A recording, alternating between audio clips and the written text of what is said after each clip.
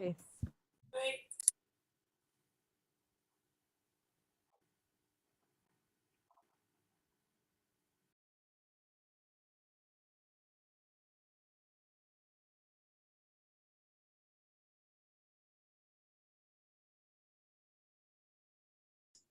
Faith, you're muted.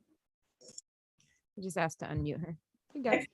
Welcome everyone to day 10 of the Regenerative Rising Summit. This is the second annual celebration of a decade-long global movement, bringing together revolutionary creators, systems thinkers, and organizations to imagine, celebrate, and co-create a world that works for 100% of life.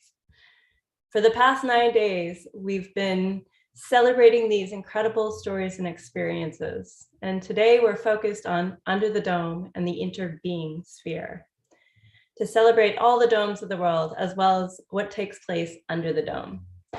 Among many of Buckminster Fuller's inventions, the geodesic dome was considered one of his most innovative inventions. And today we'll hear from incredible innovators, artists, and creators on their take on both the interbeing sphere and the dome. And with that, we are excited to bring in Kurt McNamara. But before we do, I just wanted to quote Bucky with one of my favorite quotes from him, which is, "You never change things by fighting the existing reality. To change something, build a new model that makes the existing model obsolete." And Kurt is a citizen of Regenera and will be sharing more about design science. Welcome, Kurt. Thank you. It's great to be here. So yeah, great quote. And that's one of the things that we talk about as Bucky and system change, which is part of design science. And guess what? Here we are in the design science studio. And let's see if that comes up. Hopefully, looks okay. All right. So what is this design science thing? You know, is it all that stuff in synergetics? Well, sort of, but it's more, right? So we can say that there's really at least 3 main aspects to it. One is it's a design method. And design is when we intentionally do stuff, right? Put things together to create something usable by ourselves or others. It's also what Bucky called a set of generalized principles. And of course, that was one of his big goals, was identify many generalized principles, because that's how nature operated. And if we designed like nature did, then we'd have very low impact, and that would allow us to increase what he called living rate, right? That we should not spend our time and our money on what he called killing re, but instead work on living re. So these are screen grabs from the Synergetics Dictionary. I'll put a link in the chat. This is online. These are a few thousand cards that Bucky and Ed Applewhite put together to capture his thoughts before they created the Synergetics. And of course, the grand strategy is to go from the whole to the part, right? And making sure we consider all the parameters and design for the people and make sure it's okay for the environment. And then the generalized principles aspect of it as well. So this is a typical flow chart of what he called comprehensive anticipatory design science. This one comes from the Design Science Laboratory that Medard Gable runs. It's coming up again in June. We're checking out. I'll put a link in the chat. It does show a fairly, what we used to call the waterfall process or linear process. The big differences from this and any other design process we really see, you know, today in the world is that first part of it. It's comprehensive. We're starting with the biggest view. We're considering all the factors. And then it's forward looking, it's anticipatory. So it looks towards building a better future for all of us. And as you might imagine, very few design processes do both of those things. To do this, we have to kind of focus in on something, a level at which we're working. These are words from Amy Edmondson's A Fuller Explanation, that we go in a room and we might focus on the chair. We remain cognizant or aware of the room and the house, but they're not really what we're focusing on.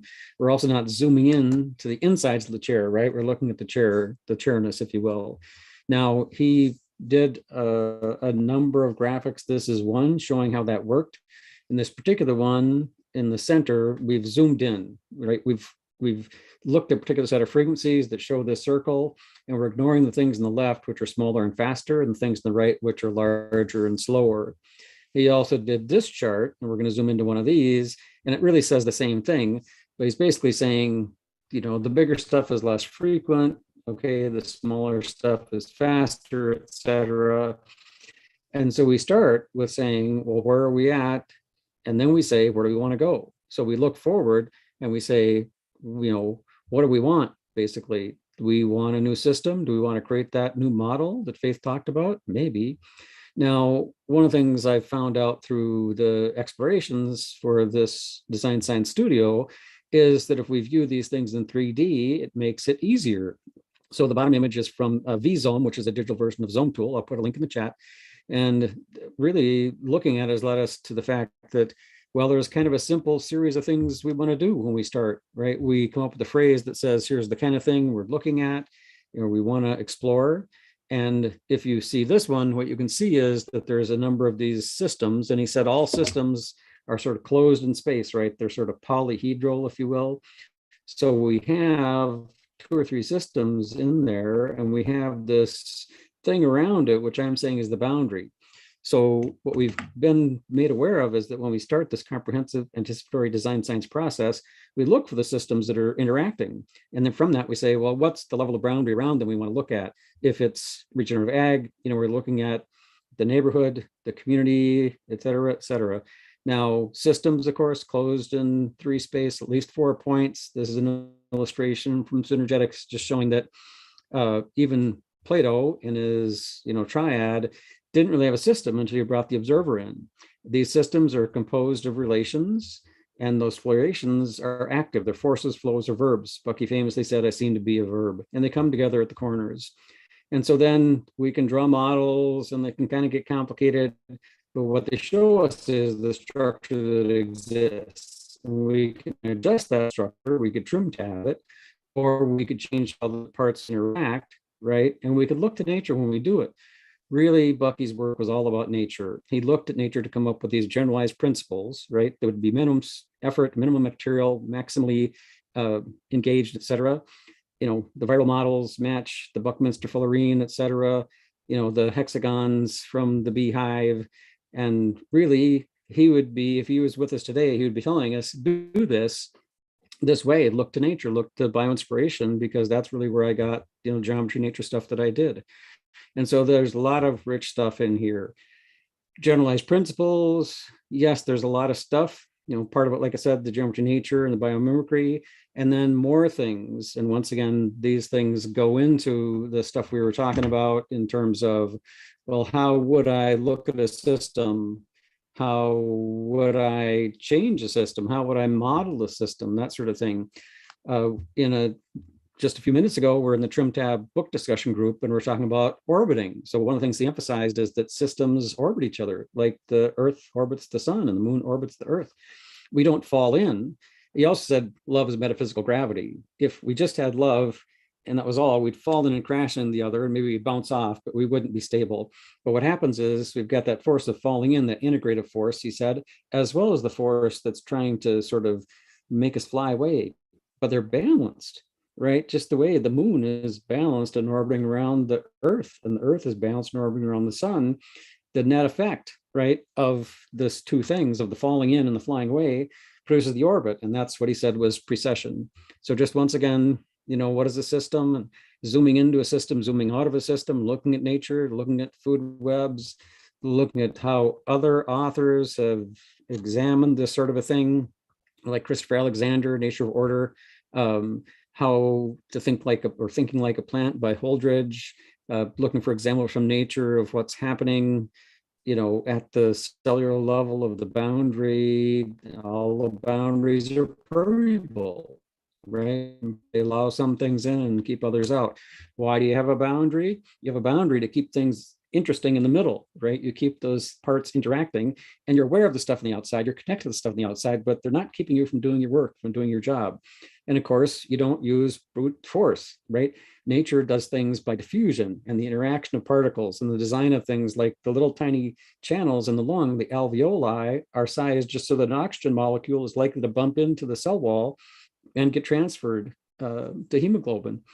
And in a similar way, all kinds of things are designed. So he'd be really into the more general design theories that we're finding now from looking at nature. And of course, all these systems have external boundary connections. So that's a whirlwind tour through this stuff. And we had a session a week ago that it's recorded and will be available later, where we talked a little bit more deeply about this idea of tuning in and selecting where we want to work. And then later this afternoon, we're going to have a session on Bucky's ideas on systems change, because he gave us several great teachings, didn't he? One is this idea of trim tab. How can we adjust a larger system, right? Just by working at the edge of the rudder. Oh, well, and guess what that is? That's bio-inspired. The rudder came from nature. The trim tab came from nature. It's the little feathers on the edges of the wingtips, isn't it? It's the scallops of the tubercles on the whale fins. It's all the stuff that lets nature move easily through fluids and stuff. That's really what it came from. So trim tab, or being able to, and trim tabbing ourselves, right? We have to be able to trim tab ourselves, know about our own journeys, our own navigations, how to adjust things. So that was one. The idea of procession or coupling, like the pollinator and the flower, coming in and not intending to pollinate, but it does pollinate. And then the idea that systems, when they couple together, have these sort of mutual exchanges, right? There's never just one. If there's one to be extractive, it wouldn't be sustainable. But if there's two, then we have the kind of exchanges where we can really start designing more regeneratively, because remember those food webs and those fungal networks? It's all coupled systems, isn't it? It's all things working together. It's very, very Bucky. So that's a really whirlwind tour, you guys, but that's a little bit about design science and really how Bucky's work still informs us today and how we can take it forward. He didn't want us to just say, oh yeah, that's the Bible, we're never going to change it. No, he was continually looking at the newest research and figuring out what to do. So just encouraging you all to do that. Thank you. Wow, Kurt, that was amazing. That was like a speed design science lesson. Very incredible. I don't see you anymore. Oh, there you are. Excellent. I just want to say that we've learned so much from Kurt over the last several years, actually, over the last decade on design science. And he hosts his own Synergetics book club. And if you're interested in that, we can put a link into the chat. I don't know if you're still taking participants, but it's really incredible. He brings in speakers and participants, and yeah, dives into different books on, I think it's on a regular basis, probably a monthly basis. Maybe you speak on that for a minute, actually. I'd love to. So we call it the Trim Tab Book Club. We meet every other Saturday. In fact, I just bailed out of the meeting where we're actually talking about all kinds of interesting things like that. And so we read books by Bucky. Critical Path looks like the next one, and then books about Bucky, and then we have just more general stuff, and then we have a mailing list to support it, and fairly active, and then yeah, the group it's a good group, and I'll put my email in the chat. That's the best way to get signed up for it. Excellent. I just want to say thank you for your commitment and your trim tab, because you are a true trim tab for us. It's Saturday morning.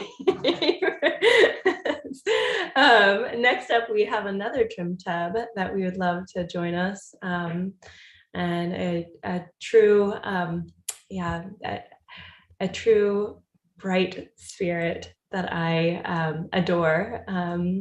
Asha Deliverance is the president and founder of Pacific Domes, and I know that she's truly committed to a life of living outside the box, and is really focused on building sustainable futures that we want to see in this world. And I wanted to read this a little bit, Asha, because you mentioned the birth of Pacific Domes in your bio, and I think that's really beautiful. So Asha created this idea in 1979 on a small organic garden where she was working on a Singer sewing machine, and she created her first dome. She has studied Fuller's work and ancient Vedic philosophies over the last several decades.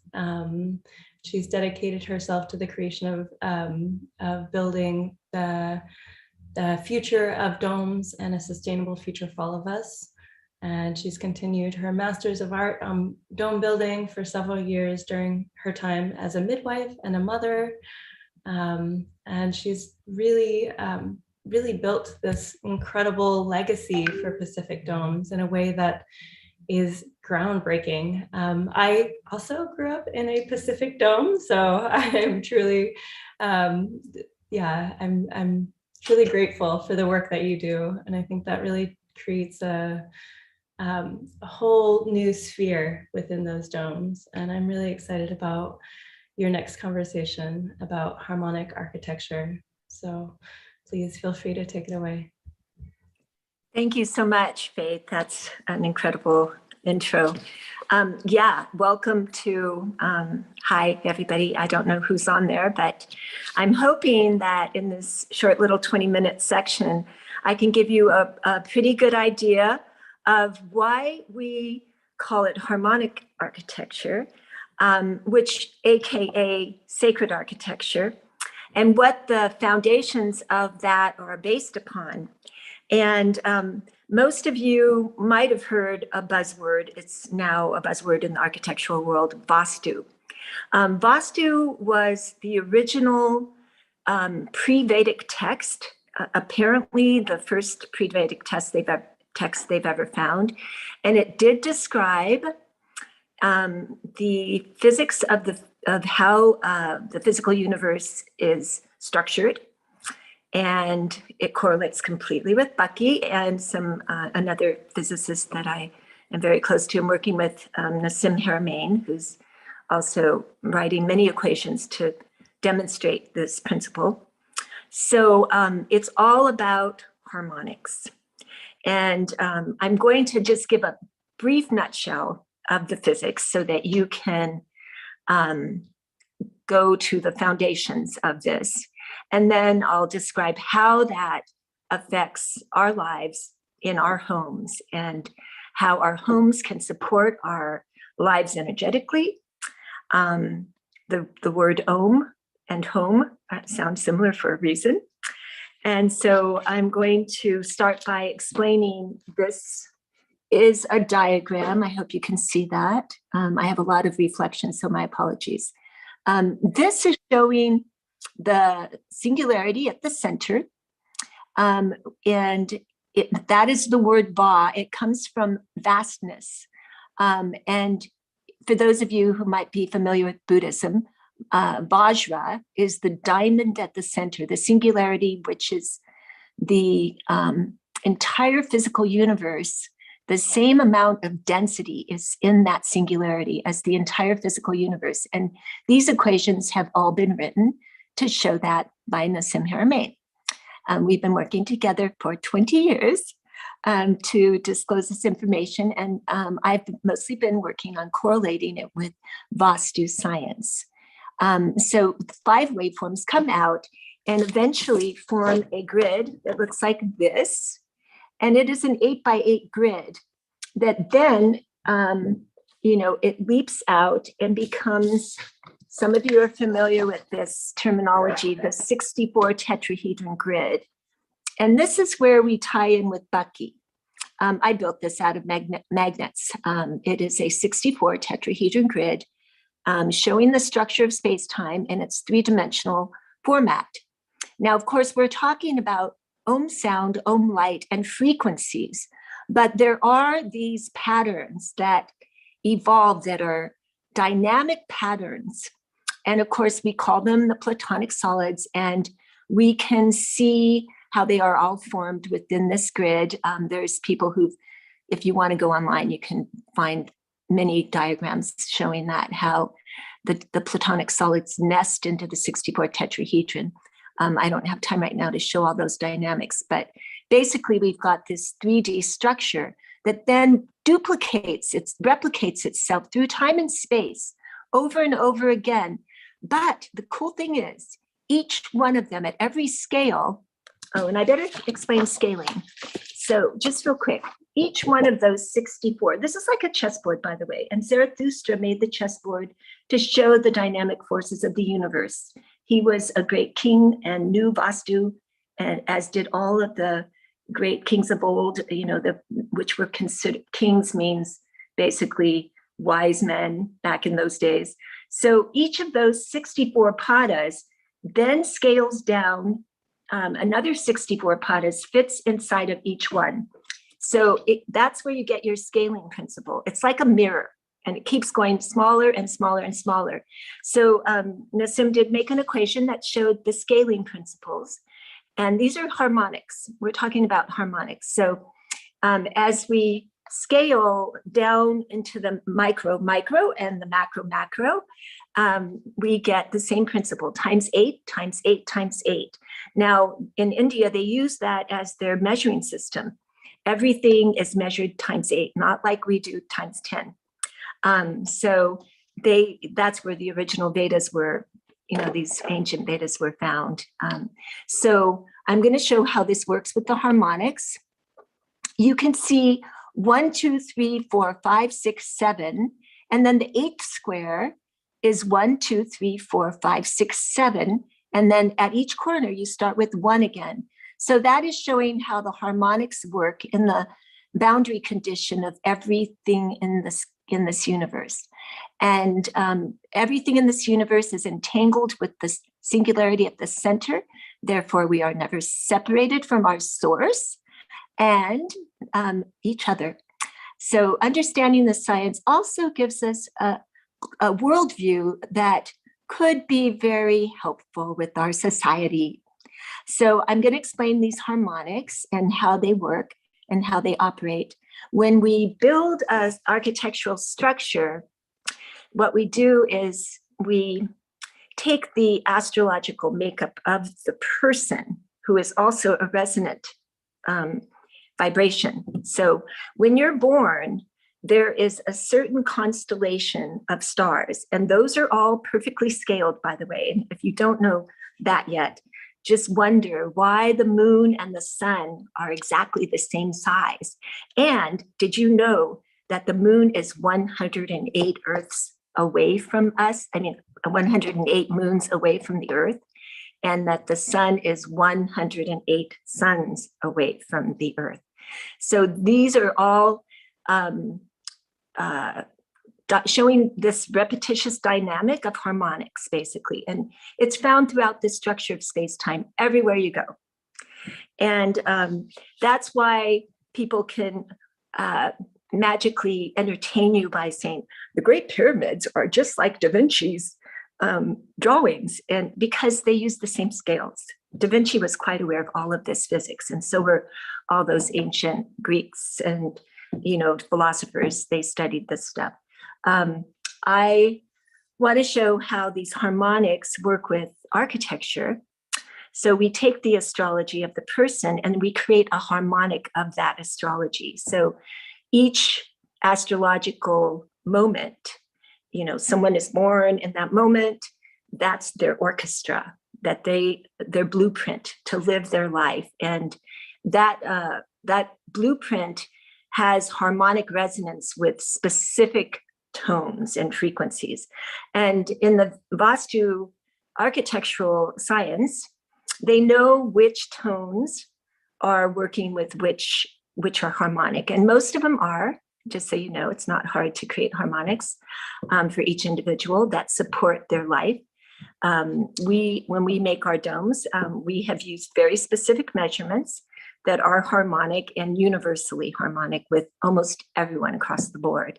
So all of these energetic qualities also translate into, all of these harmonics translate into energetic qualities. So you might have, I have a whole book of them on my website, energetic qualities of the different domes, but one might enhance education, one might enhance art, one might enhance musical talents, one might enhance generosity, one might enhance mental awareness. So all these qualities can be built into your home. Now, I studied with the master in India. His name was Dr. Ganapati. He was recognized by the Indian government. He was there, who designed all their buildings while he was alive. He passed away about 5 years ago. And he taught me the birth of Earth, basically, which is this science that I was just explaining, of how these waveforms come out and form this grid that then reproduces itself throughout time and space without gap or overlap, and how all of these harmonics are at play constantly. So the structure between one point and another that appears physical, we don't see it, because when this information comes out of that point, it is moving faster than the speed of light that we perceive. So we do not see that. But we see it after it starts to spin, and it starts to spin like, that's the wrong direction. Oh, anyway, clockwise spin. And then eventually it forms this 8x8 grid. And it bulges out in each direction, and we get a 9x9 sphere. And we see the shearing of light. We don't see the subtle information. But a NASA physicist once said that if you speed up to the speed of light, everything becomes two-dimensional, showing that the birth of Earth comes from a two-dimensional, he called it the surface of a black hole, but two-dimensional, and then leaps out and becomes three-dimensional. And that's when we get this dynamic of the spin. Nassim describes it here in the double torus formation.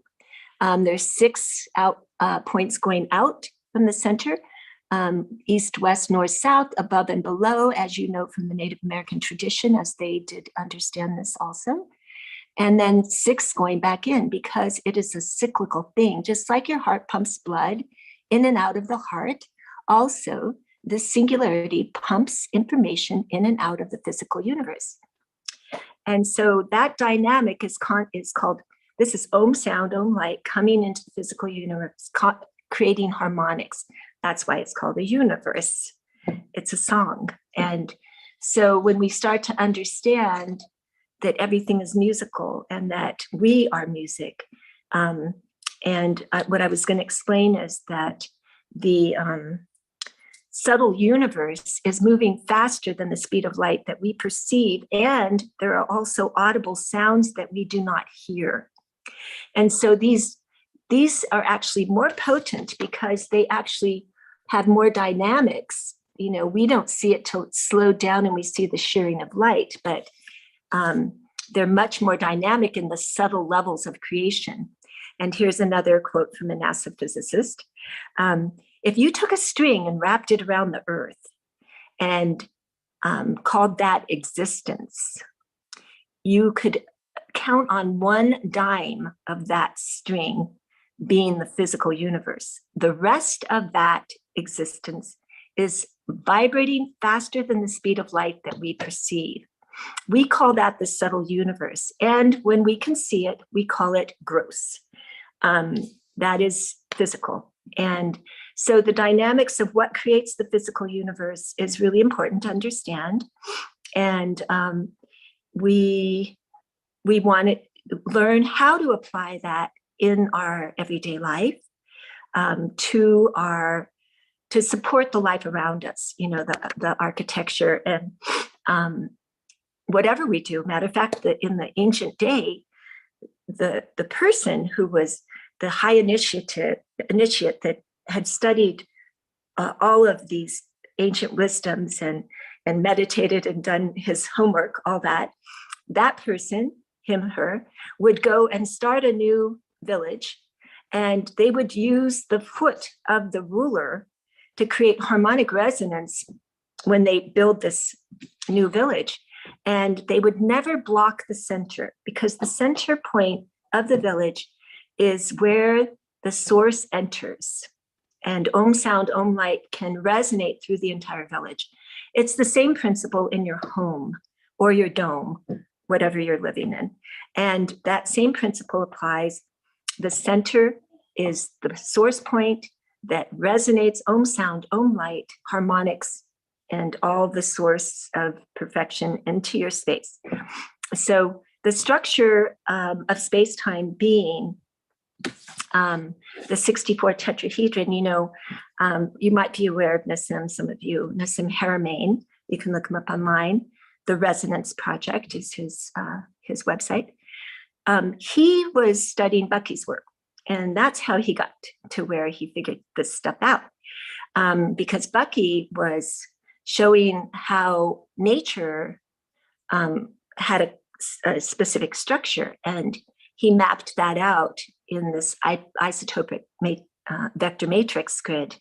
And his vector matrix was mostly complete, but it was, you have to have complete equal vectors. Like if I have two vectors equally the same length, then there's an equilibrium there. It's called vector matrix equilibrium.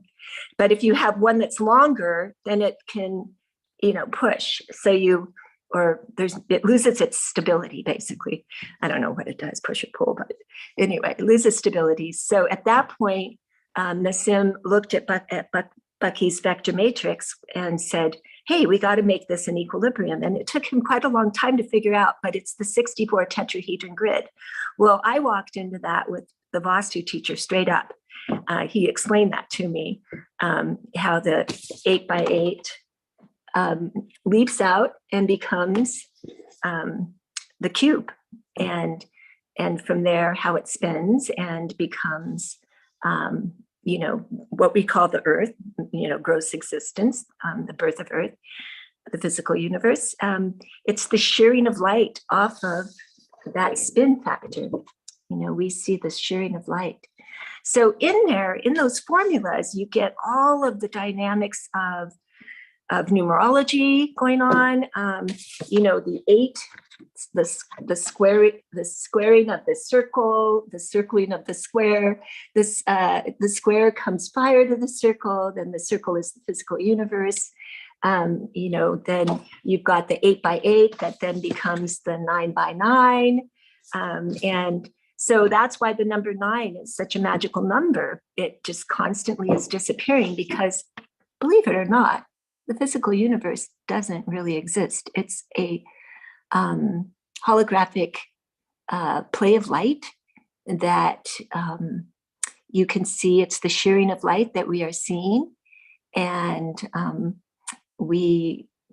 it appears very real to us with our great 3D vision that we have. So anyway, so the number 9, as you do math, it will always just disappear consistently. And the Vedic mathematicians, I call them, they have all kinds of formulas where they can outdo anybody, because they know these harmonics so clearly and they're so basic. They can outdo anybody with a computer to do square roots of any length of number you want, because they have these basic formulas in their brain so well. So these harmonics generate qualities and energetic qualities that enhance the life of the people living in the space. And that's the whole point of this discussion. First off, we want to make aware that this exists, this science does exist, and it is a science that, you can actually buy books online and explore further.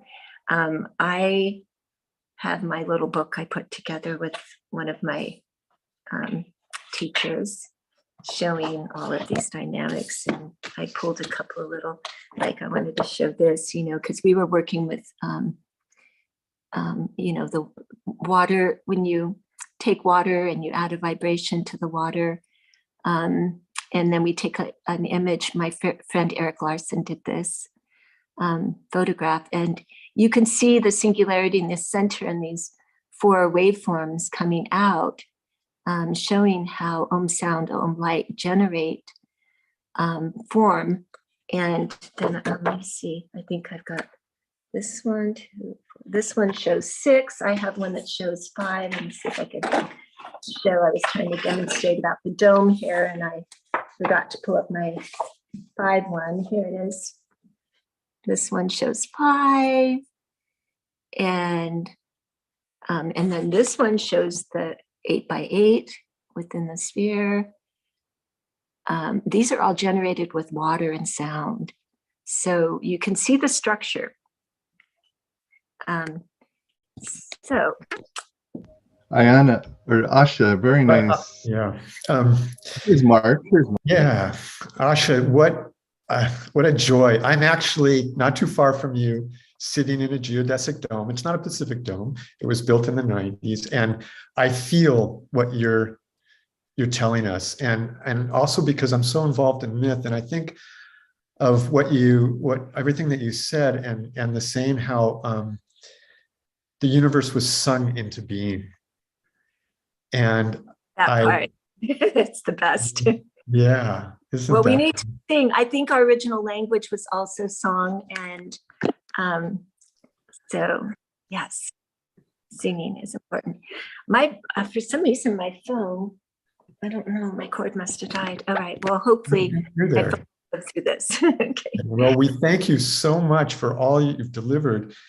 And not only that, but I know there are some special guests here that have been wanting to meet you and attune with you and to have Kurt lead into this talk. And we are definitely beaming Bucky today, aren't we?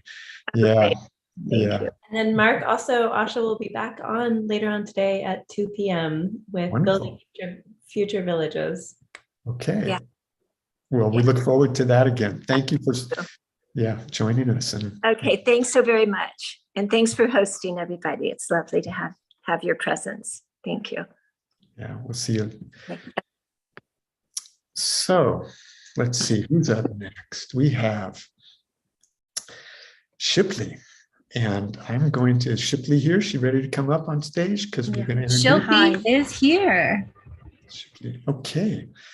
Shipley is designer and artist working at the intersection of design and technology, currently based in India. In the project Art of Pulse, she explores the idea of body and pulse.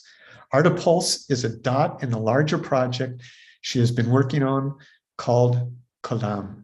And Shipley, maybe you can take us on that journey of what it is that you're sharing. Yes. So Art of Pulse is an exploration of the idea of the body, pulse, and texture. We see even when pulse is a repetition, each repetition is unique. My intention through this exploration is to look at not the foreground and the background, but the movement through the entire texture. Bliss will now take you through a slideshow.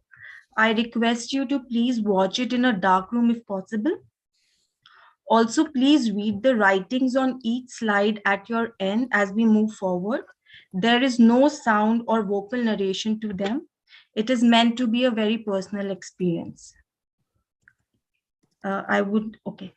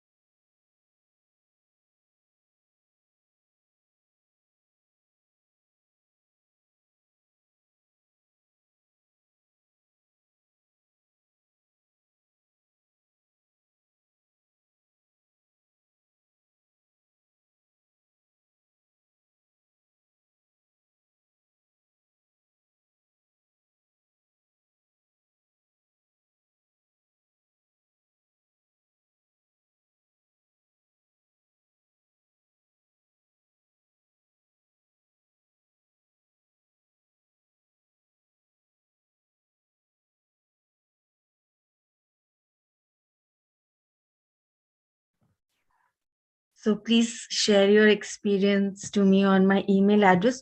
Also, I think it would be good if you could watch at your own end in a dark room. The experience, I think, would be different.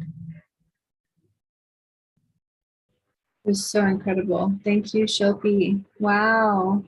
Thank you. It's so beautiful. Is this, what's the medium? Like, how was this made? Was this created with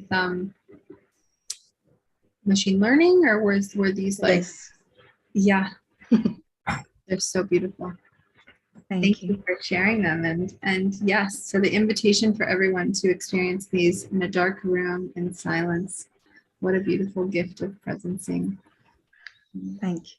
It's been a delight for us to weave with you as one of the revolutionaries in the studio. Excited for so much more to come and to continue to see your work in the world. Yeah, me too. Thank you. Yes, Shilpi, thank you so much for joining us and sharing these wanderings that you've taken us on. And if I may, I would like to present our next guest, part of the team actually. And here they are. Lana strives to build resilient, equitable, and regenerative communities through creative collaboration, compassionate leadership, and innovative thinking that create immersive interactive experiences through art, sculpture, events, and community engagement that work in harmony with the natural environment.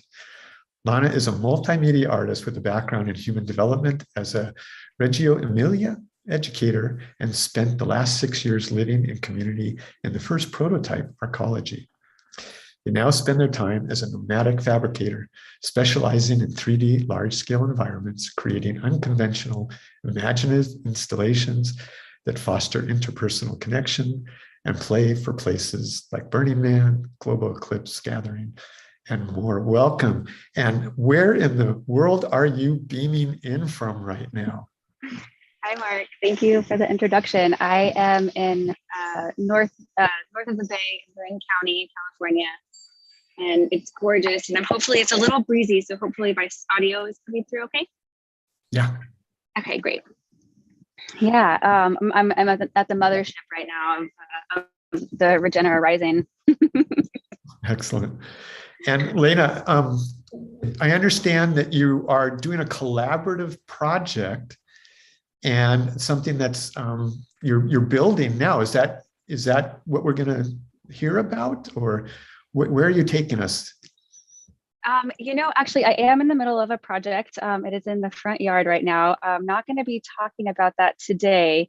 I've gone to a couple of our storytelling seminars and, chatting with you, Mark, and I took your advice as well as Liv and Abba's advice and did some free writing and let the story come out that was supposed to come out. And so I've thrown together a little presentation of a little bit of just kind of like the story I'm telling myself that I'm going to tell the world, and working on reframing a few things, such as being called a shy child whenever I was little, and trying to shift that into being introspective, and being called a sensitive kid and shifting that into more being like in tune. So yeah, so I just was letting myself kind of figure out what story I wanted to tell. So I'm going to give you like a little brief run over of kind of like the theme that's been part of my entire art existence. So yeah, I'll share my screen. Thank you so much for the introduction. I really appreciate it. We appreciate you so much.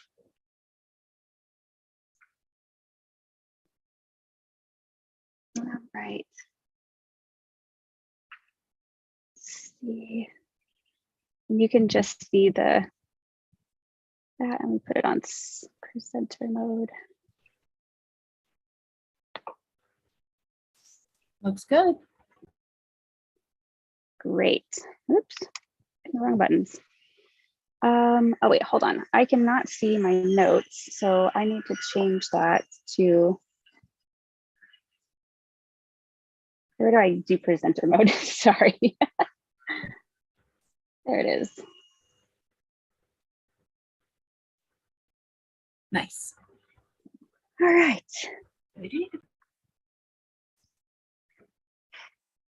Okay. So we're all with friends, and this is what's great about this community is, you know, sometimes we get nervous to like talk in front of people, and I've just had to remind myself over and over that I'm just telling my friends a quick story about how I ended up here. So this is little me. And so my life as an artist, as many of ours often does, started as a small child, just curious about the world. And I don't ever think I didn't think of what I was doing as art. I was just exploring nature and creating with the beauty that I saw around me. I grew up in Texas, spending a lot of time also in New Mexico and Colorado. So I've called myself a bit of a free range child, you know, having the opportunity to be outdoors in nature, big skies for most of my childhood. I probably spent more time in the dirt and with the trees and the animals than really anything else. My pockets were always full of treasures, sticks, stones, interesting seed pods. I actually had a display case in my bedroom that was probably like 4 feet by 4 feet, just full of all of the beautiful things that I collected. We'd probably call them altars now, but for me, it was just like my treasure chest. And, you know, not much has changed at the core of my being, but there's been a journey that's gotten me from this little one to who you have in front of you today. And now I actually being able to like identify as an artist. That's been a bit of a journey. So school was pretty challenging for me, but I took some solace in art studio. I was super excited to go to art school for college to become a real artist. And I was quickly discouraged by the constraints and the expectations that were pushed upon me. You know, my medium wasn't pencil and paper or paint and canvas. And I knew I needed something different, but I just like wasn't quite sure what that was. So I dropped out of art school and I was a little bit aimless for just a little bit. I knew they were going to do that. Little dogs barking in the background. So I took a little bit of time off and kind of reevaluated what I wanted to do. And I discovered a teaching program at the University of Colorado in Denver. And I participated in their master's program in human development and education. And the program was focused on discovery learning and play-based education. And specifically, I ended up focusing on a teaching philosophy that came out of Italy called Reggio Emilia. And I worked in an early learning center for several years. The teacher wasn't there to bestow knowledge upon the children because they don't need that, and we know that. We show them, we would create the spaces for natural exploration and created a culture for learning and safety and consent. The rooms were filled with all sorts of like fascinating items that I would find on my hikes through the mountains. And then at times we would completely transform the classroom into a space station, an archaeological dig site, underneath the ocean, deep sea diving. We would transform the entire room. And so that would become this complete immersive space for the kids to play and learn. And it was very much based on what their interests were. It wasn't we weren't following a curriculum. We had, you know, guidelines for milestones, but not like how we would reach those milestones. So it was very much about tuning into what the kids were interested in, and gave us an opportunity to really ebb with the seasons as well. We had a garden right outside the classroom, and it was such a natural space for learning and for play, just to be digging in the dirt and watching the plants change throughout the seasons. So again, it was an immersive experience for the kiddos. And it was also a year-round school, so we didn't get traditional summers off. I had 2 weeks off in the winter, and that was it. And so naturally, I burned out because I poured everything into it. I didn't have enough time to like really recharge and reset my system. So I took off and went on a grand adventure for a little while that landed me in Arizona, at a community in central Arizona. I'm sure some of you may recognize this. But you know, the place was special, but what I took away from it was the most important part. What I discovered about myself is something central to like my being and what I needed as a person. And that was, it was community, and it was community that was in tune with nature, and also encouraged a lot of learning. So they were experimenting with architecture and how the built environment would work with the surrounding ecology. And one of the things that I recognized shortly after being there for about like a month, it's like my whole nervous system was just like a breath, like somebody had just like pulled a thread, and like the whole thing, the whole like straitjacket was unraveling. And what I discovered, what I realized was that the constant bombardment of traffic noise and just like the busy pace of living in the city, and then working just to pay my rent to go live in this little box, like I didn't know why it wasn't working for me, because you don't know what you don't know until you know it. And so being, you know, close to nature, connected with people, and then having an opportunity to learn some really incredibly valuable skills was just a game changer for me. So I befriended all the old guys in the community that had amazing skills to pass on. And I got to learn woodworking, and this is my friend Sparks. He taught me some electrical, and one of our friends is like, he taught you enough electrical to make you dangerous. So I still only do that with supervision. I learned how to weld. We worked on various like interior renovations and building furniture, and just anything I could get my hands on. I was like, teach me that tool. I want to learn how to do it. So this was about 6 years ago. And you know, it's something like teaching me all of these building skills was something that my dad had tried to do for a very long time. He bought me a whole set of tools whenever I was about 10. But I just wasn't there yet. Like I didn't understand until I got immersed into this like community building experience. And it's community building, and it's people actually building as well. How much my medium became the 3-dimensional, and that creating structures was something that brought me like so much joy. And even still, like I still didn't really see it as art at the time. Cut to my first burn. And this pretty much blew my whole like world open, because it, for most people that are familiar with the burns, everybody, it's like, it was this life-changing experience. And that's because it is. You know, I came face to face with the largest art gallery, playground, communitas I'd ever seen. It like merged everything I loved into one place. So super inspired after that first year. And just a few months, I had been traveling for a while and working on various art installations and stuff like that. And so after seeing Burning Man and seeing what people were doing together, I decided that I was going to lead my first project. So I did, and I built Luna Flora with a team of amazing people. And that's actually why one of the things I'm wanting to talk about is at the core of like who I am as an artist, is the people that support the artists. So Luna Flora is the small sphere. It's the moon with the petals around it at the bottom right of your screen. And we got an amazing placement right next to the temple, which was just such an honor, because it's such a special place at Burning Man.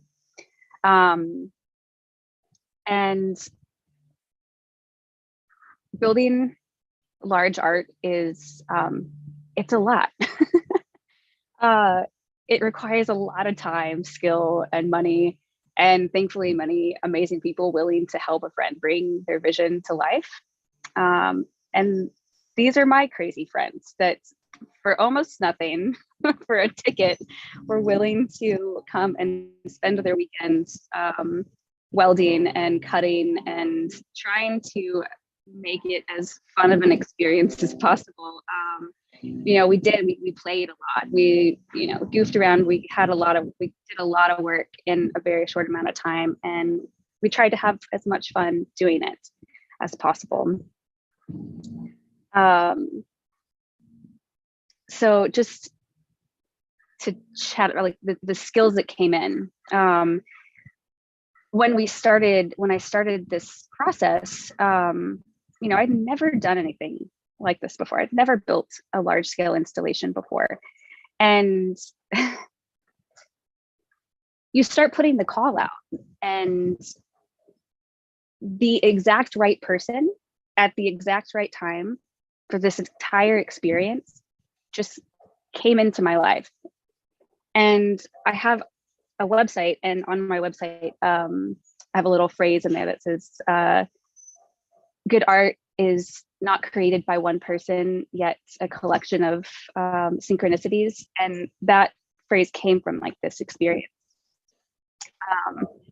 You know, the engineer showed up right whenever I needed, like, right, it was at the right time every single time. It was like, what do we the next phase is coming.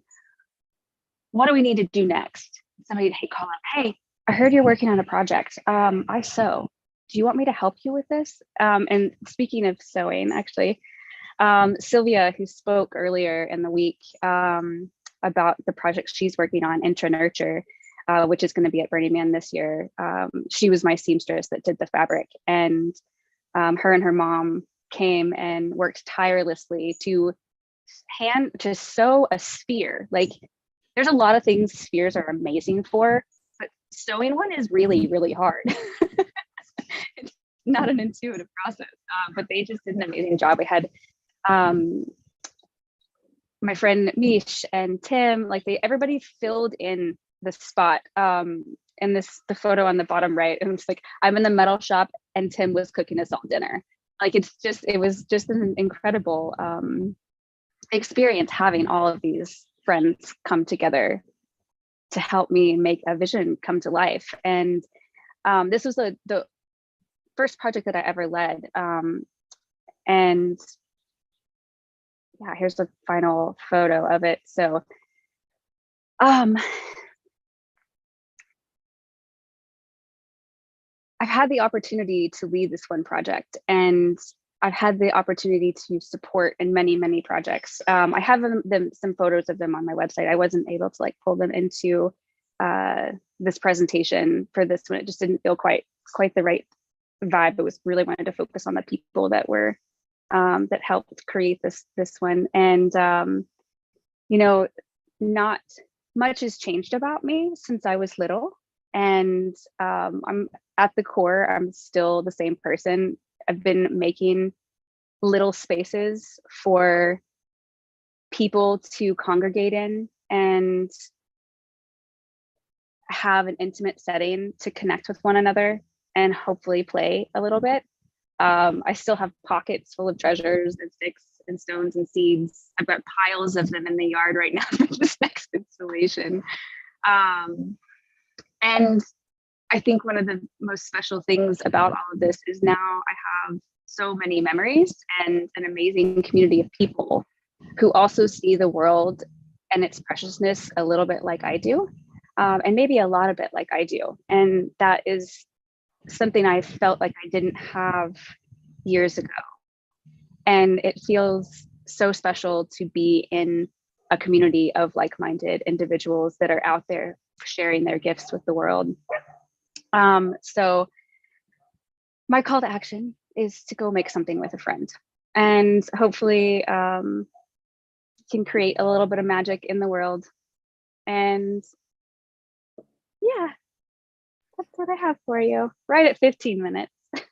Wonderful. Maybe you could unshare your screen and will be here very present with you. Leonard, that was an incredible story. This is the sense of story living that we talk about. And the idea that we are beaming, we are backcasting evolutionary alliance mediums. You are a beamer, you're a medium, and you just attuned us to the story of how you arrived right here, right now. And when we do that, it really presents a different picture, even to ourselves, when we take a moment and we weave back of that journey. How did I get here? What were those little moments? What were the things that put me on path? And what a beautiful story you've shared with us. Thank you so much. Yeah, thank you. Thank you. Yeah, it's when you start to I've told this story before, but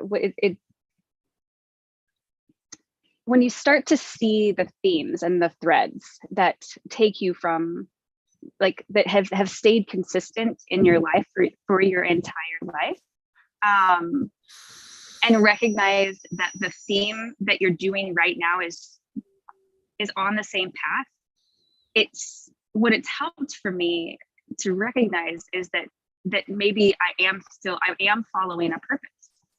And I think the theme of the purpose is being able to create the space for these connections within each other, for these important interpersonal connections to happen.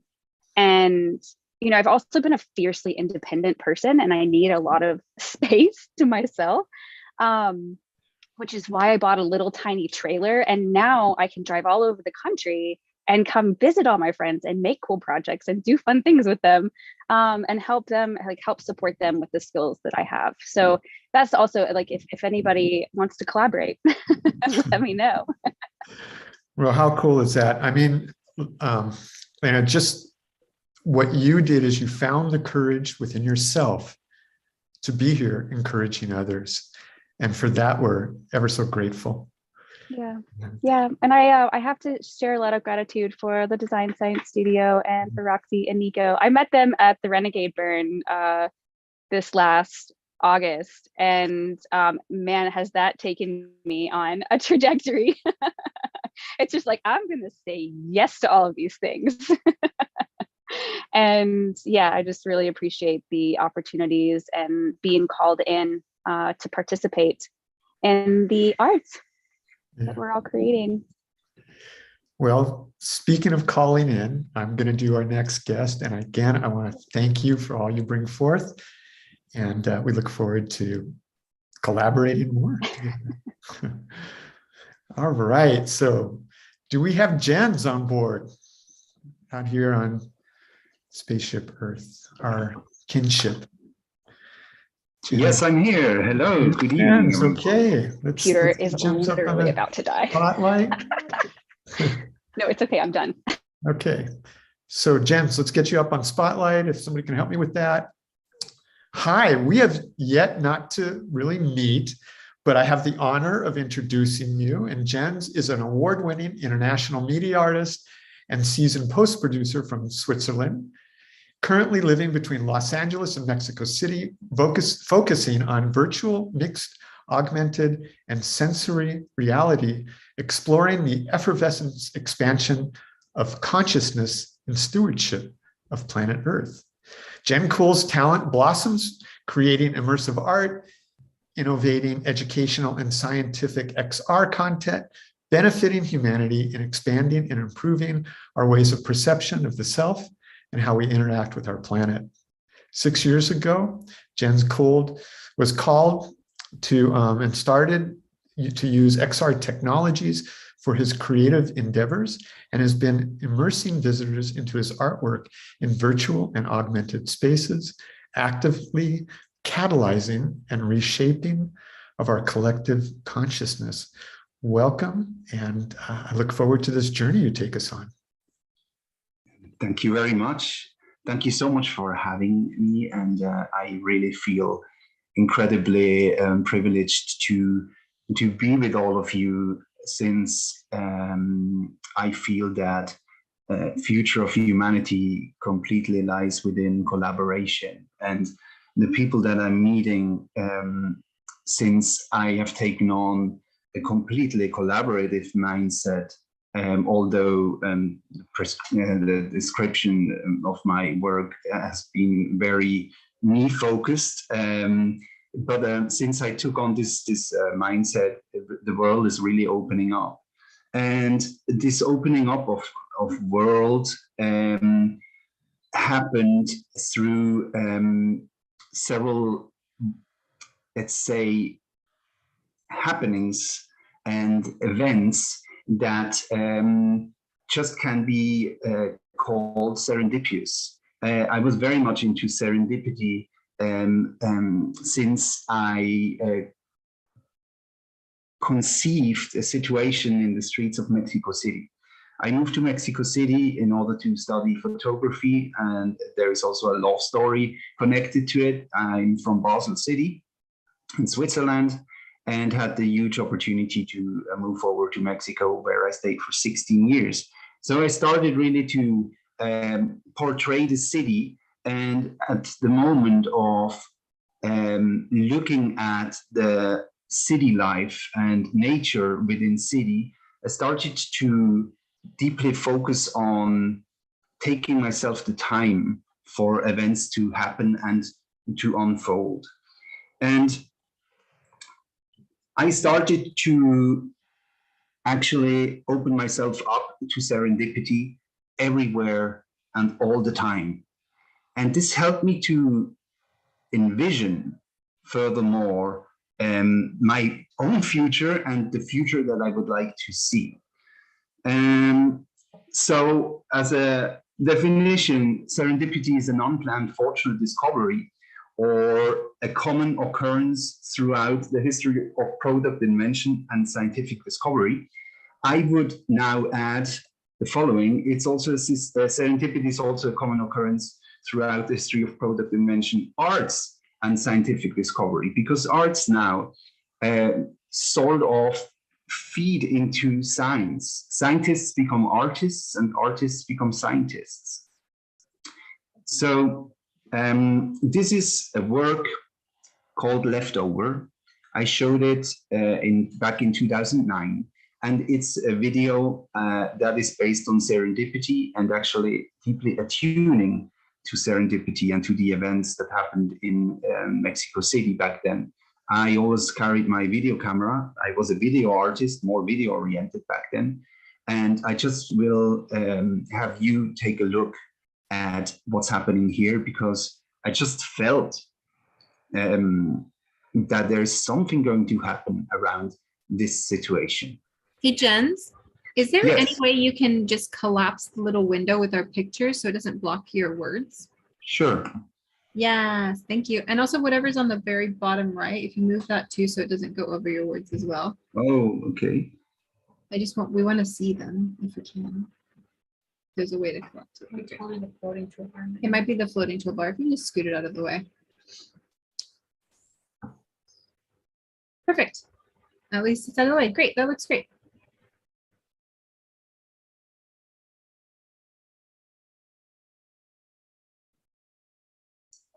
So this moment, for me, what it represents, what happened there, the center of the universe just culminated in the moment when this bird was getting wings again. And well, I was very attuned to actually feeling into serendipity from then on, and many works, that was just an example, actually derive from serendipity. So when I came to Los Angeles, I had a hard time to connect with other artists because it is a very competitive city. Talent comes to Los Angeles in order to earn a lot of money, to bank on one's creativity and to make it in the game. And I just never felt attuned to that. And to a certain extent, I lost track. And I went through a divorce, which can happen. And it was just a very difficult time. I lived on a boat for nearly a year. And stumbled, so to speak, into the Pacific crossing on behalf of a foundation. I was the onboard artist, and you can take a look at this webpage called eglassplastic.com. I will pass it in the chat in a bit. And we crossed the Pacific trawling for microplastics. And we did not just trawl. Here you can see the trawling device. It was like a sock, and we had it pass on the surface of uncharted waters in the middle of the Pacific, and then checked out what remains in this sock, and we took a look whether there's plastic in there. So we really got data out of the ocean and got to understand how bad the situation around microplastics in the ocean actually is. Well, there were very beautiful moments happening during that travel. And I understood that probably focusing on the beauty of nature is a better way, at least in my manner of doing artwork. It's a better way to point out that we have to take care of nature and that we have to steward Earth. Earth comes first, and this was a very special night. We trawled for microplastics, and what we got from nature is this beautiful bioluminescent plankton. And I was really going crazy then when I saw this. And after 5 weeks and 10,000 photographs later and 5 hours, 6 hours of video footage, I got back into the world and started experimenting with Tilt Brush. Tilt Brush is a virtual reality painting tool. It's a 3-dimensional painting tool. So you don't have a 2-dimensional canvas, it's a 3-dimensional canvas. And I kind of started to fill the void of the adventure that the adventure left me, and I started to paint in virtual reality. So I discovered it not just for art, if not for serendipity too, because I understood that serendipity is nothing that has to do with the outer world only, if not what one permits from within oneself, and the perception one can have from within a digital space can also be serendipitous. Well, I call that digital serendipity. And I started to paint underwater scenarios coming back from this Eatless Plastic trip. And I painted a hammerhead shark gathering because I just wanted to feel like I was taking a diving trip, which I couldn't do at that very moment. And I don't have footage for that directly. But this then became the, sorry, let me see where I'm at here. Yeah, here we go. This became then, I was invited by the Open Earth Foundation to, oh, this is not working the way it should. Let me check why this is happening. So just to make this short and probably finding the right video here.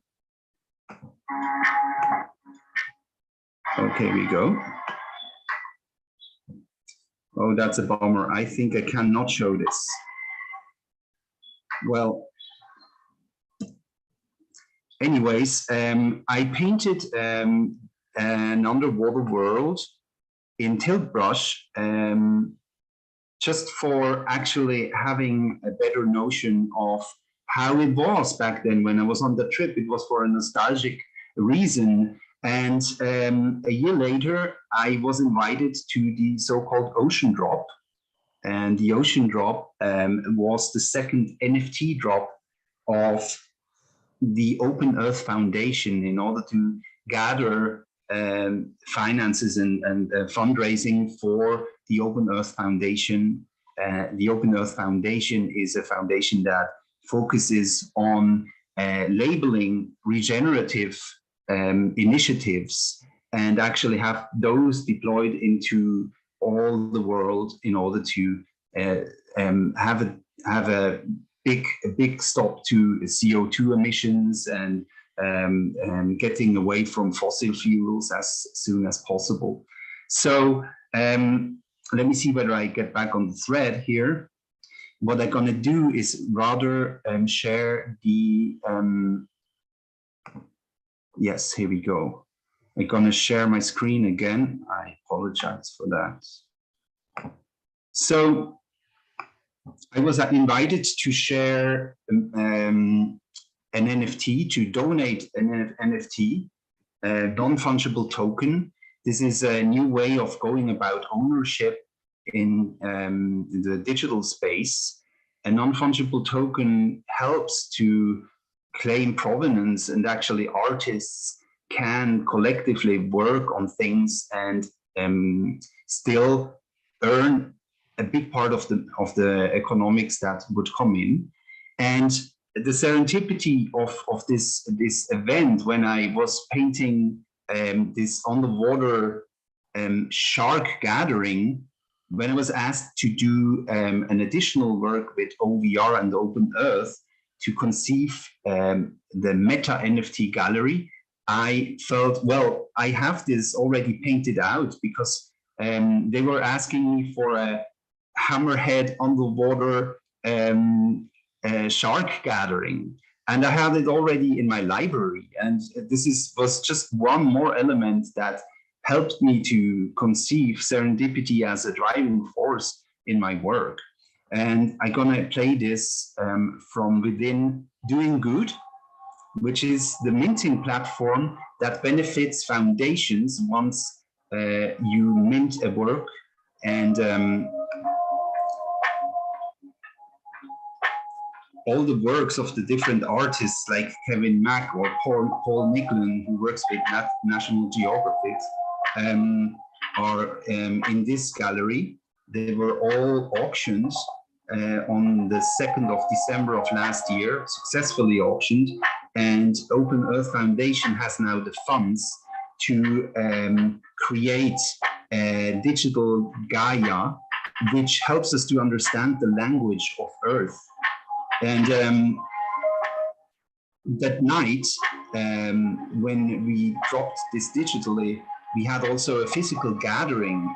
And this physical gathering for me was the moment where I understood that when I collaborate with other digital artists and this minting platform called Doing Good, it's the perfect way to give back to this natural conception of artistic output. And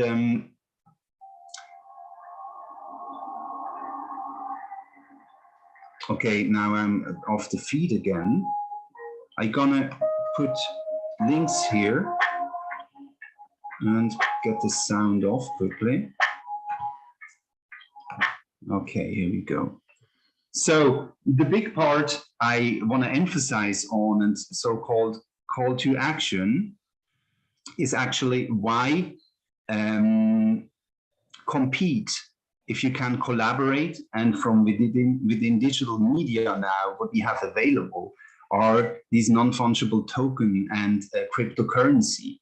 Somehow it will feed into our lives anyways. And the big opportunity I see that we can seize here is that we can achieve change without necessarily asking for permission to big corporations or the 1% that is managing the economics of Earth. So we can build small pools that contain our visions and how we would like to go about stewardship of Earth. Because if we don't think 2 generations in advance, I think it's not regenerative enough in order to persist, so to speak, and make this place a beautiful place for the coming generations. And I found a way to donate 50% of my earnings when I mint NFTs, and they go to foundations that are doing huge collaborative work in order to have our planet heal. And it's just a beautiful way, and I would very much like to encourage you, if you're going to mint work, connect to platforms like Doing Good and try to connect with foundations that you like and that have certain guidelines that you can align with. Yes. So that would pretty much be it. And I apologize for the technical difficulties. And that was let me beautiful, Jens. That was beautiful. I think it's really incredible to use what you said before, why compete when you can collaborate, and using the technology that we have today, such as non-fungible tokens and the blockchain and many other ways that, there's a lot of different AI technology out there that we can resource to start to do good. We've actually heard from a couple other people that are planting trees through this type of mechanism. And I think, there's so many ways to help and to actually move towards a world that works for 100% of life through these tools. I love that you're doing that. It's really beautiful.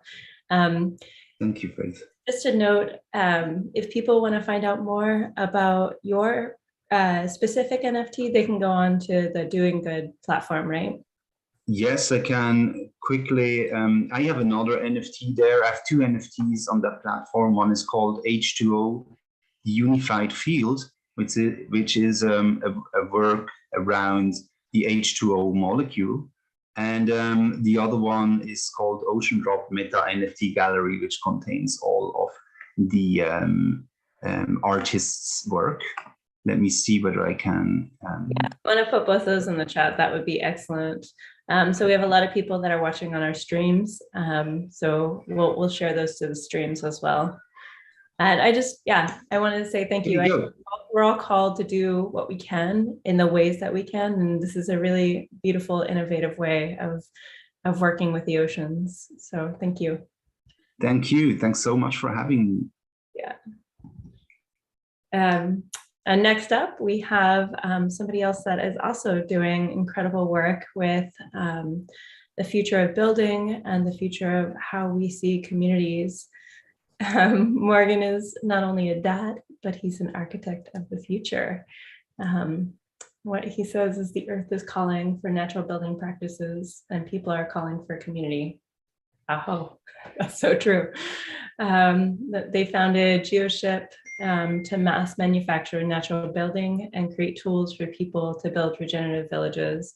I'm really, really excited about this talk, Morgan, because I know that not only are you building GeoShip, which is, the geodesic village of the future, but also you are working on a DAO that is going to be a democratized way of really working within community to make governance decisions and shifts. So super excited to hear more.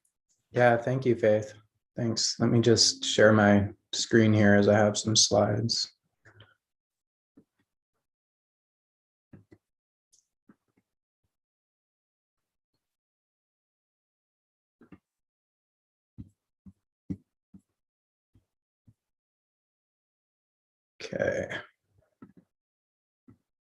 Okay. Yeah, so thank you so much. It's really nice to be here with you guys and just to be able to share what we've been working on here for quite a long time. I left my kind of tech career in around 2003 and just bought a one-way ticket to Asia, started vagabonding, and that really turned into about 9 years of traveling around Asia and India, and then restoring a kind of classic wooden sailboat and cruising around the Pacific, really with the intention of, actually, instead of buying a sailboat, I really wanted to build myself a little cob cottage and just learn to be an artist, but I couldn't afford land. So I ended up with the sailboat, which served a similar purpose.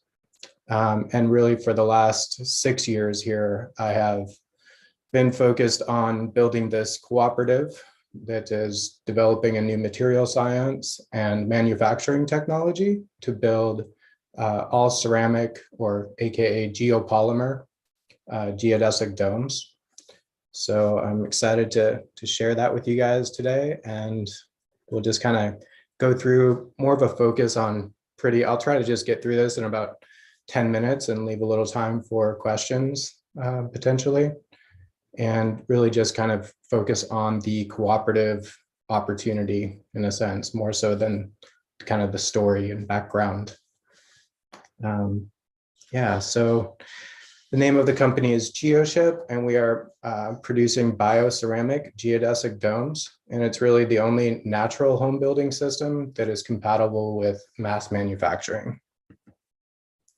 So, we've been at this for quite a few years now. So there's been, a bit of press, and we're building partnerships. Over the last year or two, we've really been focused on, we raised capital about 2 years ago, and we've been focused completely on the product engineering and development, not so much on partnerships. But now over the last couple of months and going into this year and next year, we'll really focus more on partnerships, or at least equally on partnerships, and all the kind of marketing and everything you have to do to be able to bring into the world what we're aiming for here, which is a pretty high aspiration, which you'll see. So really, home building it's no news here. Home building is in crisis. We've got huge shortages really around the US and around the world. Just in California alone, there's about 4 million houses shorted. The houses that we build are unaffordable, unsustainable. There's a lot of toxic materials. They're vulnerable to natural disasters, and they really do not inspire this kind of regen era. The homes that, not only the style of home, but the way that the neighborhoods are developed and whatnot is really anchored in an old paradigm of separation. So the newer alternatives to conventional home building usually only address like one or two of these problems. Like they're either focused on sustainability, or focused on affordability, or maybe focused on health, some. But what we're doing really addresses all of these crises in the home building industry. So, about 99.9% of the housing that is out there today is synthetic. So not natural, meaning not built with natural materials with the focus on sustainability. And the natural housing or natural home building techniques that are out there today take a long time and are often not code compliant. So our solution is really natural homes for everybody. So we can kind of create a new choice where affordable, easy, and code compliant natural homes.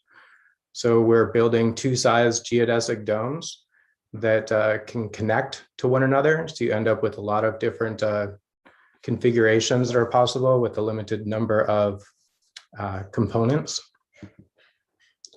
Our traction so far, we just installed the world's first geopolymer dome. So I kind of use the words bioceramic and geopolymer interchangeably, and that the bioceramic is actually a type of geopolymer.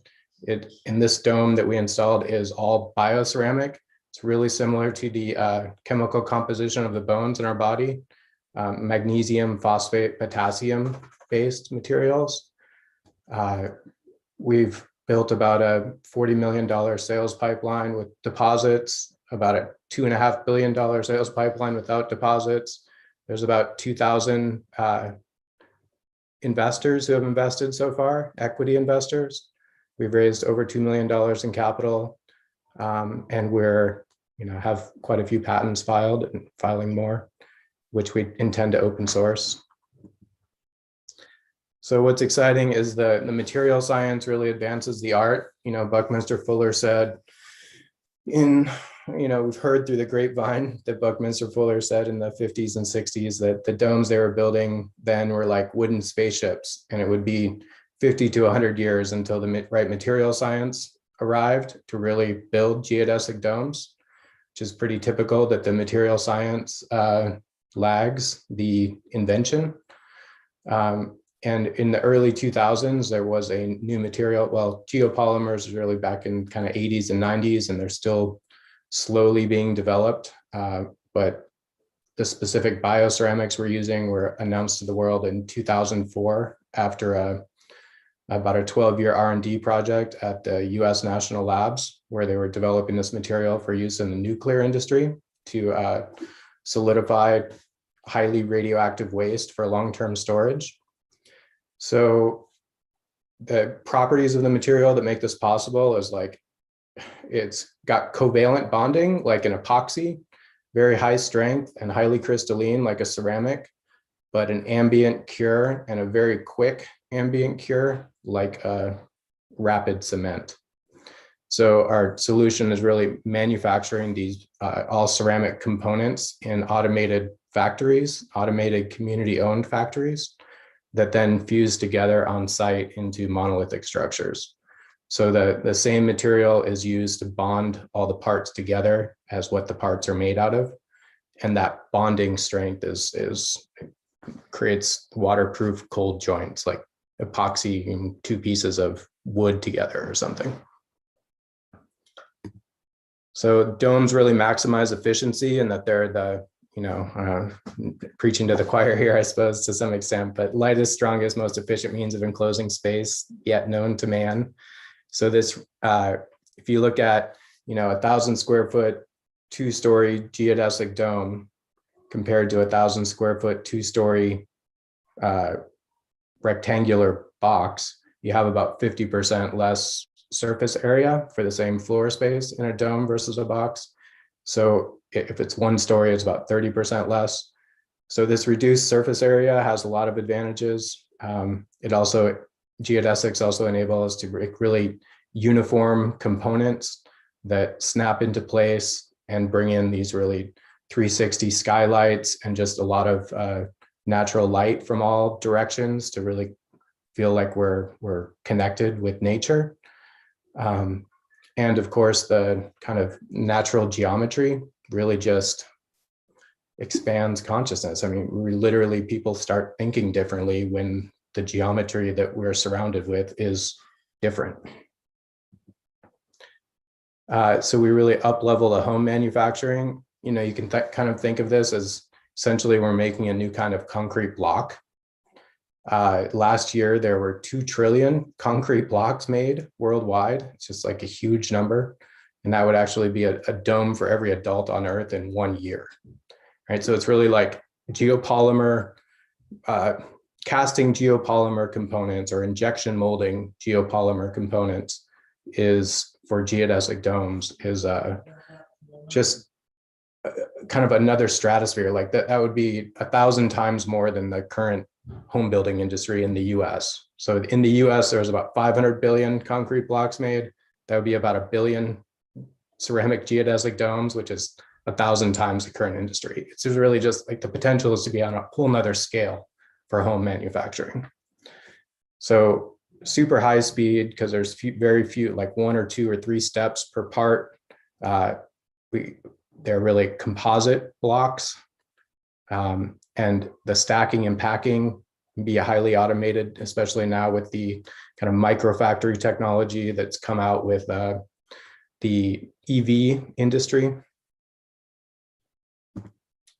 The bioceramic geodesic domes have a lot of benefit for the planet in terms of about 100x or 10x to 100x reduced carbon footprint over a 50-year life. So that's reduced embodied energy and reduced operational and recurrent energy. So heating and cooling energy savings of around 90%. So these domes have about a 10-inch thick insulation cavity that can be filled with a cellular ceramic insulation or wool or hemp or a few different types of materials. And that it just like the operational efficiency is about equal to or better than a passive house because of the thick insulation plus the heat reflective properties of the ceramic and the surface area minimization of the geodesic dome. So there's a potential for really multi-century durability in that these ceramic material can be used to repair and resurface the dome by just mixing it up on site. Can sequester CO2, especially in a factory environment. You can accelerate that sequestration, utilize a lot of different waste stream sources. So the raw minerals can come from seawater desalination, from sewage treatment plants, as well as like tons of other waste streams that can be the aggregate in the ceramic, which is really 90% of the mass, because the ceramic bonds to wood and to metal and to a lot of different materials that, you know, concrete doesn't bond to. Practically zero waste in manufacturing, infinitely recyclable with emerging technologies, and integrated tech for really water recycling and heat capture. Also better for our health. This is like 100% non-toxic material that is biologically resonant. So it is actually the exact same chemistry that we built these dome out of is actually used in the human body as a bone cement. It emits far infrared light, has antibacterial properties, radiation shielding properties. There's no food for mold growth. It's fireproof and no toxic fumes released in the fire. Also highly resistant to earthquakes and hurricanes, and just being a monolithic fiber reinforced ceramic geopolymer dome. And the potential is really to crater the cost of housing. So we look at, 2021, the construction costs increased by about 20%, which is the biggest increase in the last 50 years.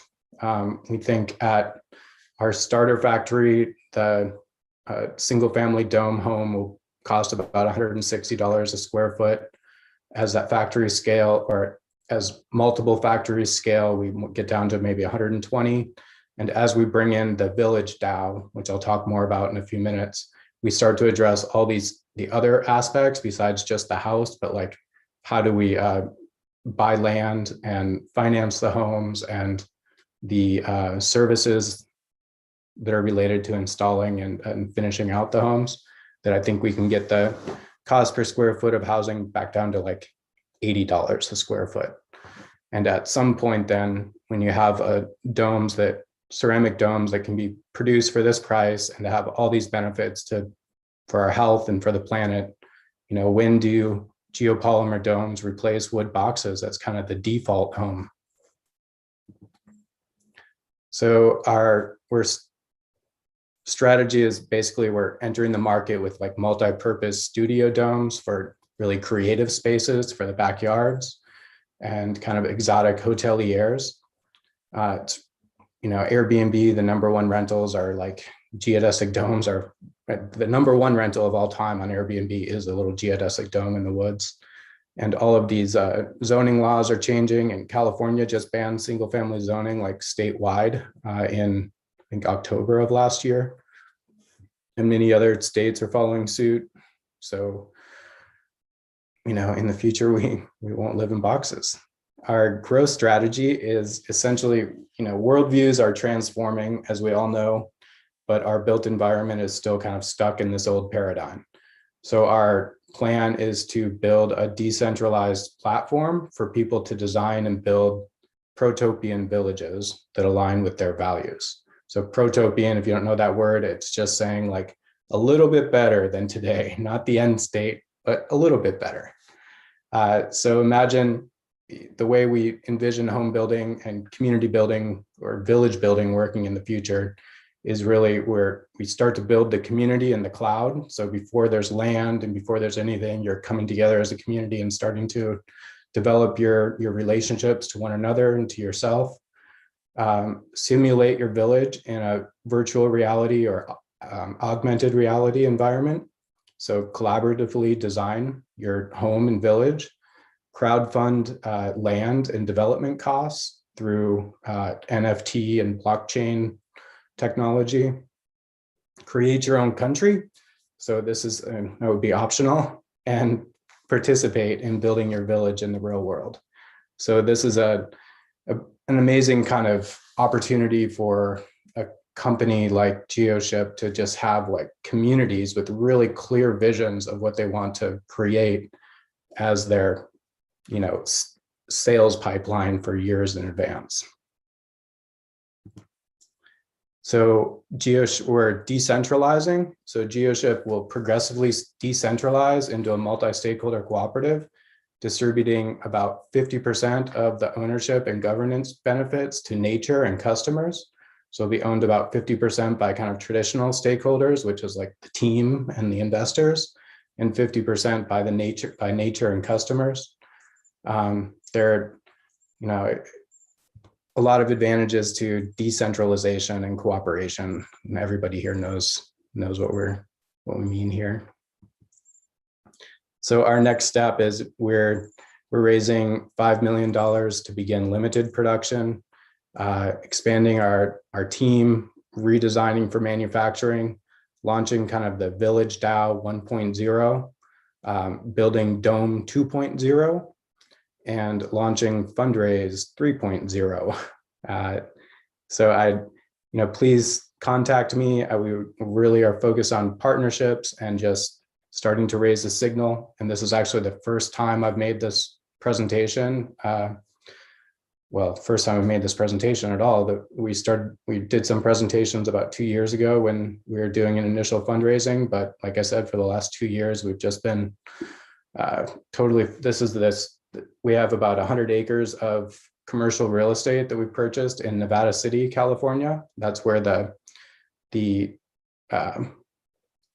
shop is that we've built the first domes out of, and also the land that we've installed them on, and it's zoned for up to 200,000 square feet of manufacturing space. So that's really our next step, is to start building out a factory. Yeah, I won't get into the projected capacity, but basically it's a very profitable, profit for all kind of operation, because you're just taking raw minerals from a commodities market and making blocks that enclose full space. It's interesting that 2 trillion concrete blocks is actually, 150-foot high wall that wraps around the earth like 25 times. That's how many concrete blocks are produced every year. And the difference, you're creating walls versus geodesic components, you're enclosing space, healthy space. And it's just, the volume is incredible. So that's my little spiel. That's amazing, Morgan. I'm curious if people have questions. There's a lot there. And yeah. I think you spoke to my question, which is, when can we get one? When can we get one? I think a lot of people are waiting to get one. So yeah. We're about 1 year from kind of limited production, and at least 2 to 3 years from volume production. Okay. Are there any other questions from the audience? Can I just do a celebration? That's so cool that this is the first time that you've officially shared it in this capacity, Morgan. We're honored to be your stage, and this is being streamed to 10 platforms. So the other 150 people who are currently tuning in, we can amplify this moment and unbox reality. Thank you. Does anybody else? I feel like there would be a lot of questions here. For one, this material is new to domes overall. This great material is new to domes overall. So that's. I think there's a question in the chat. Oh, there is. Okay. Are they portable? Do they need plumbing, electrical? And then also, someone's looking at investing who's not in America. I'm curious if that's possible. Mm-hmm. Yeah, so this first domes that we're producing are not portable. They're designed to be permanent installations in villages that hopefully last for hundreds of years. We can use a similar technology to make portable domes, but those are really being done already. And we're focused on more permanent code approved. So the unique thing about this building system also is that it fits in the current building codes pretty easily, because they know what geodesic domes are, and they know what they have insulation cavities, and they're easily engineered checked by structural engineers, and the strength is very high of these ceramic composites. So. And then the other question is, can people that are outside of the US invest in GeoShip? Right now, only if you're an accredited investor. Outside the US, yes, you can invest through startengine.com, but if you're in Canada or the UK, you can't invest through that platform. So you have to be an accredited investor. We are planning to open it up next year to make sure that Canadians and people from the UK can invest too. Yeah, I think that was exactly the question. I just want to say that we'll be hearing more. I can bring myself up on the stage. We'll be hearing more from Morgan at 2 p.m. Pacific Standard Time with Asha and Ed Lance and Kurt Prisbilla on building future villages and why choose domes.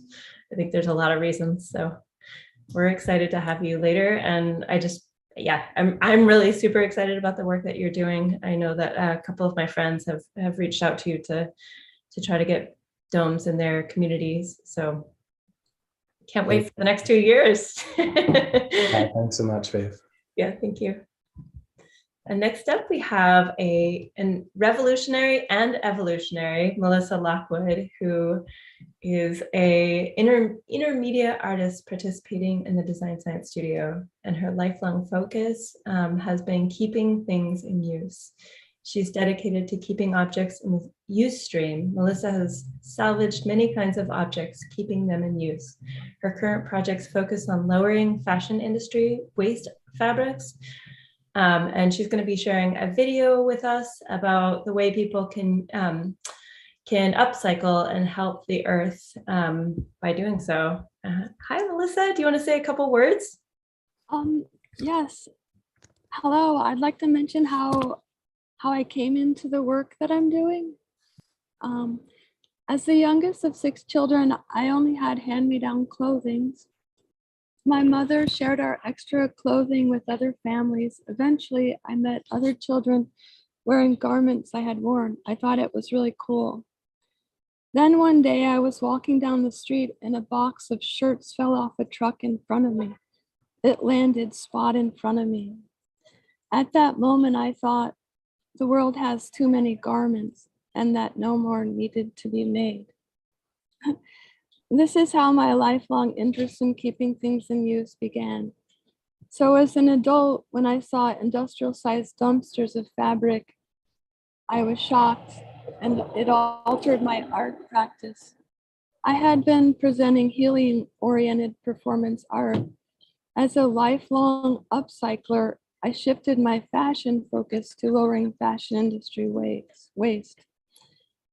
Taking on the challenge of figuring out ways to lower fashion industry waste is important, and upcycling people's personal garments and keeping them in use is also important.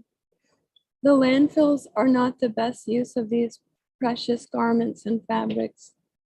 So have fun creating and updating garments with your existing garments. In the video, it's a short upcycling video, kind of a how-to. Thank you, Melissa. And I just want to say that Melissa's been with the Design Science Studio since the very beginning, and is just an incredible embodiment of your passion. You're so embodied in your passion, and I think you've taught so many of us, and look forward to doing some of these upcycling workshops in cities around the world. You can train more upcyclers and get things out of the waste stream. So I invite everyone to enjoy this, and also there's some really beautiful installations of Melissa's work in the immersive worlds. Thank you, Roxy. In this video, I will show you how designers can design into the pattern block waste areas. This is a block pattern for a pair of shorts and a jacket with a hood. My production is to make 10 jackets and 10 pairs of shorts and to utilize the spaces in between. And so this is an example of a skirt that's designed with this off-cut remnant shape. Yeah, pretty straightforward. And then this is another one. This shape gets thrown away usually, and this is a skirt. Here's another one, another skirt. You can see that shape, and then it's there. And I'm actually making some of these wider by using the offcut outer edge remnants that are cut off the spreads of fabric so that it can be squared onto the fabric grain. Here's another one. This weird shape made this skirt. I've actually made the life-size garments now, and they're all working out fine and wearable. Yeah, so this is another one, and this. So these are all unique skirts. This is another one that's made out of like one of these pieces, like this piece and this piece. I just sewed them together. Yeah, I didn't put the color highlight on there. This is a dress that can be made with these off-cut remnants that are usually cut off of all the sides of the fabric. This is another one that combines a remnant shape and then an off-cut outside edge scrap. I just put it sewed them together, and it made a top that can go with any of these skirts. There's even here's another skirt, and this is the only one where I modified the shape at all. To make this skirt radial with the opening at the top, I snipped off a little bit, and this could be, sewn on the tips off of that to make a cute little thing, and it doesn't take that long. So this is how I'm doing it. Just like finding those shapes, using their multiples. So with my block pattern, making 10 shorts and 10 jackets, that leaves me 20 of each of these. 20 of each of these, and so it took 20 of these to make this skirt. And the interesting thing is that all these skirts are the same size as the shorts and the jacket. Here's another skirt made with a block pattern waist. Skirt made with the block pattern waist. Skirt made with block pattern waist. Skirt made with block pattern waist. Shorts made from the block pattern that I made the skirts from. This is a dress from block pattern waist. This is a block pattern waist top and the pants design that created the block pattern that this fabric was waist from. All of these garments are made with salvaged fabric. These garments are made with fabric that I found discarded at garment manufacturing factories.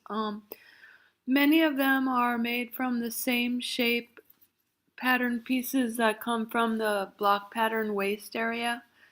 Those are the ones you see that are, these odd shapes, but they're often quite beautiful garments. I also worked with the garment scrap that is a long, narrow strip that's cut off the edges of the block, off the fabric, so the block pattern can be placed squared on the grain. Yeah, so those are the ones that have the kind of spiral, long, tubular kind of, dress forms. You can see a lot of triangles, a lot of trapezoids, a lot of shapes that come. These type of block pattern waste parts that get thrown into the landfill are generated worldwide. The process that I described earlier in the video, where the pieces between the standard pattern areas, if those are used to make garments, it will lower the garment industry waste fabrics a lot. Yeah, I found it really straightforward. Like if you can, predetermine, these usages in the pattern making process. Usually people just disregarded the parts between their normal pattern areas, but I've proven that it's possible to design with those waste fabric pattern areas.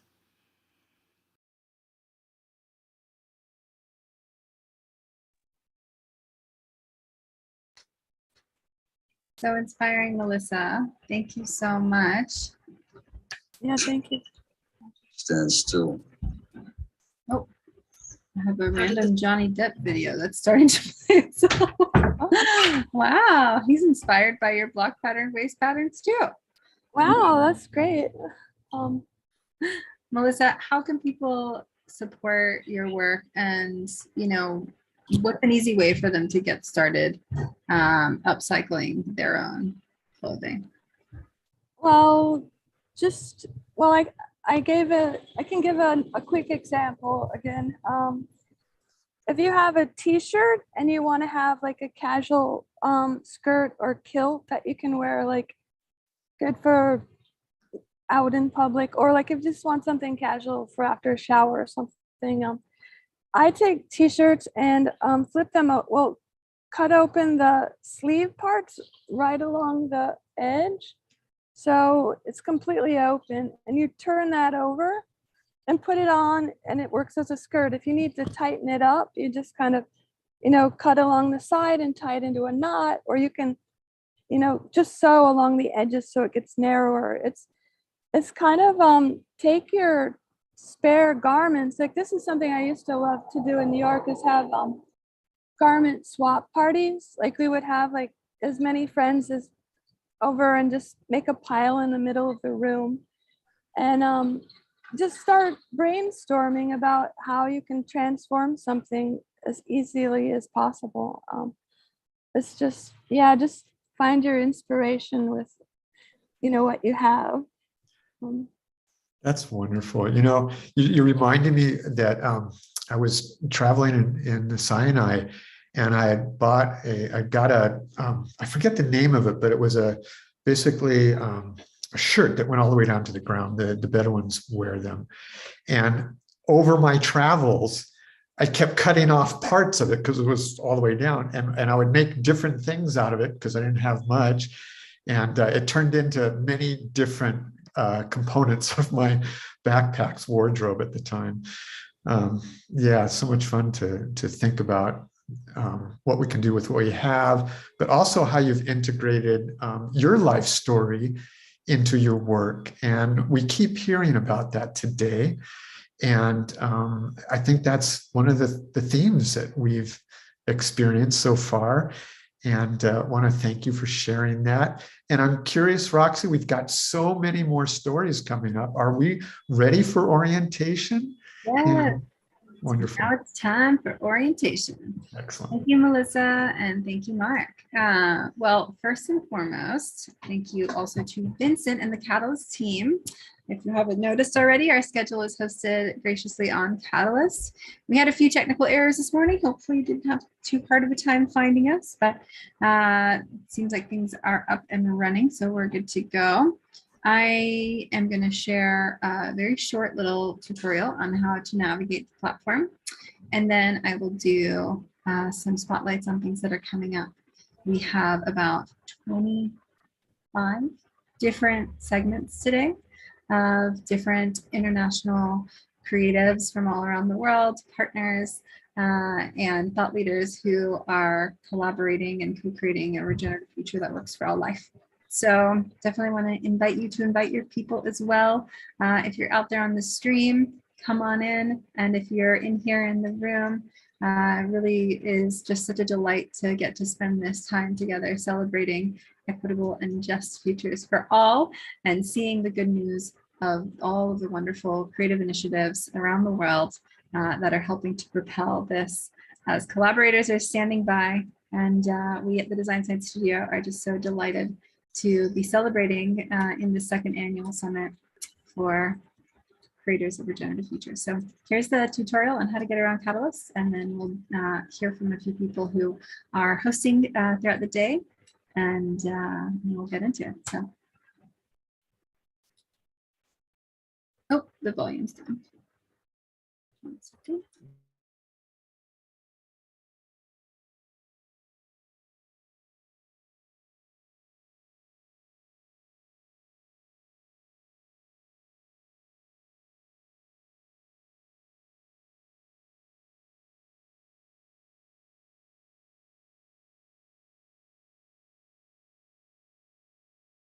I forgot that I muted the tab so that it wouldn't randomly start playing in the middle of Melissa's, and then I didn't unmute it. Sorry about that. All right, let's try again.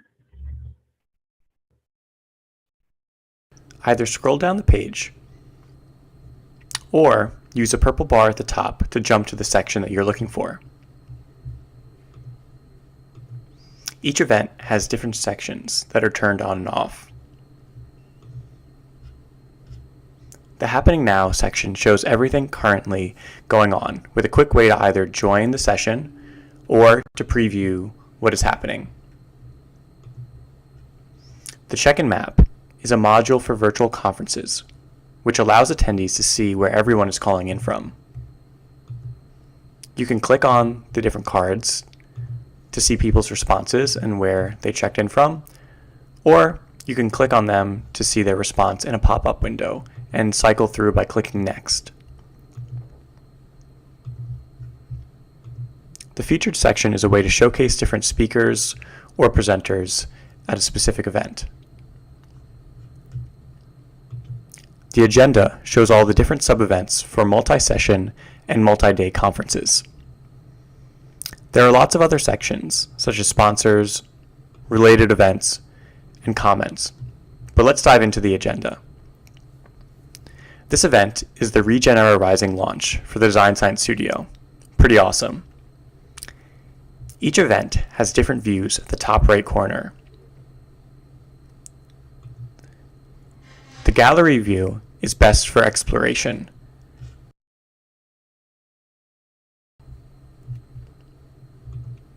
The long card view is my personal favorite, which shows topics as well as the different stages. The list view is designed for a quick glance and easy ability to find events listed in chronological order.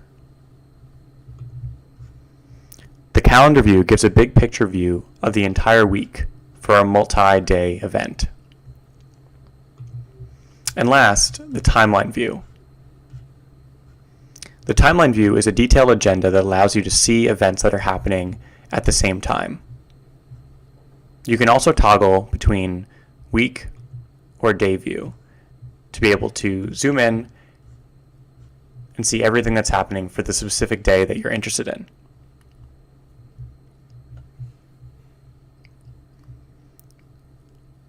For all these views, you can change the way that the events are searched and filtered. For example, you can filter by topics.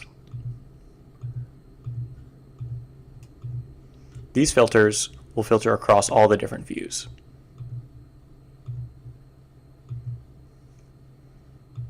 You'll be able to see that there are 5 events between April 21st and May 1st which have these topics. You can click on the X to remove any topic filters. You can also search by the session category and session types, for example, workshops.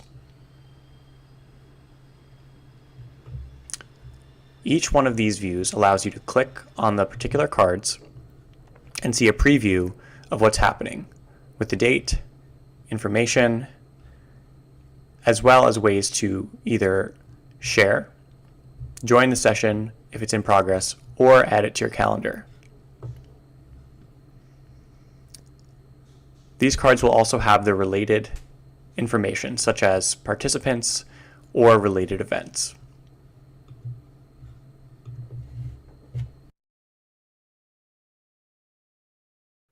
Great. And one of the upcoming events that we have is from Alexandra Alden, and she pre-recorded this little video to tell all of you about it. So before I go into the schedule, I will show this to you so you can hear from her herself. This will be happening at 2.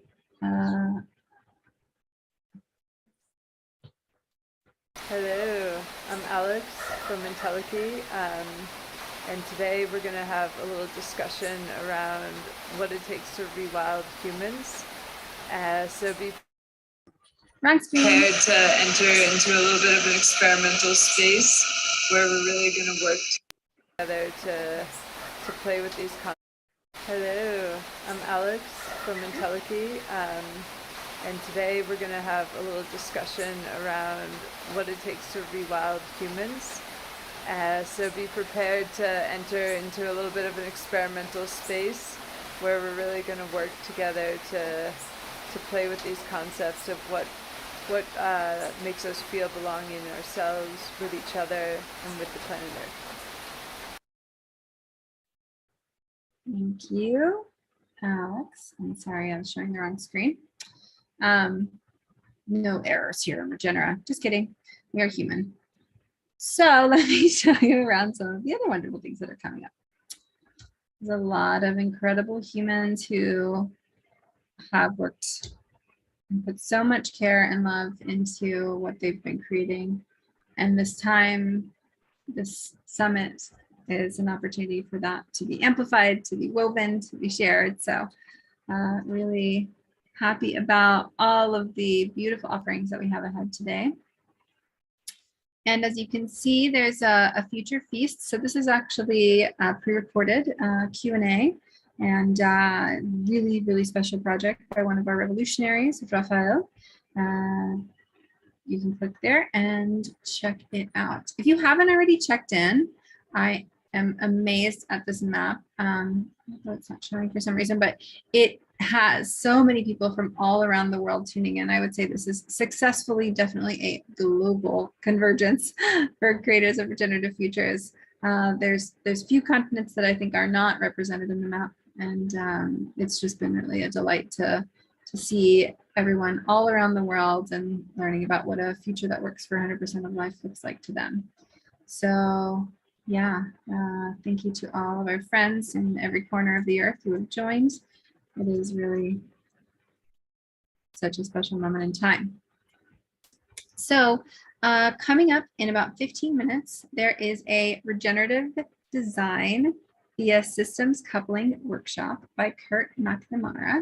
This is the same Kurt McNamara that you heard from this morning, who taught us all about design science.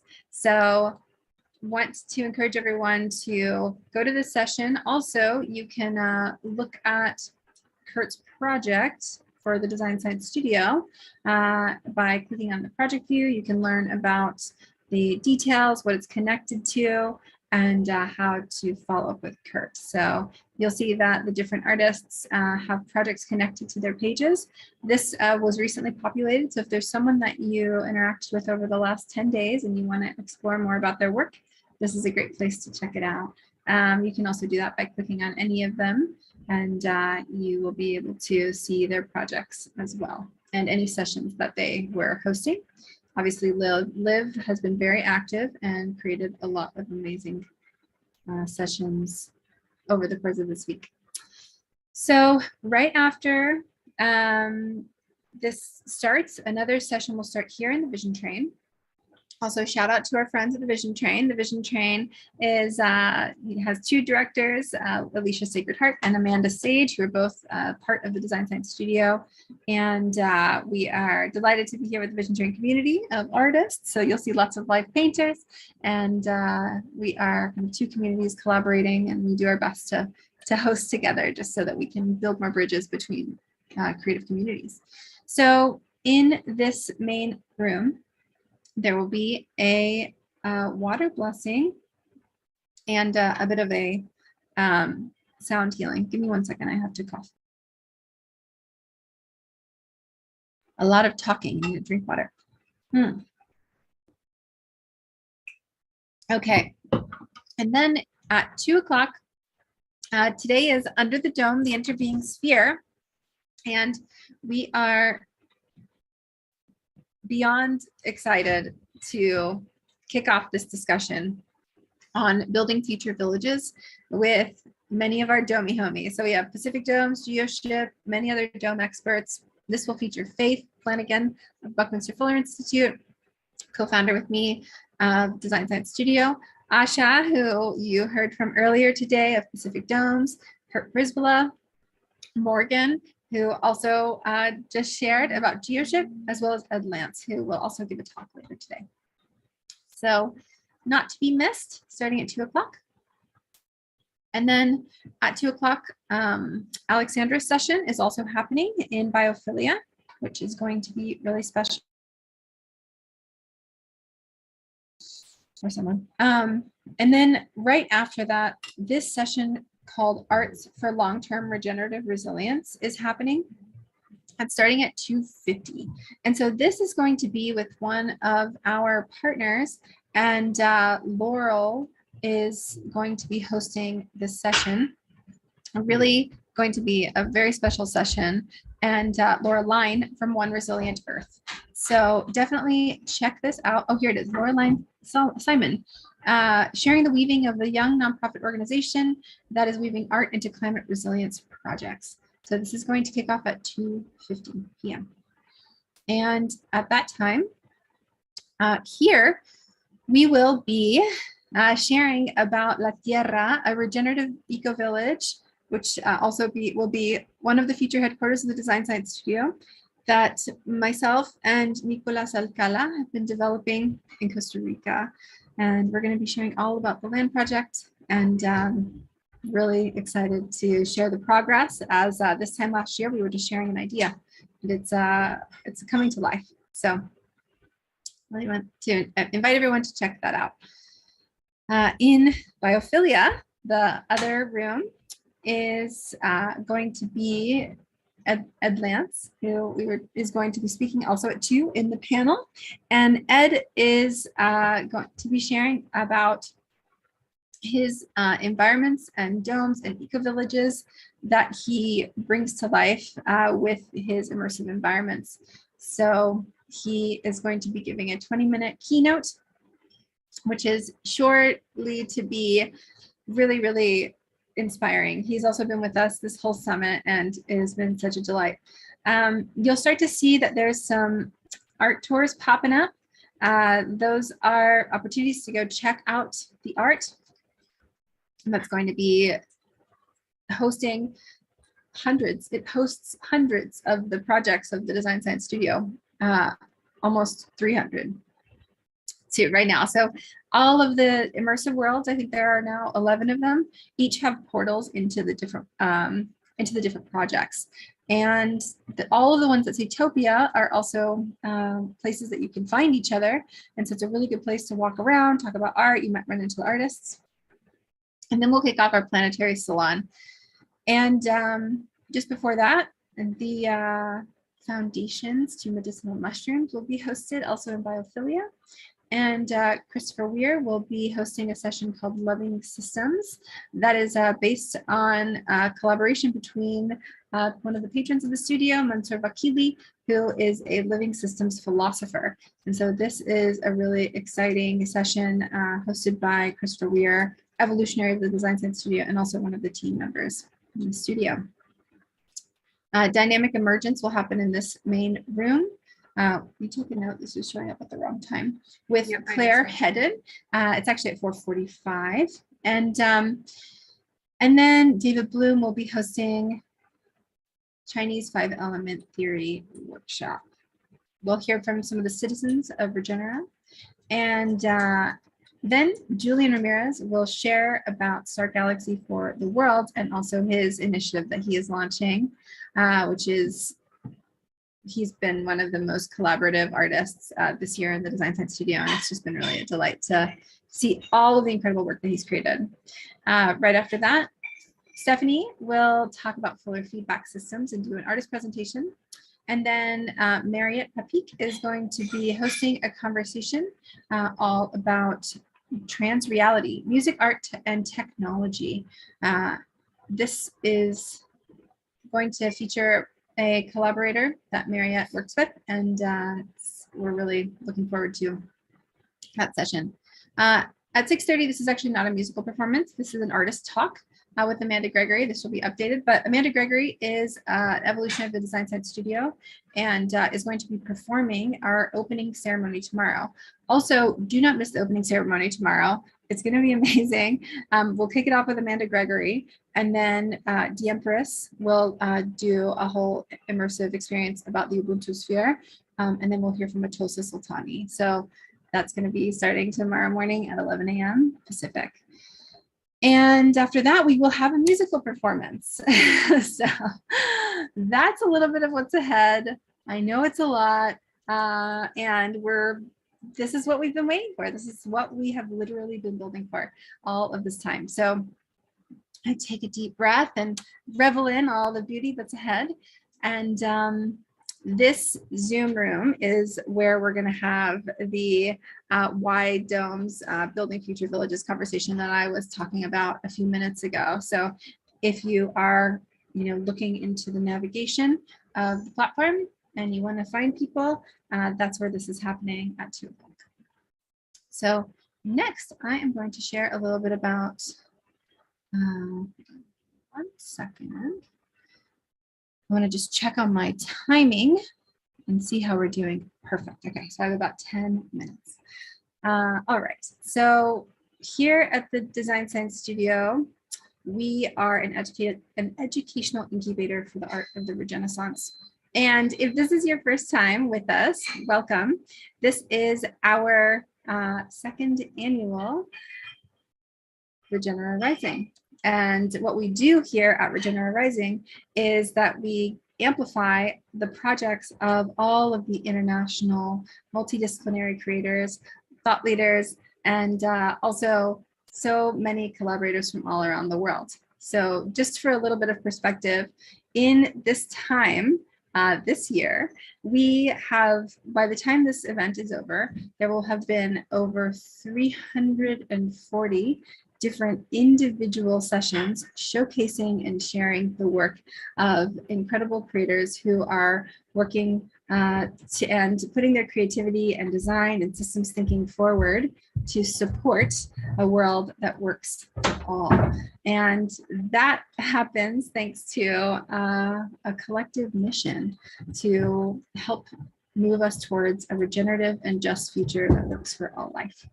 I am the director and architect of the Design Science Studio and one of the 4 founders. My name is Roxy Shohadai, and I'm really honored to be here with you.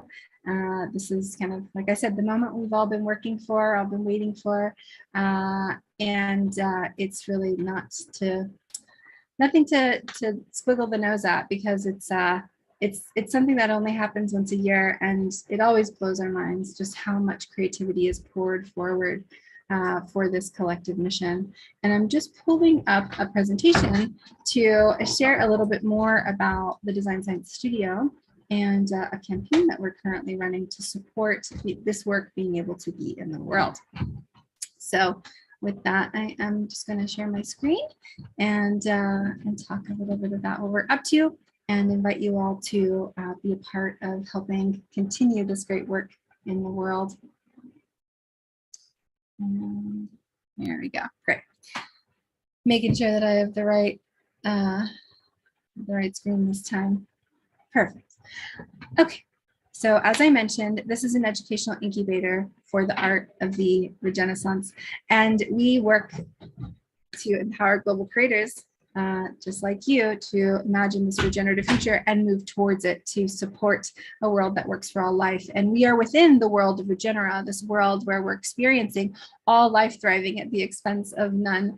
And the future always is first an idea, and stories and new narratives help to shift the way that we relate to the world. And we can create systemic and social change through story, through narrative, through new ways, new lenses and perspectives. Speculative design have paved the path for so many innovations around the world, and it is those who dare to dream beyond the possible and to the potential, and stay connected to that potential regenerative future that can help move us towards it. So we are aiming at creating cultural shifts that help to encourage behavioral change for all life, because we are the seeds for a revolution that can help reimagine life on this planet. And we've been able to, with only 2 years under our belts, do some great work. We've awarded over $100,000 in scholarships. This means over $100,000 were not paid to be one of the members of the studio, which we run 1 cohort a year at this stage. which is 144 interdisciplinary artists who are connected around this shared mission. Can you tell them to not talk loud? And we've had 53 public events actually at the end of today. This will be 63 because we have 10 currently over the last 10 days, which is pretty amazing. Over $30,000 has been directly awarded to creators. So Mansour Vakili, who we were mentioning a few minutes ago, he sponsored a program last year for 30 artists who were able to receive a stipend monthly to focus on living systems projects. And so that plus some funding from some of our summits, we've been able to award $30,000 so far in 2 years. We've created 17 long-term partnerships and many others that are more short-term whenever we're doing events and kind of bringing communities together. 33 different visionary speakers have come to support helping to how do we sense make moving towards a world that works for all, and how can we use our creativity to propel regenerative just futures. And so 33 generous visionary speakers have done educational sessions with us to support these creators. We've launched over 200 projects into the world with the 288 artists, and we have 9 part-time team members making this happen. Over 25,000 people have come through our virtual doors. As I mentioned, over 288 creators, and it's created really real impacts in their lives and helped to incubate critical projects that this world needs. And we're all, as I mentioned, connected under the shared mission. And it has been humbling this week in the last 10 days to continue to hear the messages from these amazing creators. Thank you. Shant just brought me some tea because my throat is feeling it from 10 days of talking. So we have a campaign that we are running during this summit, and it is a $60,000 campaign. Our hope is to meet that $60,000 goal during this launch summit. So far, we have raised just over $1,000, and this campaign's success is critical for our success. Our team is really committed to doing more of this great work and supporting more creators. And we are entering a bit of a lull while we work towards bringing a lot of really amazing initiatives to the world and launching the next program. And so it is through our patronage that we will be able to survive this next period in a good way with our team. And if not, we'll slow things down a little until we can kick them back up closer to the end of the year. But we really are hoping to be able to invite others to support helping keep this train going. So I'll share a little bit more about kind of some of our vision and what we're up to and why this all matters. We know that these visions are visions that we are stewarding, and we're honored to be stewards of those visions. And our long-term vision is that, you know, we are able to raise millions of dollars each year to not only provide an incubator and a platform for creators who are working for future that works for all life, but that we can fund them, that we can amplify their work, that we can help them focus, because us collaborating is critical to making it through the few options we have left, as our stability on this planet is at a critical tipping point and has been for quite some time. And so we're establishing partnerships with institutions and funds and individuals who are also committed to transfer wealth towards the regeneration of our planet. And so if you know any organizations that might want to be a long-term supporter of the work that we do, we really want to establish a few key partnerships. The operations of this program are only $400,000 a year, and that's it seems like a pretty reasonable amount of money to support how many creative projects we're currently supporting now. And so with just a few key partners, stewards and patrons, we'll be able to really continue to do this great work. And we're really passionate about doing it, and we want to. So with that, anyone can support, even just a little bit helps a lot. Only $1,500 sponsors an artist to complete the entire program. That's just one of these artists that you have seen today or any of the last 11 days. only $1,500, and literally any amount helps. We are looking at how we might tap into refi and some of the other innovations in regenerative finance. But right now we are a nonprofit program. And so we rely on the generosity of our patrons and our supporters, and are really hoping to call in partners who want to help to make sure that, you know, the foundation of this can be solid, so we can continue to amplify and support all the creators in this work. And what will we do with that funding? Well, we will support making sure this program happens. We will continue to create immersive worlds and experiences like this one, weaving together international, global creators, initiatives, thought leaders, and the voices of the earth to motivate and to help us all feel a little less alone, and to be more connected and be able to come out of our silos and collaborate as cooperators who are standing by. And the more we can see and find the others, the easier this whole thing gets. So that's some of the foundational work that we're raising funding for right now for just the next few months. And also it funds the story universe of Regenaissance. So if you haven't become a citizen, recommend becoming a citizen.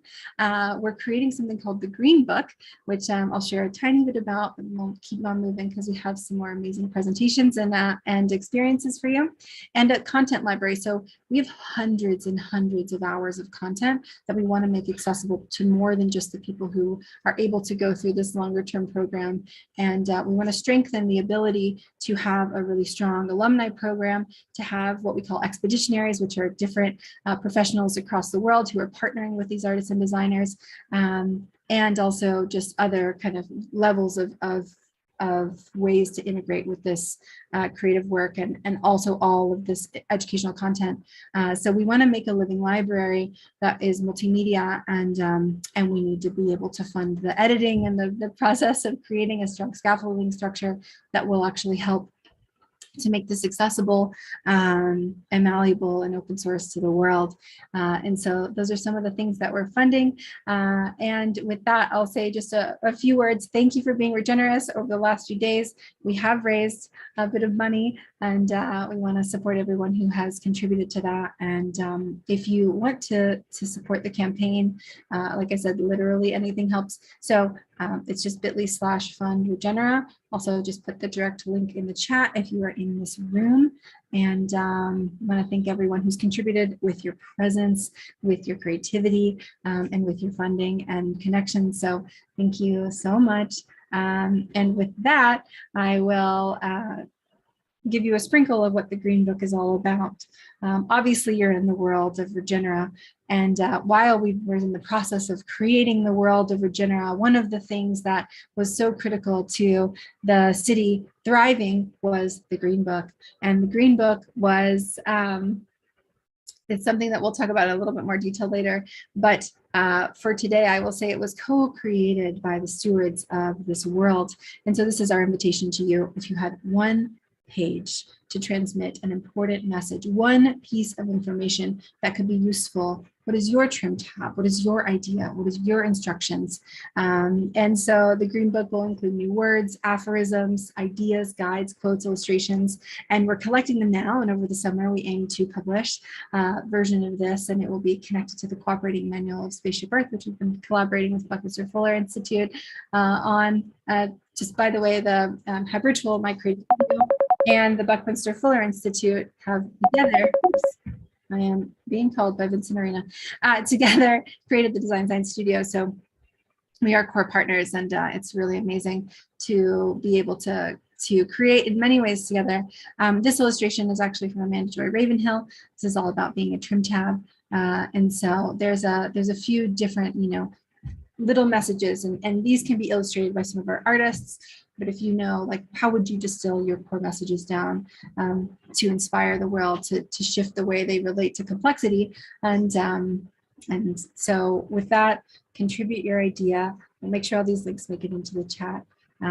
And this Green Book will always be a resource. So I was thinking about the quote just a few minutes ago that is from Bucky.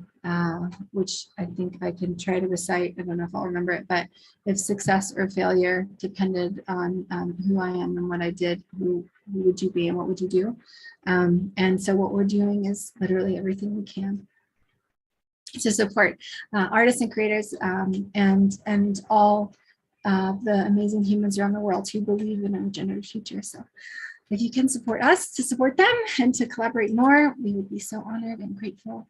And yeah, we can't do it without you. So with that, I thank you. And it's very courageous to ask for funding, and I will continue to do my best to do it because our work matters. And thank you, Faith. As Faith knows, it's not my most comfortable place, but I'm excited to be doing it, and I believe in what we do, and I know that we can do more together. So thank you. Roxy, catch a breath. Oh, I need to catch some tea. My throat is so Yeah, dry. and I've only heard one person that spoke faster than that, and it's Buckminster Fuller. He delivers so much information, action-packed. And thank you so much for what you're doing, the inspiration that you've given us all, the courage that you took to encourage us.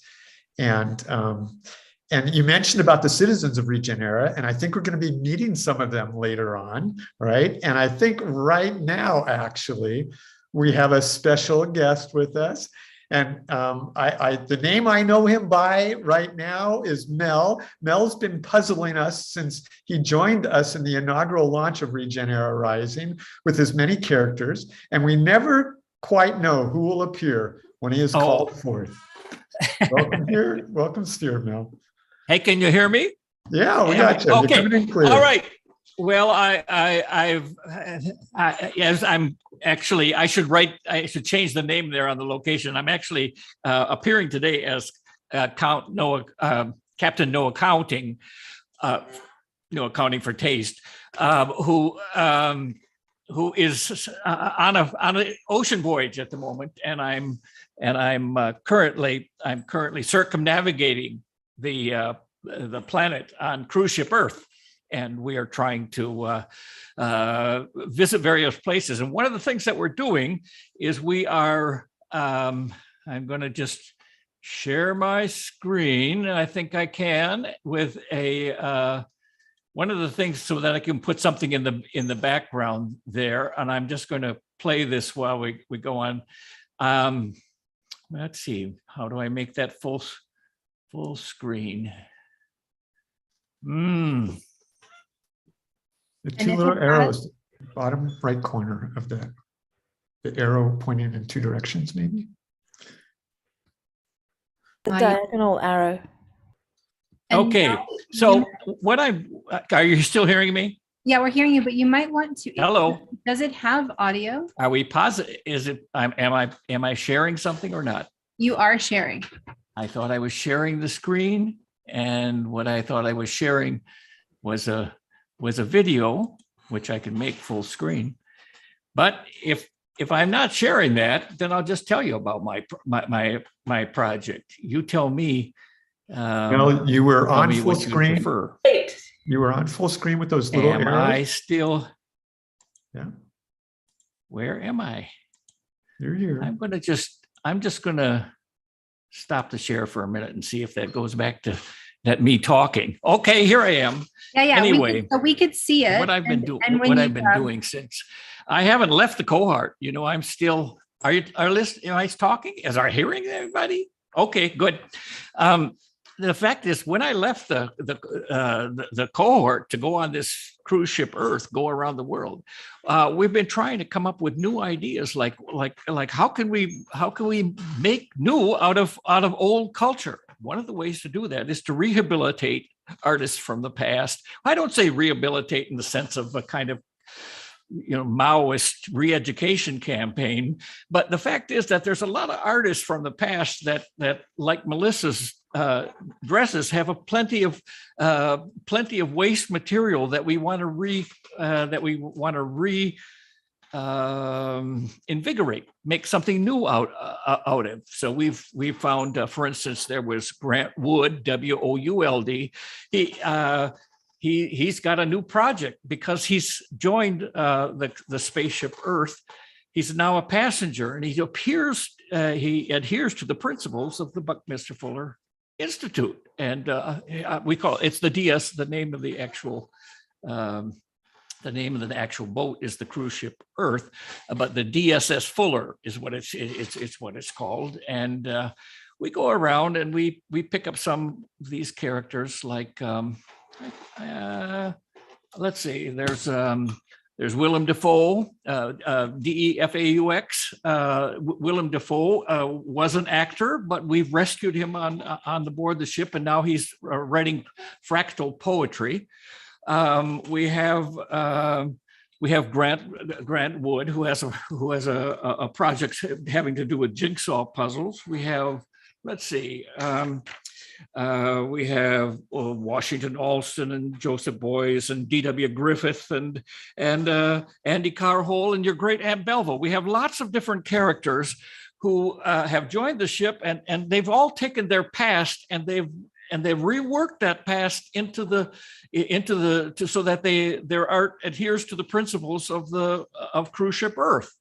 And so that's what we're trying to do. And the most recent discovery is a guy named Herman Melville. Maybe you heard of him. Well, the fact is, if you know anything about Herman Melville, you know about Moby Dick.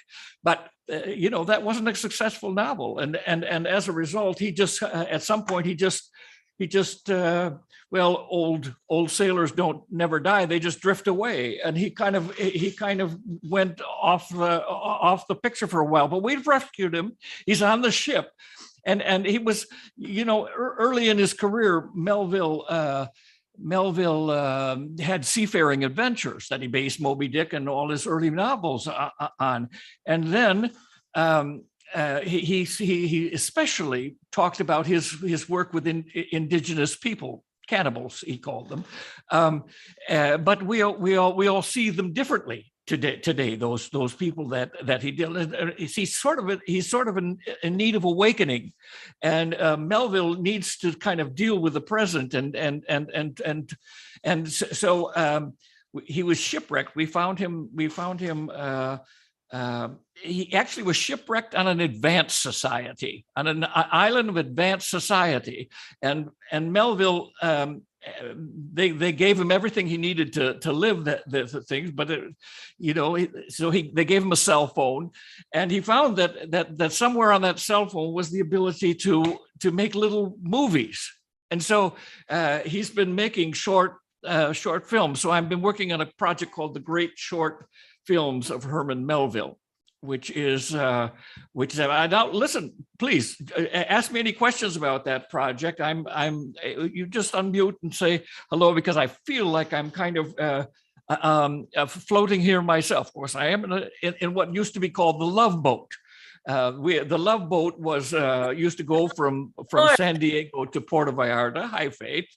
The Love and during COVID, it was changed into Cruise Ship Earth so that it could take people all over the world and address problems where they occur by throwing artists, engineers, and designers at the problems, and then trying to get people who are there to come on board, and through exposure to the designers, engineers of the DSS Fuller, through exposure to those, that maybe we can come up with solutions that will benefit the 100% of life on the planet. And that's what we're doing. And I'm so glad to be here today. I'm sorry that I can't really share the screen with those great short films of Herman Melville, but we're going to find a way to do that. We're going to put them somewhere on Regenerative, wherever, and we'll find a way that you can come and see those plants. And there are things like the flora, and they're like 19-second video clips, because he's not really a narrative filmmaker. At least narrative filmmaking doesn't work for him in the 21st. Is this the 22nd century? Oh, I get so confused. Anyway, Thank you. Captain. Clemens Melville's great short films. Look for them here on the Regener somewhere, Vision Train or whatever it is. Whatever it is, it'll be around. You'll find him. You'll discover him just as we did. Thank you all. Let me see now. For some reason, I'm just going to see why that. Why would we not all want to be citizens of Regenera if we have such incredible citizens as Captain No Accounting? I think you can hear us now, Captain No Accounting. Unmute. I shall unmute again. Oh, no, that's beautiful. Well, thank you so much for sharing the journey of this planet with us, and we're all happy to be on Spaceship Earth with you. All right, cruise shipper. Thank you. Thanks, Mel. Awesome. I love your jacket. I just logged in and caught the end of it, and good to see you, man. Thank you so much. Glad to be here. Thank you. And it looks like Bliss wants to share something. We have a message from Bliss. Hi, I wanted to introduce our next guest because she's a dear, dear, sweet friend of mine. So I'm hoping that, here we go. Hi, Shelly. Shelly, this is the Spaceship Earth crew. You are on the Floating City in the Sky Regenera. Welcome.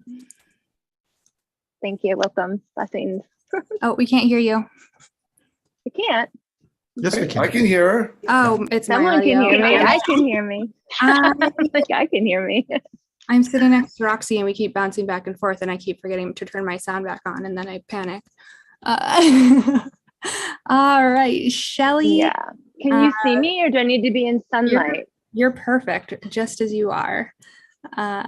So as I said, I've known Shelly for years and years. She has been weaving and working in the arts since she was a little one.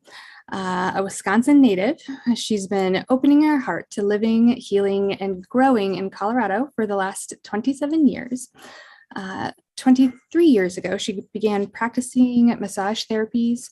Through deep exploration, she found herself integrating quantum shiatsu, meditation, yoga, breathwork, sound healing therapy through vibration of bowls, tuning forks, and her given voice, sung in sacred songs into her practice with self and others.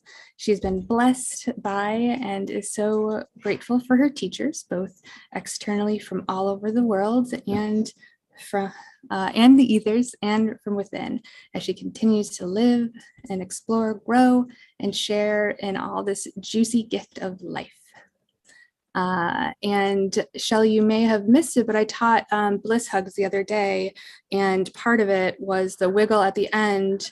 So that's, now everybody knows where one piece of the bliss hug came from. So see that the partial solar eclipse. And with that, Shelly, I will let you share your voice and your song. Thank you. Thank you. Thank you so much. So we're going to start today, invitation only, of course, to touch our hearts, touch our bellies, wherever it feels for you, if you feel it, and to come in to your breath, meet your breath. We often look to a tree or we see a bird and we're like, they're alive. We don't always, well, maybe some do, invite in this oxygen that is full of life, full of light, and full of love, and is very much alive, carries spirits into our beings, not just kind of. So in the oceanic breath, allowing that breath to come in, the way you would see a wave come over the shore. And it trickles in everywhere. We don't know where it goes. We know and feel something as we breathe in. So as it comes in, allow it to get everywhere, deeper than the lungs, deeper than the bone marrow. And allowing the pause, connecting to your being, however that is for you. There's no rules. And within that pause, and then the exhale follows, there's a wave that comes in over the shoreline, and then it also draws back out. And we don't know where it goes. So within yourself, can you invite expansion, We don't know where it goes. We just are expanding, breathing. And the pause. And the exhale. And our beings have this opportunity to create some space and expand a bit there. So sit with that purpose, feeling that. You're occupying yourself with light. These beams of oxygen come in. Gratitude. You have this vital life force energy coming into your sacred being.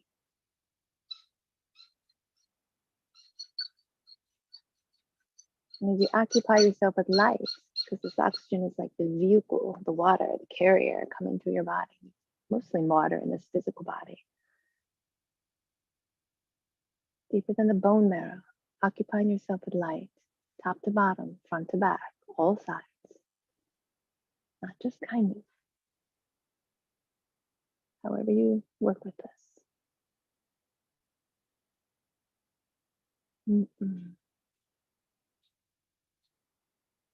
While you're with your breath, sing your song.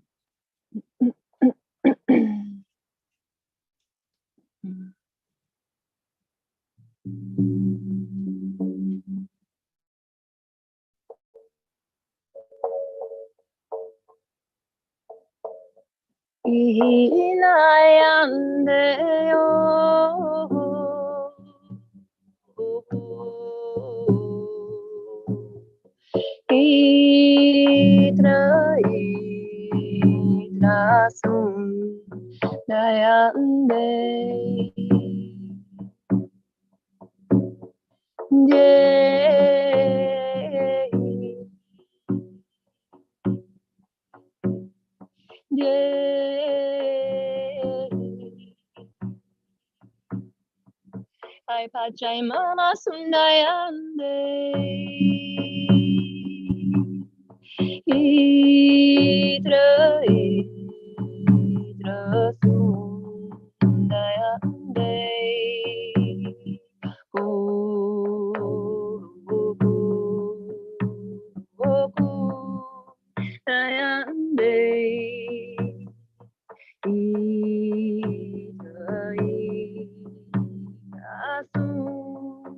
Dayande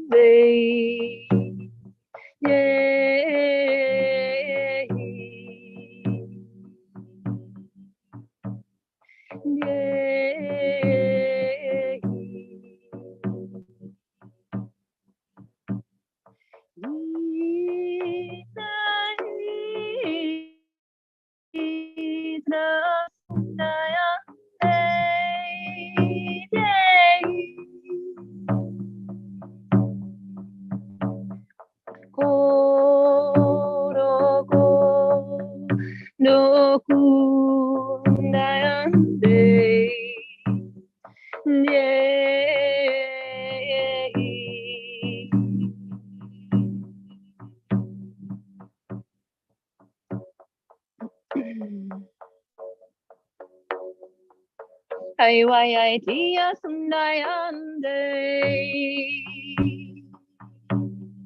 Idra sundayande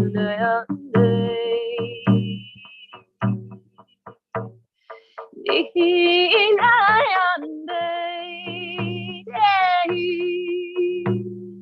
Inayande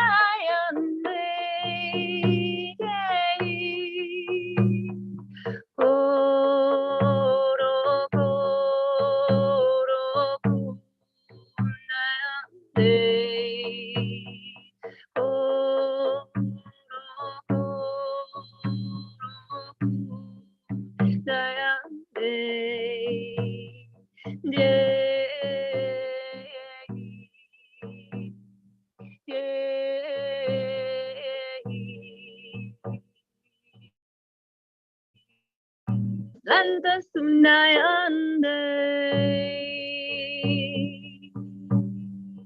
Idra Sunayande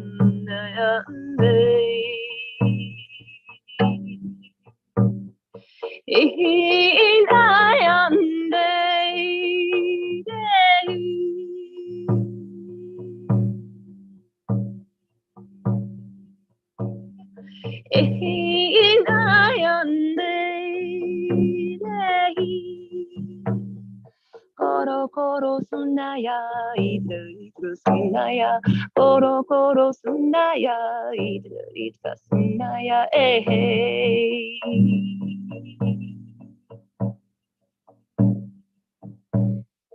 Oh, oh, oh, oh,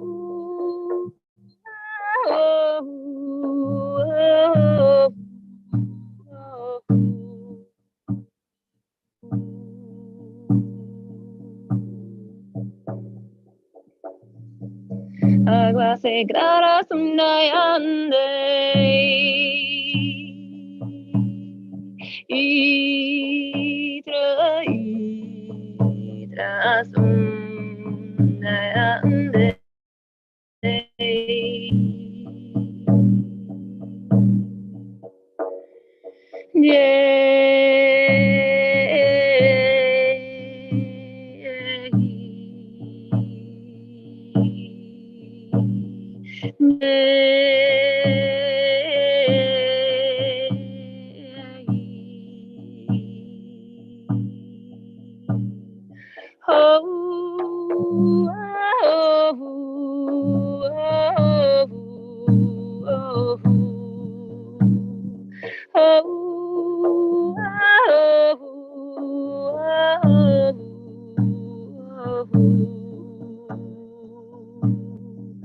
Ay pachay mama sunayande,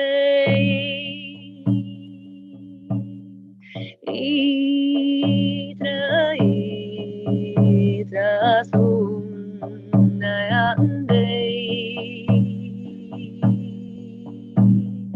koro koro kunaya, idra sunaya, koro koro kunaya.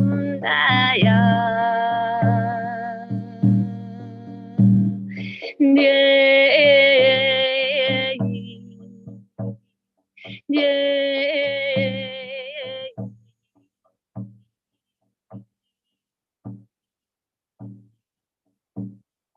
Oh, oh,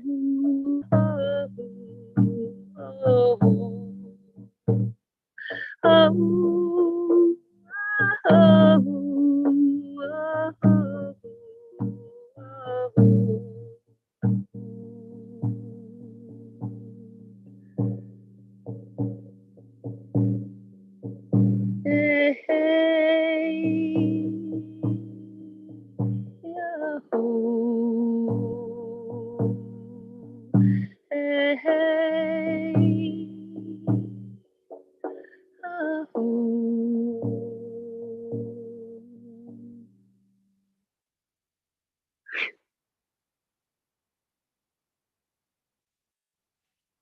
grateful for that song that came, the lens song that came years ago, prayer.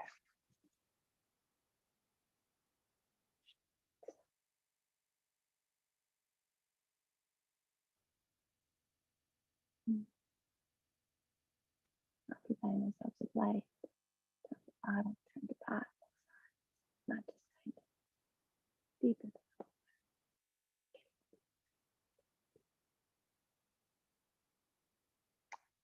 The second song comes with permission from the Lini Blossom, the water blessing song. It's a song for healing the planetary waters. It's comes from and with part of a Japanese mantra called the Grand Invocation, promoted by Masato Emoto for world peace. I'll read this. Its pure vibration assists to purify our cellular structure, as we, of course, in this physical form, have so much water. The potency of this grandification translates as the eternal power of the universe has gathered itself to create the world with true and grand harmony. So this song being sung, one of his messages was, we could sing this song many places all over the world. mantra was after Fukushima, clean the lakes. It's been sung everywhere. Many, many people. If you want to find it, the Mimi Blossom, the water blessing song.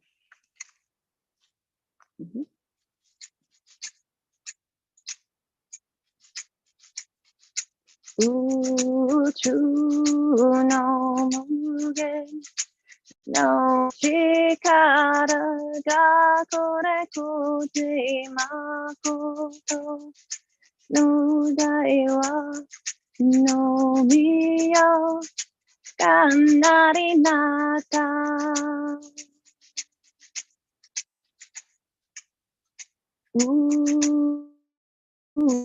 Uchugen no chikara ga kore kote makoto no dai wa no miyo kanari nata.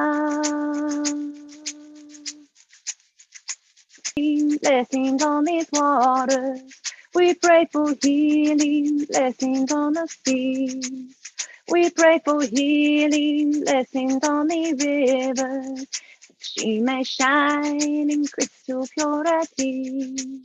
We pray for healing. Blessings on the waters, we pray for healing. Blessings on the seas, we pray for healing. Blessings on the rivers, that they may flow in perfect harmony.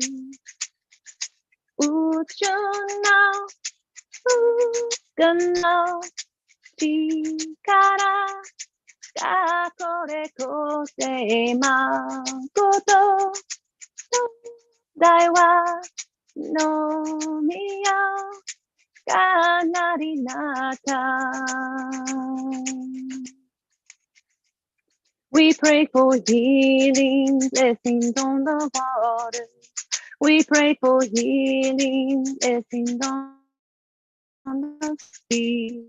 Pray for healing, blessings on the river, that they may shine in crystal purity.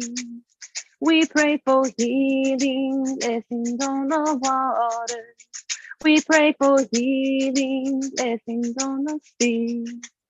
We pray for healing, blessings on the river, that they may flow in perfect harmony. Uchu no mugen no chikara ga kore kote makoto no daiwa no miyo kanari nata. Uchu no mugen no chikara ga kore kote makoto no daiwa no miyo ganari nata.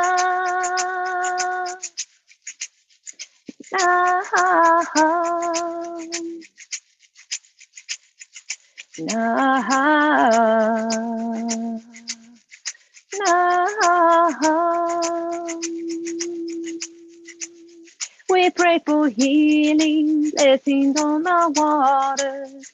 We pray for healing on the sea. We pray for healing, blessings on the rivers, that they may shine in crystal purity. We pray for healing, blessings on the waters. We pray for healing, blessings on the sea. We pray for healing, blessings on the rivers, that they may flow in perfect harmony. Gracias, Aguirre Clara.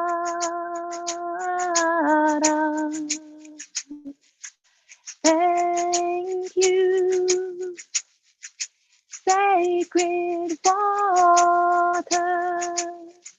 We pray for healing, blessings on these waters.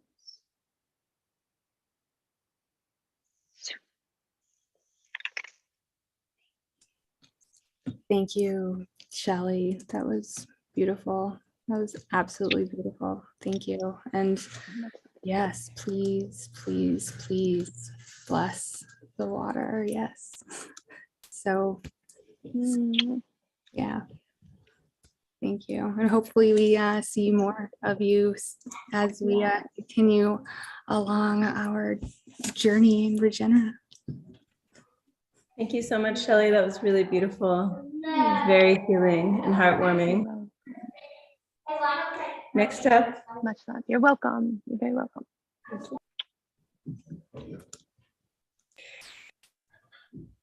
Hello. So next up, we have a panel. Sorry, I also have two beautiful 7-year-old boys right behind me.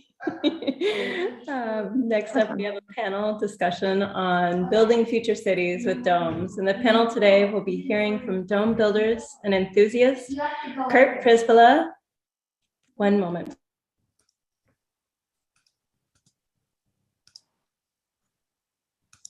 Thank you. All right. Kurt Prisbilla, who is the founder of Tetra Tops and the Molecularium, and also has done multiple geometry of thinking workshops with us. Asha Deliverance, founder of Pacific Domes, Morgan Burship, founder of GeoShip Domes, and Ed Lance, who is the founder of Vortex Immersion. And we'll be diving into a conversation all about why domes in multiple different ways. So I'm going to bring everybody up now. Let's bring our full panel up. Beautiful. All right. We just need a Morgan here. There you are.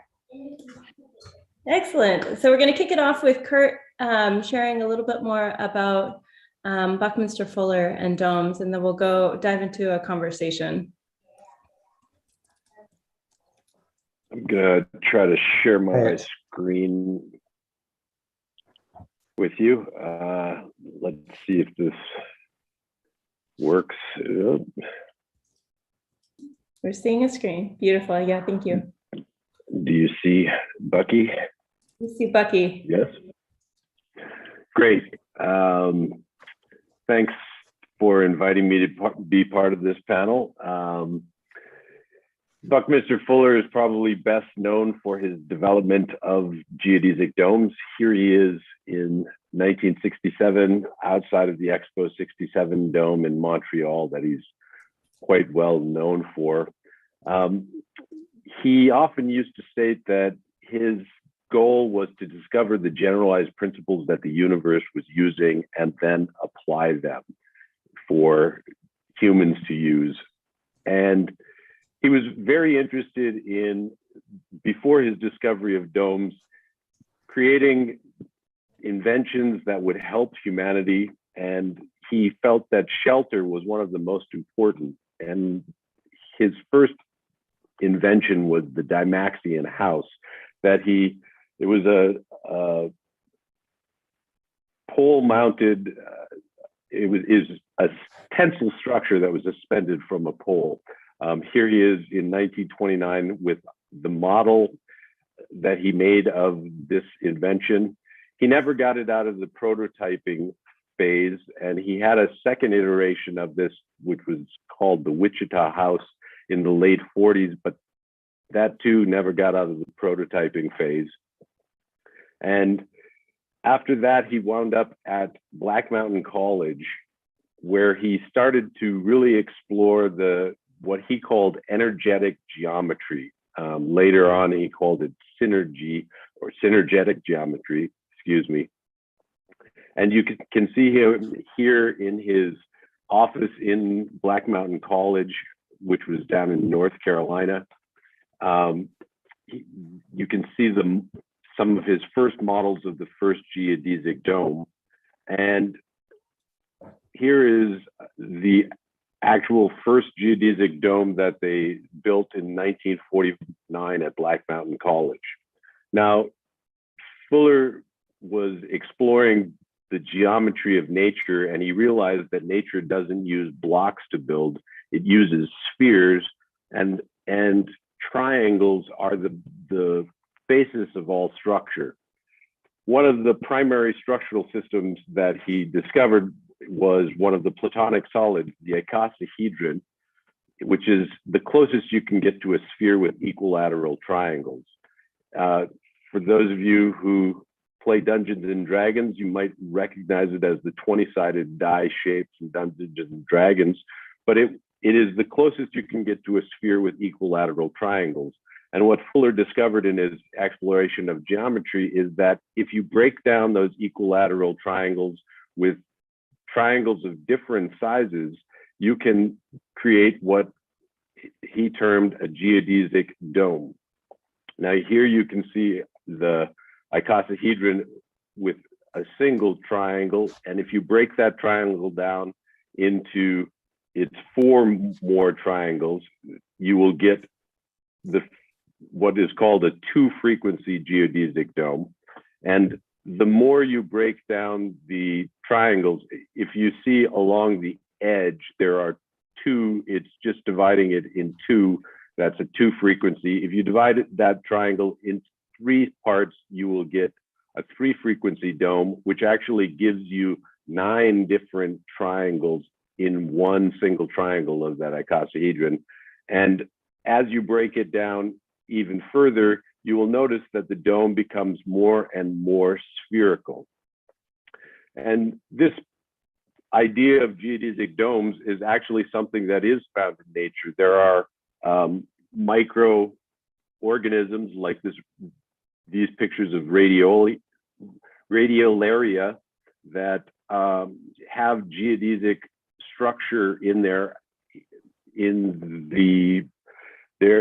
actual exoskeletal structures. This is a capsid of a virus, an adenovirus, and you can see that that also has a geodesic structuring. Fuller realized that this structure is very strong, and actually realized that it could be utilized for housing. While he was at Black Mountain College, one of the first uses for the dome he thought would be a single family housing unit that could be delivered very easily. He called it the standard living package. In his hands, you'd have something that could be delivered by trailer and set up rapidly, and then enclosed housing unit for the average family. However, geodesic domes are one of the most efficient ways to enclose space because it's based on spheres. Spheres enclose the largest volume of interior space with the least surface area, so they are very efficient. And one of Fuller's principles and design aims was to do more with less. He called that ephemeralization. And with a sphere, if you increase the diameter by 2, you increase the volume of air that's enclosed by 8 times. So it was a very efficient clear span structure that needed no internal support because the actual shell creates the structure itself.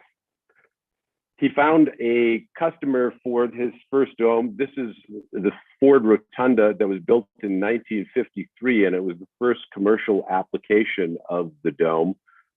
Because domes are so efficient geodesic domes are efficient at enclosing space, they actually have no limit to size, and they were able to span large spaces like this Ford Rotunda. He proposed in 1955, he proposed the first athletic dome to enclose, it was going to be for the Brooklyn Dodgers. It was proposed for downtown Brooklyn, but Robert Moses opposed it, so it was never built, and the Dodgers left to LA. But the US Information Agency started to utilize domes to actually create big spaces for expos. This was one that was done in Kabul in 1956. And then in 1959, another one was built for an exhibition in Moscow. This is Bucky in front of that dome. Inside there was a big display that Charles Eames did with 7 different projections, and Nikita Khrushchev and Richard Nixon had what is called a kitchen debate inside of the General Electric exhibition inside of this dome. He became very famous as the domes spread, but this one in Montreal, as I started with the Expo 67 dome, was something that made him world famous. And the amount of area that was enclosed in this dome, this was the largest clear span structure ever created by humans at that time. It has the structure itself gets stronger as it gets larger. One of the things about geodesic domes is that if you are, excuse me, I lost my train of thought there. If you actually, if it were to be hit by something, the load is evenly distributed in all directions. So it becomes stronger as it becomes larger. Here is the dome that was built at the South Pole, and due to its strength and efficiency, they had it as a huge enclosure down there. But Fuller saw that the domes could be used for structures for dwelling in as well, and he actually had a dome built while he was living in Carbondale, Illinois. This is a picture of him outside of that dome home. And he saw efficiencies for this family dwelling because actually the amount of air and space that is enclosed leads to efficiencies. The dome itself, this is a picture of his wife inside of the dome. The living space is very good. The air circulation in a dome is also very efficient, and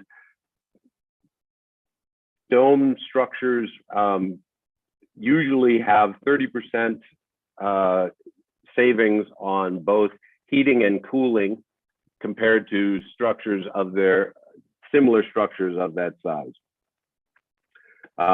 Another thing is that they also spare you on materials. The amount of materials needed to cover the same space, again, due to the efficiency, saves on cost.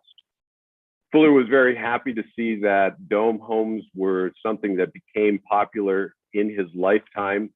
Again, these efficiencies make them much cheaper. Generally, again, 30% savings on both the heating and cooling. And you can see the space that they create is quite remarkable compared to traditional homes. The open space is quite remarkable.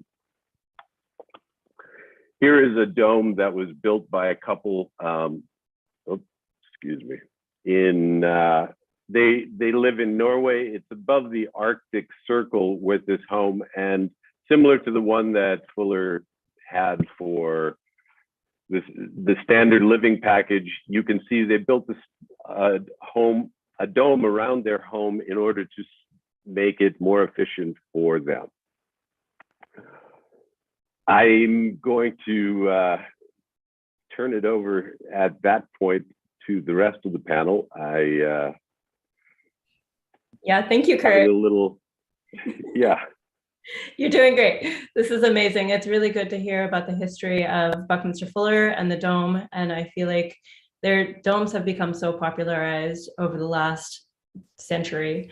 And more of us are using domes and building with domes. And so this panel is basically to discuss why are our domes the proper, I guess proper is not right, but why are domes the recommended or the most efficient or the most effective homes to build villages with for our future?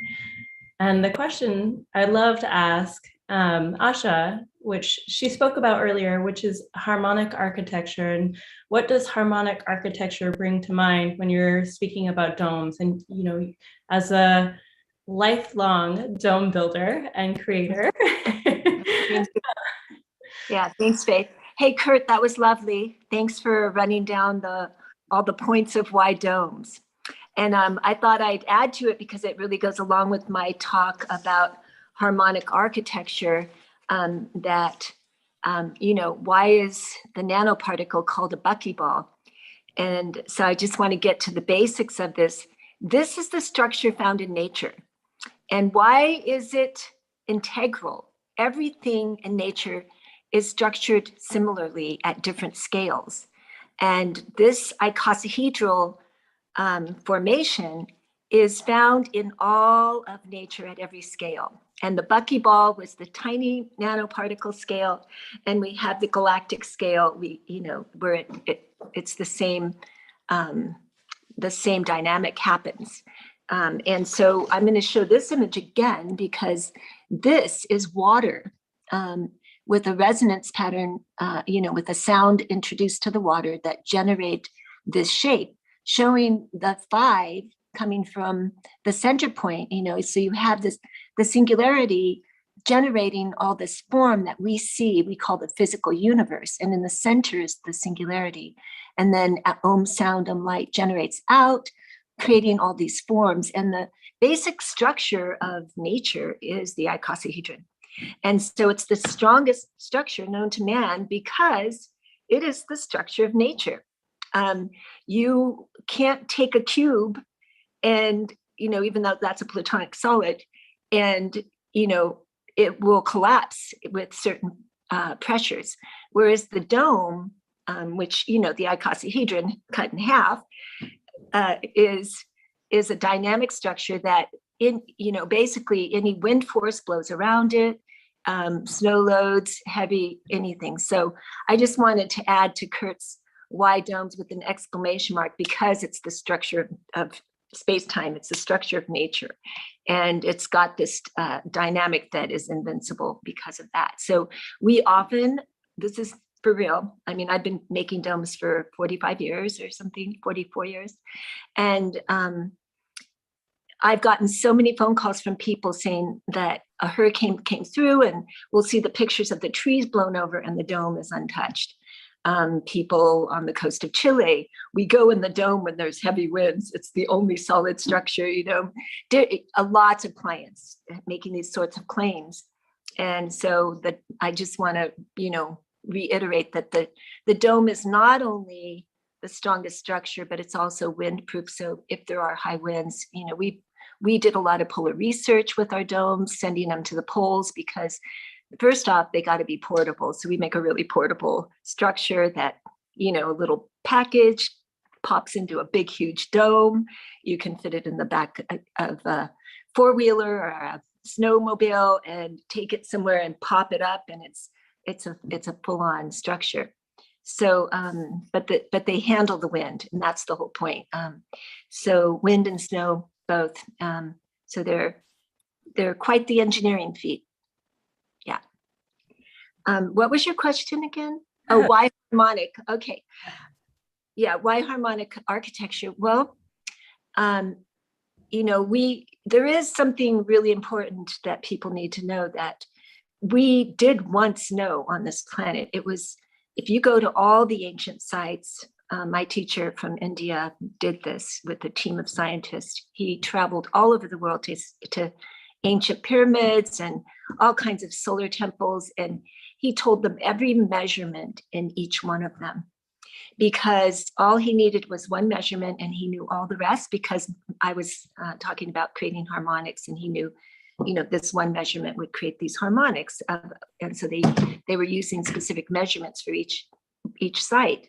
So he went all over the world to everything that you guys probably ever heard of with a team of scientists, and showed this ancient science, which is based on the tiniest little thing called an anu.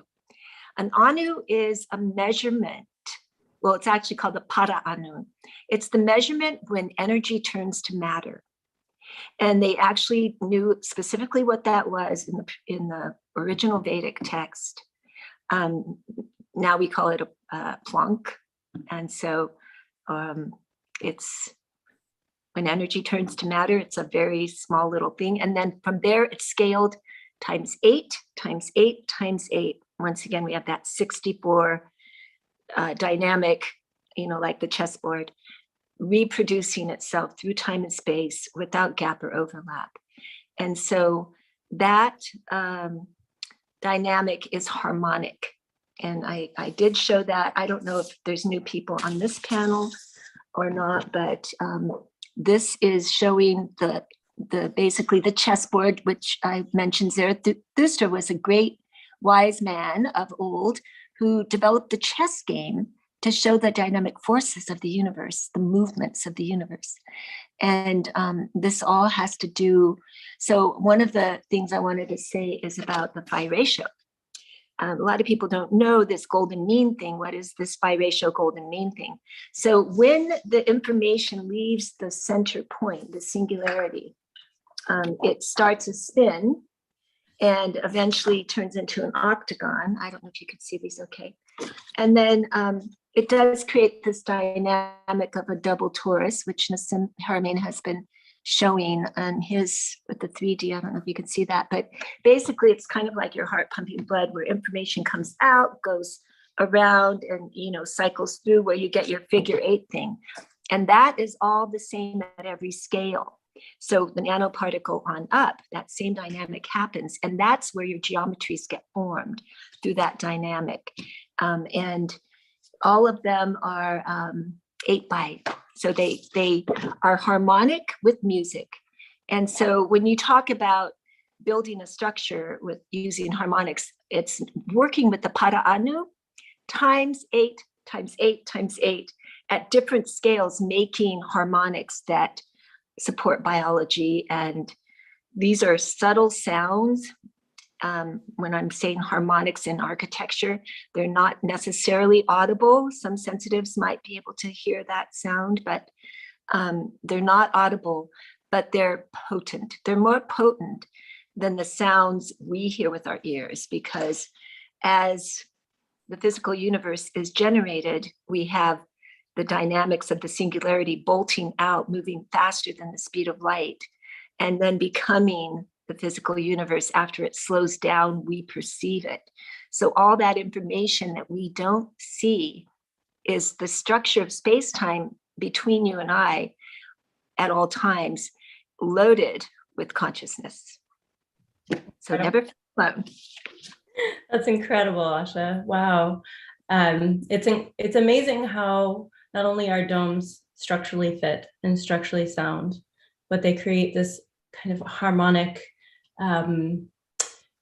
interintelligence within our being. And so I think there's something that's really beautiful about that. And then Morgan earlier spoke about the domes. Traditionally, domes have been built with wood and other types of materials, wood, bamboo, etc. And I know, Morgan, you work with domes in a different type of way. You've been working on this crete material for many years to build your domes. Mm-hmm. I'm curious if you can share a little bit more about what that looks like and why this crete material.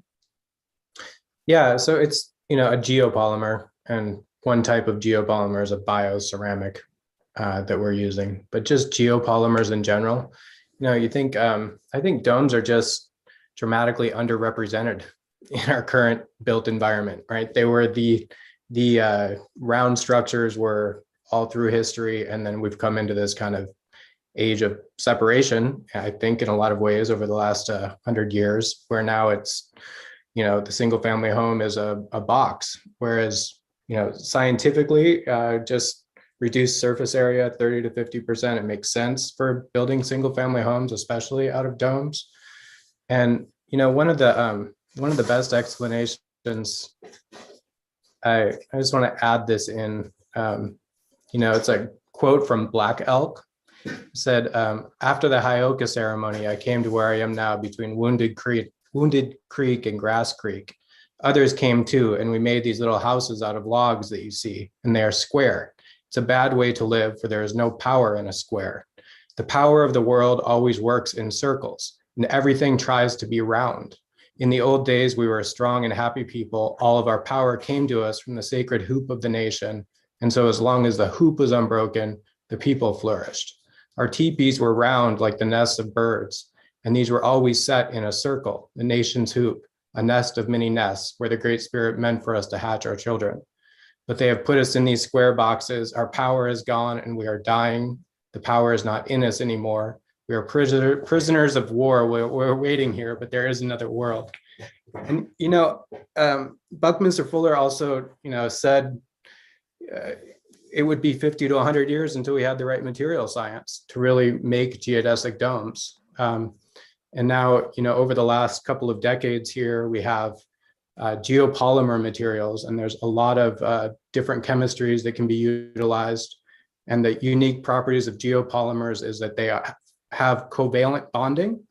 So you can make geopolymer components that fuse together with geopolymers, right? So you end up with monolithic structures that are, and for instance, like last year in the US, there were 2 trillion concrete blocks made. Not in the world, 2 trillion, 500 billion in the US. That is such a huge number. That's a wall 50 foot high that wraps around the earth 25 times in 1 year, right? If those were ceramic geodesic components instead of concrete blocks, that would be like 1 dome for every human being on earth in 1 year, right? Just that level of production capacity, the efficiency of making geopolymer blocks that form actual structures, right? 3D space instead of separation walls in a sense. So yeah, it's really, I think we're really on the verge of like a dome regeneration, renaissance. It just brings the shape at least back into, another thing I'd really like that I think grounds it too, the understanding of why domes is, you go back to Plato's Timaeus, and he described a 120 right triangle sphere that he called a container for becoming, sacred, feminine, vibrating container for becoming, Gaia. He called it Gaia. And that sphere nests, all 5 of the Platonic solids nest within Gaia so that their corners touch its corners. And this form is like the ley lines, the rivers of magnetism that encircle the earth form a geodesic, right? A Gaia. There was a beautiful article in Nature magazine that goes back, 15 years ago or something, describing how, Fuller would do the jitterbug, the icosahedron, dodecahedron, just showing that this is it's actually the only 3D golden ratio fractal. So it's just like, it's in our bodies, it's in the universe, it is the Earth grid. The native geodesic or the native Earth grid is geodesic. And I think one of the problems with homes is not only that they're boxes, but they're built on a grid system, right? And if you go back to when did this grid system come about, it was actually Rome. When they would occupy territories, they would put down a grid of roads. So basically they could stand at a corner and, monitor in a sense. It's like a pattern of occupation. So yeah, it's time for a new pattern. Yeah, I was just going to ask before I ask Ed a question. I'd love to ask, you all might know, why haven't we moved further into building with domes as opposed to building these square homes on a grid basis? What's stopping our development in terms of domes? And then Ed, feel free to hop in. Any of you, please feel free to hop in. Well, My partner Kate just asked an interesting question. Can you make skyscrapers out of domes? And I'm like, Yeah. Don't you need like a vertical load bearing? I don't know. Yeah, I think when you want to divide up, put a bunch of rooms in an enclosure, the box is great for that. But single family homes, I think the reason is that we haven't had the materials. There's a lot of waste, different materials that are coming together. And yeah, and multi-floors too. Yeah. Well, I would love to pivot the conversation if I may. Yeah, please do. So I've been working with domes for some years, started working with Asha when I founded my company, Vortex Immersion, in 2007. And let's see here. Oh gosh, Zoom quit unexpectedly. Yeah, we're not seeing anything on the screen if you're trying to share something. Okay. Now we are. Oh, you're seeing it? Nope. No. Yes. Yes. No, yes. It's just saying. So I'm like, yeah. It keeps crashing. Let me just.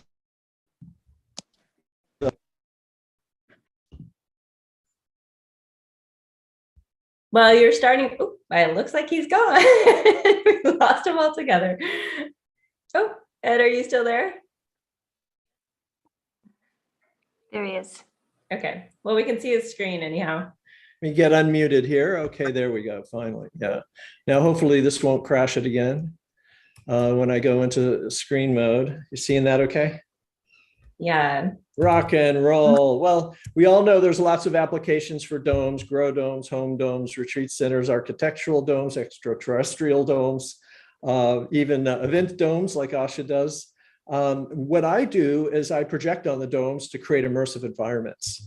And there's lots of different types of these theaters, digital domes, we call them usually, full dome theaters, whatever. Digital planetariums, giant screen, IMAX type domes, perforated aluminum, and whatnot. These are ones I've designed. I've done about a dozen around the world. Some prestigious projects that I was very blessed to be able to work on. And I built a team to create and install digital projection systems and architectural design and the whole thing. But the fun really begins when we bought a dome from Asha and put it up in downtown LA on a studio lot called Los Angeles Center Studios. And I thought, well, we're gonna like show Hollywood what you can do with immersive cinema, right? And but what actually ended up happening is artists flooded in. And I mentioned Kate McCallum, she's on the call. While I was doing the commercial projects, she's doing all these cool art projects. And the artists started coming in and blowing our minds with all kinds of creative sorts of productions. We had live performance art where Aaron Axelrod had a plexiglass dome and was spilling paints on the dome, and we projected that live overhead. He'd like dropped acid just before the show. I don't know why, but we did an immersive ballet. An 83-year-old choreographer, Stefan Winter, came in and he said, I must do my ballet in here, So I was like, okay, dude. Very cool. Audrey Phillips did the visuals for that. At the same time, I was doing commercial projects. So a couple of Comic-Con domes for Super Bowl domes, IBM dome, just on and on, concert domes, the whole deal. But the most recent thing where we really had success was with this show, Mesmerica. And this show is a journey into your own mind. And it blew our minds because how people responded to the show. And you can go to mesmerica.com to see more, but the show actually blew it out of the water. We sold 330,000 tickets up into the pandemic. Grossed about 10 million. We were playing in 33 dome venues. These are like digital planetariums and IMAX domes across North America. And we also last year launched Dome Fest West. So now we have a full dome film festival. And what was cool is we partnered with 3 other dome film festivals across the globe UK and Australia and Germany to create a Best of Earth award, which you never see multiple film festivals collaborating on global awards. So that was like really inspiring, really cool. So I thought I'd just share briefly this vision for the future. Where's all this going? Well, you've all heard of the immersive Van Gogh, the walkthrough immersive experiences, really cool stuff. You might not know that there's a bunch of digital domes coming for arts and entertainment, not planetariums. The Wisdom is here in LA. They do all kinds of transformative Android Jones and all kinds of crazy stuff. The SAT is in Montreal. This company Cosm bought where I used to work when I was designing domes. They acquired several companies and now they're making LED domes that are putting tens of millions into it. This is the granddaddy of them all, opening next year in Las Vegas. There's one going up in London too. It's an LED dome, $1.7 billion, 17,000 seat dome. So it's like, oh my God. And this is what I've been working on, are what we call domeplexes, right? And these are multi-dome architectures of all kinds. We're still out there raising money for this, but this is a Phoenix, have a Native American property in Phoenix. So what's coming, I think, and if we got to think of this as an ecosystem now, we have retreat domes where you have these inner journeys, plant medicine maybe, stuff like that, on a small scale. And you can do production retreats so that the team who's producing can get into a headspace and produce from there. Community domes, entertainment domes, these are the large domeplexes.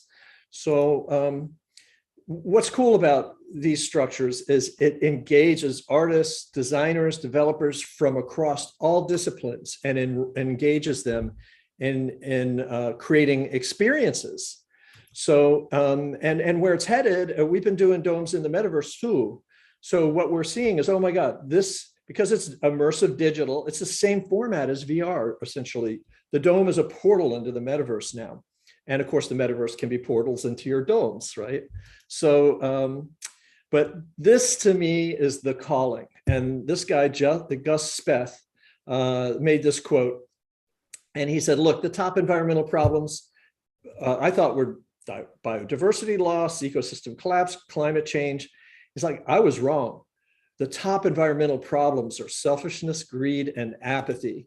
And we scientists don't know how to do that. Like what we need is a cultural and spiritual transformation, and us scientists don't know how to do that.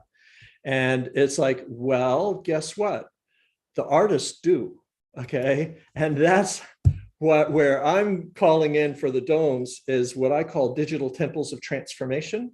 I'll be talking about this later in the day. And the maestro of transformation is the techno shaman. And the techno shaman, this could be in VR, it could be in domes or whatever. It uses the power of XR technologies to craft multisensory experiences, not just for entertainment, for transformation. And because we can take people, I call it phenomenological cinema, instead of cosmological cinema, which David McConville coined that term. We're actually, the movie is taking you into the mind. It's not taking you into the physical world.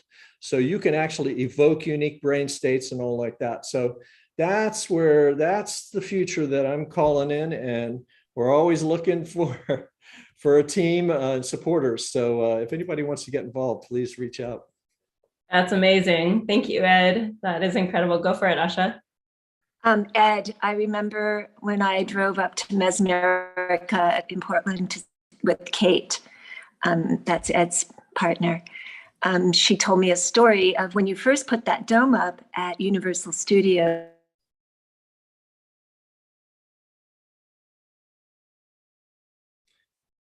Oops.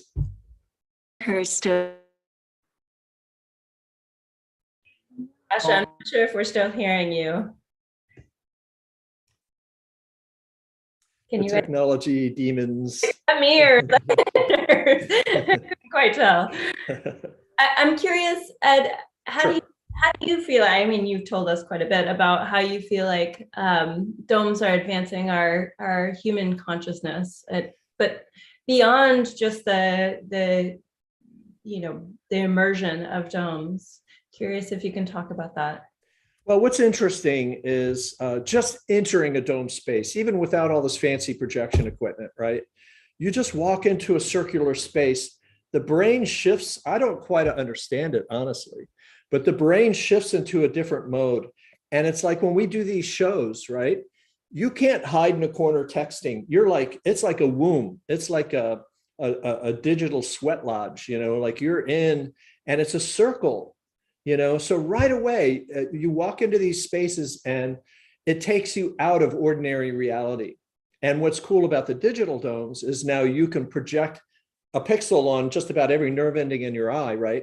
And you can now change people's reality and take them to other places, both real and imagined. So it's a transmission, though. When you create content, if you embody a certain state of consciousness and you create from that consciousness and you immerse people in it, it's a transmission of a brain state.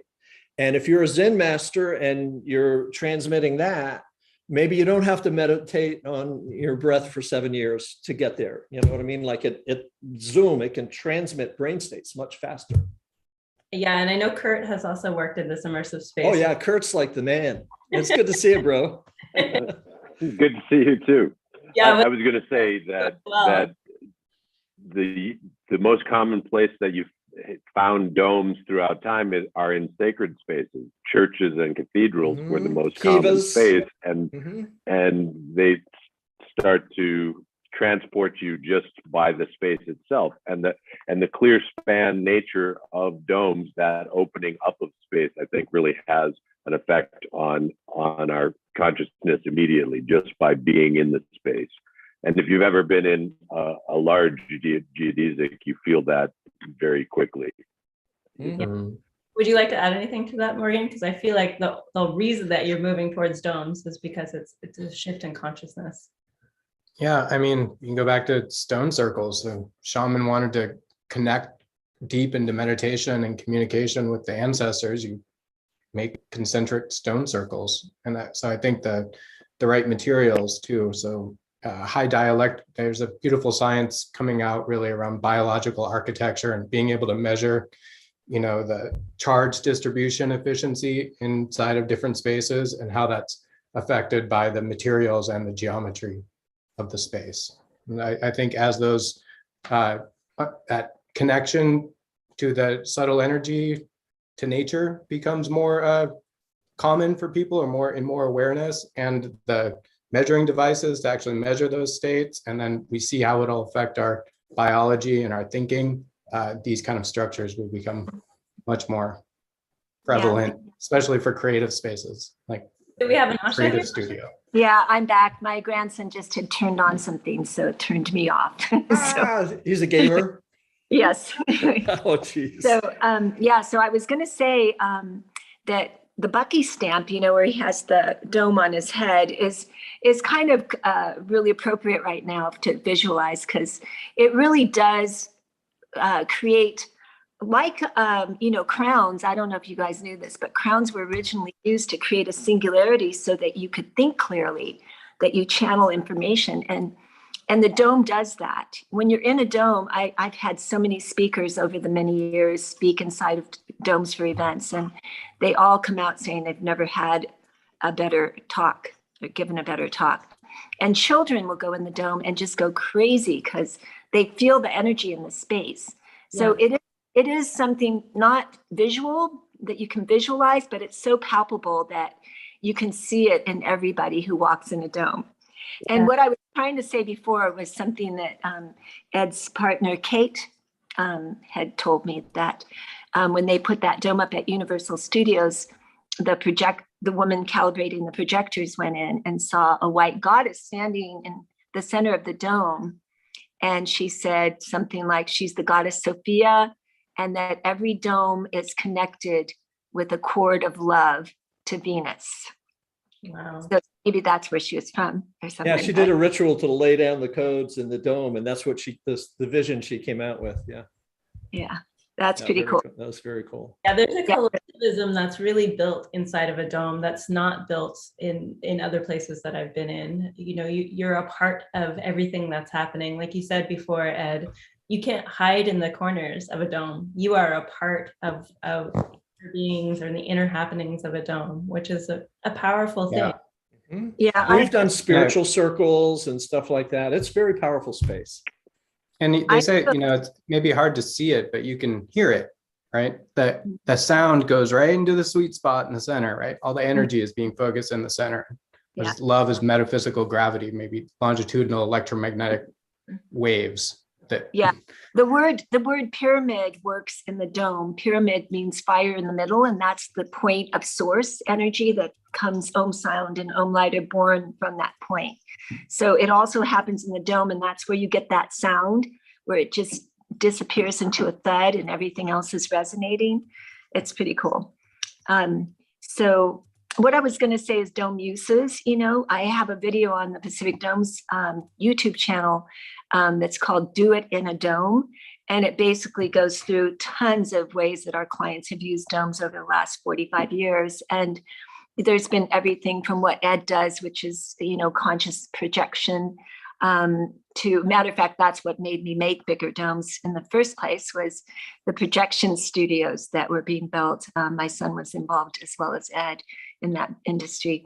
And then, went into from shelters to, playground equipment, greenhousing, just whatever weddings, whatever you could do in a dome. But I got to tell you, one thing you don't want to do is run a schoolhouse, because the sound in the dome is so, it kind of has this way of like resonating throughout the whole structure. So if you are on one side of the dome and you whisper, you can hear it on the other side of the dome. And we have had to help people figure out ways when they put up a dome for a schoolhouse to deaden that sound, drop the sound levels down. And usually carpeting takes care of that. But yeah, we've been doing a lot of testing in our dome too around. Buckminster Fuller had a beautiful story about the dome they built in Hawaii, and thinking that it would have this horrible, acoustics, but the way that the triangulation that protruded out from each triangle around the perimeter caused all these cancellations, and the acoustics were perfect, right? I think there's ways with the attenuation and diffusion to really control that. Yeah, I bet I'm imagining that both Ed and Kurt could speak to that as well. We have a special guest in the audience that I thought that I'd maybe bring up for a moment. I'm sure you're all familiar with Doug Jacobs, who I'm going to bring him up for a moment because Doug, do you want to speak directly to both Buckminster Fuller and what you do with Buckminster Fuller and domes as well, because you have been a part of this community for a long time and with domes, and we're coming to a close, so I thought I'd open it up to questions, and would love to just hear from you for a moment. Yeah, I know many of the people here, so it's nice to see them again. Kurt was at the opening night of my play about Buckminster Fuller in San Francisco. The first time we met, and we ended up staying up very late drinking, and we were the last two standing at the end of the evening. So, and it was a great evening. Can I share one picture? Yeah, please do. Let me see if I can find it. Okay, but just to say that there's so many different forms of domes in the world, and there's a lot of opportunities to engage with domes, not just from the people that are on the screen right now, but there's so many opportunities out there. And I just want to say that the domes are our future. So we really need to start engaging more. Go for it, Doug. Yes, here's an image that is, I don't know if I use it in the show or not, but it's one of Bucky's first structures, which was a playpen he made for his sister. And it summarizes a lot of the personal elements that I tried to bring into the play and the structural elements. And I realized looking at this, that he has triangles in these corners here to strengthen this box that he and his sister in. And what this summarizes is Bucky's idea of a system which has the inside and the outside, and that which separates the inside from the outside. And animals and kids want to go into a structure like that. A cat would jump into this structure and then jump out. And so the idea of borders, and I mean, this is basically the structure of a little home for he and his sister to play in, and play being an important element in Bucky's life. And you can see the glasses he had from a very young age, and the nature around him, which was always, so his experience was always experiential. And so I tried to do a play that was about Bucky testifying to the 19th, 20th, and 21st centuries. And that was the structure of the play. And his own transformation as a model for other people to transform their lives, not to be little Buckies, but to be what they were uniquely designed to do themselves. And a lot of people, in talking about the sacred geometries, while I was working on this play, I got to know a lot of the Paiutes in the Eastern Sierras. I used to go to those sweat lodges, those circular spaces, and did a hike from the floor of Yosemite Valley over the mountains to the foothills above Mono Lake, and learned a lot from what it means to get a group over the mountain or to leave people safe on the other side of it.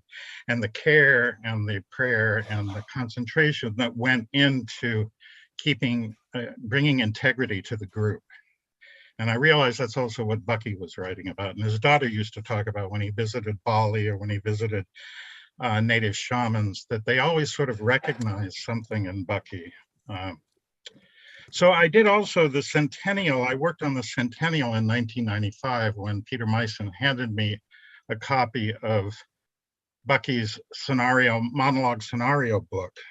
And I had that in my hands for a few hours, and I said, this would be the basis of a great play. And then 5 years later, I did open the play based on Robert Schneider's work, and then drawing in a lot of things from everything else that Bucky wrote. So that's just a short intro. But this picture I keep coming back to because it sort of starts with family as well, and that he made something for his sister. So love being, for Bucky, love was like a monkey wrench. You know, it really did things in the world. It created low pressure points where energy could move in unpredictable ways. And that's a brief history of my connection. Nice. I love that. So from here, I would love to open it up to the audience, and I'm gonna just stop the share so we can see everybody on the stage. There's some questions that are coming in from the audience, but I'm just curious if there's anybody that wants to directly ask a question. We probably have time for 1 or 2 questions.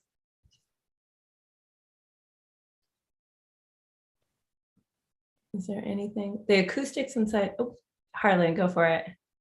And he did just put it into the chat. And what is GeoShip's name?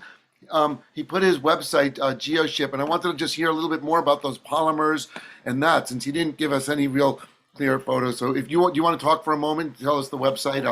Morgan actually gave a talk earlier today, so we can see that later too. Okay.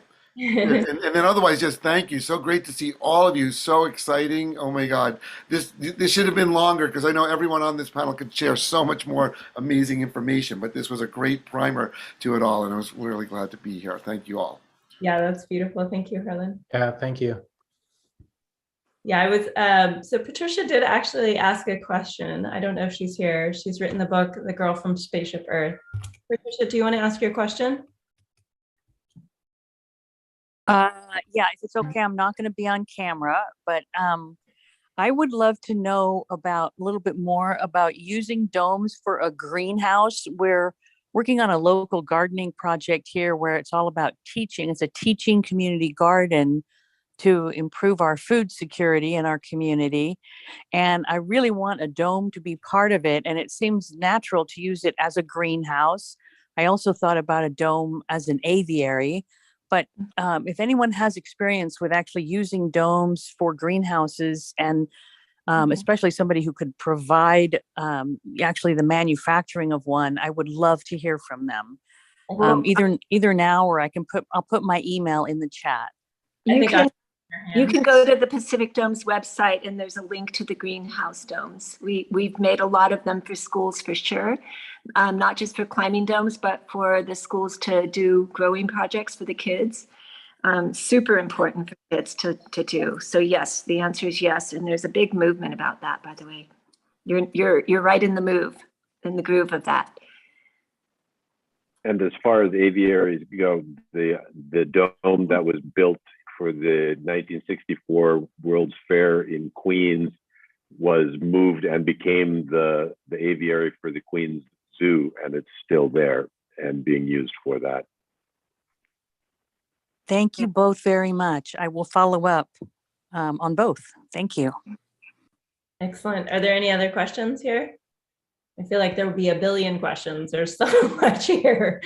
Go for Lemur.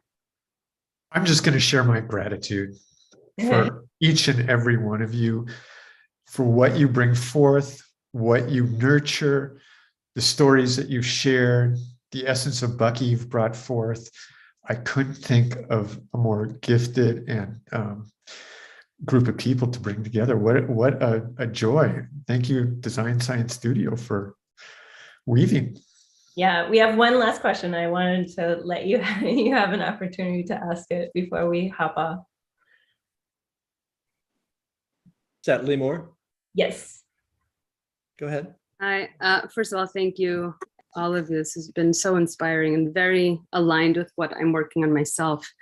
And I'm curious to know the felt experience and the possibilities when you're talking about shifting consciousness in dome spaces like this. And when we apply these types of geometries, what are the possibilities that either are not expected maybe, or what has been experienced and what is possible other than what we are seeing today?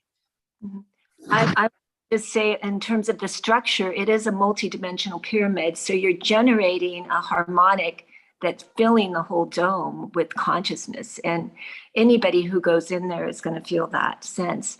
And then to take it a step further, you can have Ed do some projection and some music. And it turns it into a multidimensional experience.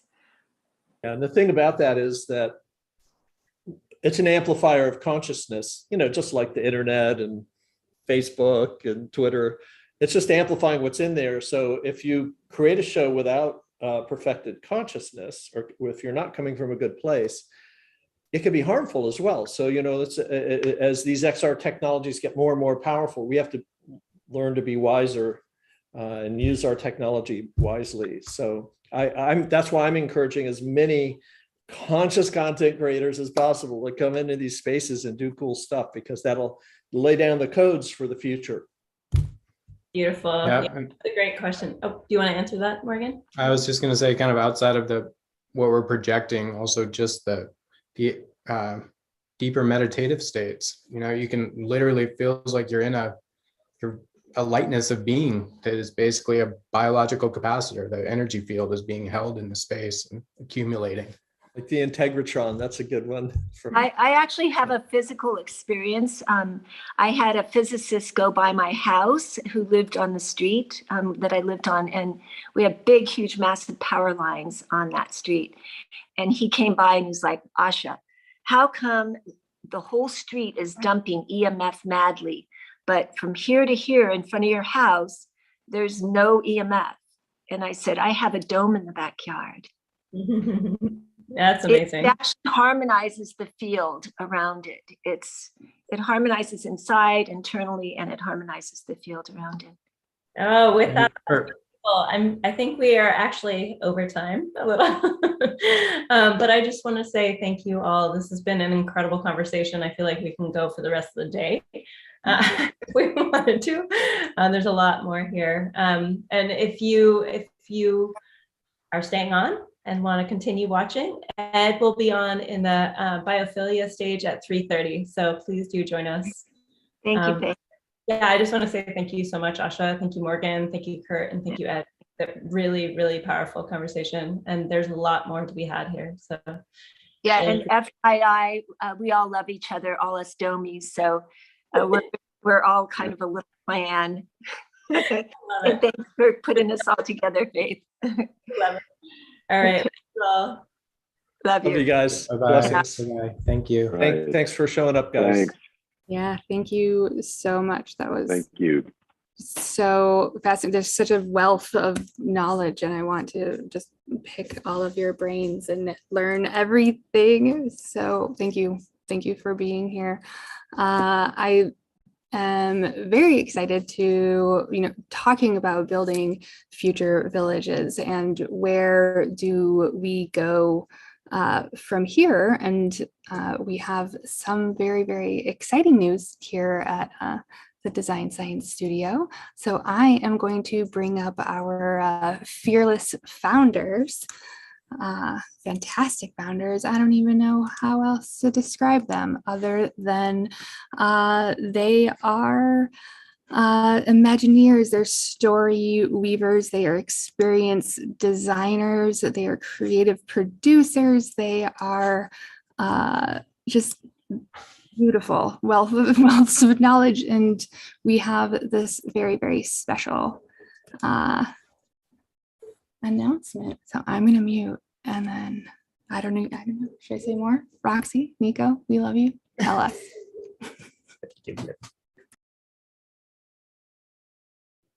Thank you, Bliss. Awesome. Can you hear us? It's working. Okay, cool. I have interesting glitch in technology today where I can't control my sound in a normal way. Cool. Thumbs up. Awesome. All right. Yay. Well, we are here to share with you about a project. Ooh. There we go. Ooh. Yeah. Perfect. So this time last year, we shared about this project, and this was in a completely different stage. And here we are a year later, and we have some exciting updates about La Tierra, previously called Shangri-La. Yay. What is La Tierra? Well, La Tierra is a village project that we've been developing for almost 2 years, and that is getting into a very, very, very interesting point. Last year, it was only a pitch deck that you're about to see. We're going to walk you through it. A year later, we have found our land, and we are about to sign a contract to acquire this land, and we are about to launch the project into its next phase. And so we're going to walk you a little bit through what it is and some of the progress that we've made, and hopefully will inspire you as much as we are. So La Tierra, what is La Tierra? Well, there's sort of 5 main components that make up La Tierra. For one, it's a regenerative village, and this village is designed to embody and teach the principles of a regenerative future. One thing that you'll hear a little bit about more later is mycelia, which is this concept of a village of villages inspired by Burning Man, but that's one piece. Another piece is that similar to the Design Science Studio and future home of the Design Science Studio, a think tank and a school for the regenerative movement to find planetary solutions and to empower them. It's also a place where you can disconnect to reconnect. And so it will feature a large outdoors, immense rabbit hole of experiences, garden, a la Burning Man, but permanent and in the jungle. And what we want it to be really is like a safe haven for travelers and thinkers and philosophers and revolutionaries that could find a home, a center, a place to live and to develop their ideas. We're going to walk you through some of these concepts that Roxy was mentioning. The first one of them all is mycelia. Mycelia is this idea that we had inspired by Burning Man. Burning Man does something really amazing on creating a city in only a week. It's like they basically do 3 things. They set up the streets. They tell you, just like set up the city a little bit, the layout of the city. They build a temple and places where, we can gather together. And they also build some principles on how to operate within it. And within that, then they invite people and give them real estate. And these are groups that are already cohesive and have been already formed and, are willing to put in the time to come and build what they call camps. And through the build out of all these very diverse camps is that the entire project comes to life. And so we're doing something similar. We're going to be building a village of villages. So we're going to do all the hard work of acquiring the land, doing the roads, putting the water, the electricity, all the complicated things. And then we're going to start inviting groups that are somehow looking for land, looking to ground in a place, looking to maybe even build a building. For example, the Natura Institute could have like a building there where, you know, they can do their teachings. Some of them will build an entire village for like many people to live in there. And so it's through the creation of these different villages that will have interoperable principles and that will talk to each other and that will be coexisting in the same space, that we're going to create a very, very diverse, interesting, rich space with, you know, from many different people. That's the thing. It's like we're going to have circus people, yoga people, we're going to have thinkers, we're going to have tech people, we're going to have elders, and we're going to have young people. And so we want to really address all these different personalities and types of people that we want to live in our village. Communities will own their own spaces and they will create their own worlds within the village, always abiding by the general regenerative principles of the project. The next space that I want to share about is Agora. As it says here, a place to develop the revolutionary noosphere. And so Agora, similar to, again, here we are in the Design Science Studio. In the past, Agoras were kind of intellectual havens, places for people to come together to rethink and reimagine the way that we orient and to learn and unlearn together. And so the intention of Agora is to host a variety of workshops and deep dive conversations, to have the home of the Design Science Studio, or at least one of them there, to have a wild school and permaculture space, just a place to come together and learn and practice. And so this is a space to kind of foster planetary solutions to design a world that works for all in physical space.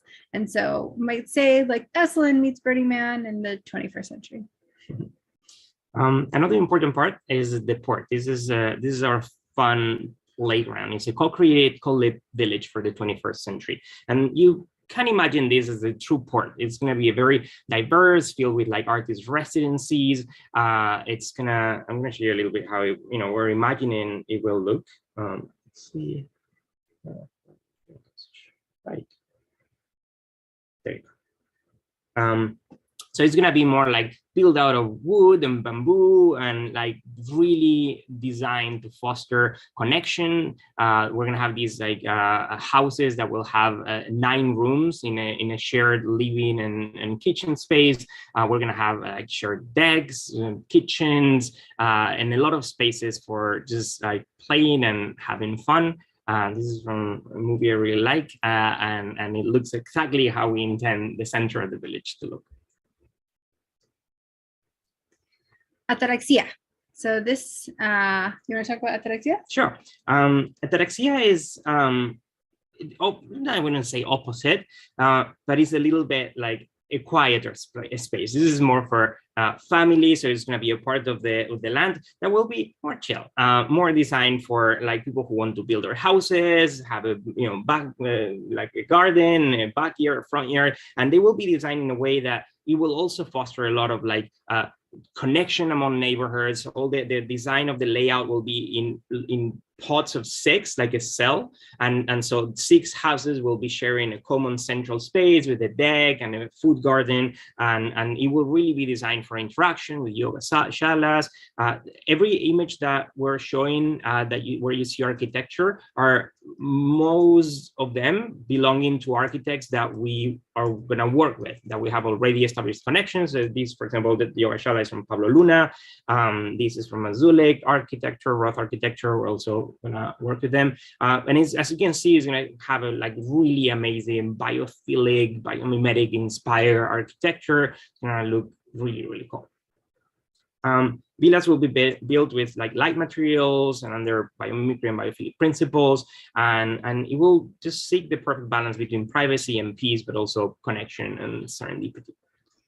And if you can't tell, we're experience designers. We're designers, we are ontological designers, and the space that Nico was just talking about, all of these spaces are really trying our best to integrate what we've learned about biophilic design and ontological design, and how critical it is to have spaces that architect the mind that are unboxed, that are more natural, and that are really looking at the most sort of regenerative principles and how those spaces can help you learn. Now, another space that we're developing is the Land of O. And so the Land of O is another kind of space that architects the mind. We learned through immersive art that there are things called inactive environments. These are environments that are designed to help you learn and to learn. One of the most important things is to play, as with some of our friends here have mentioned, and the importance of play and the importance of immersive art to support that. And so connected to Agora and to the rest of the village will be the Land of O. And this is a myriad of different rabbit holes and immersive experiences and land art and large-scale immersive art for people to widen the mind, to tell stories, to reimagine our narratives, to perform, to amplify art, and the importance of coming together for narrative artifacts and for new myth to kind of take root in the space, and also a place for the physical art to kind of come to life that is being breathed and dreamed in the space of the entire village, and also will kind of call home to some of the artists who come out who are potentially Design Science Studio members or otherwise around the world, to feature kind of outdoor art that can be animistic and inspiring and connecting. But all in all, immersive art, as Ed was just sharing about, has the power to change our collective consciousness. And what we can do with these sorts of spaces is reorient to the natural world and our relationship in it. And so there will be small narrative devices, little time machines, places to kind of blur the lines between our present day and the future, narrative and reality. So the Land of O will be designed to support that and be a home for all the large scale immersive art of the village. And yeah, a place to really get inspired. And it's going to serve as this inspirational launch pad, ritual and magic, kind of where the rules are suspended. Diactic shifts is a suspended belief. It's kind of the experiential side of La Tierra and what kind of connects all the pieces together. So these are like this is the overview of what we're going to build. On top of this, we're going to also build in a super cool hotel, a farm restaurant, a whole permaculture operation. But more than anything, La Tierra will be built out and born out of all the other villages that will come and coexist with us, and that will build over time. And we will create this, like, hopefully really, really nourishing space that can serve as a blueprint really of what's possible. Same way Regenerai is our story universe that we need to we need to put some imagination into it, but it inspires to understand what's possible. La Tierra will be just that, but real, like tangible. You will to come and experience it. And we always say that for us, connection with the planet comes first. Our goal is to be mere stewards of the land we inhabit. We don't believe in ownership of land, but stewardship. And we've been using some like really powerful design principles, like 7th-generation thinking principles, which is wild. Like when you're designing something and then you finish the design and we sit for a second and say, okay, how does this look in 7 generations? And how does that look in 7 generations after that? And it really starts transforming the way in which you approach things and you design, designing with and for nature, using regenerative practices, and following just one principle that for us is very important. It's what regenerative means, is to give more than you take. So we expect this land to be taken care of for literally more than 7 generations. And we pledge to always be a trim tab, a space for imagination, ideation, to just be the smallest part of the system that can create the greatest impact. So we'll talk through some of the principles. One of the things that I think is most important is, maybe I'm skipping ahead, but land stewardship. So the land will be put into a land trust, and everyone is stewards of the land, not owners, because this is a really kind of critical piece of the puzzle. Regeneration, as Nico mentioned, is one of the most core principles, looking at how do we make sure to embody the principles of regeneration, both in the materials that we're using, in the way that we're treating to the land, in the way that we're listening to it, in the way that we're tending, and also understanding the story of place and the indigenous within it. And we're really doing our best to look at how do we think far into the future and not just the short term, and how might this place be a protopia, a place that is, just helping to embody these regenerative values so that other people might be inspired and be able to bring this to the urban environments that also so need a re-inhabiting the village, a reconnection to that which has been, is different than the way we live now. We will have a large permaculture operation because we believe in food sovereignty and in rethinking how we eat. That, eating is that thing that we do at least a couple times a day, every single day, and is our direct connection with nature. And so we really want to create a space. Actually, the restaurant that we'll create will be right in the middle of the permaculture garden. And so you'll be literally having dinner within the orchards, and we'll be able to get into the greenhouse and learn about, where the food that the delicious food that you're eating is coming from.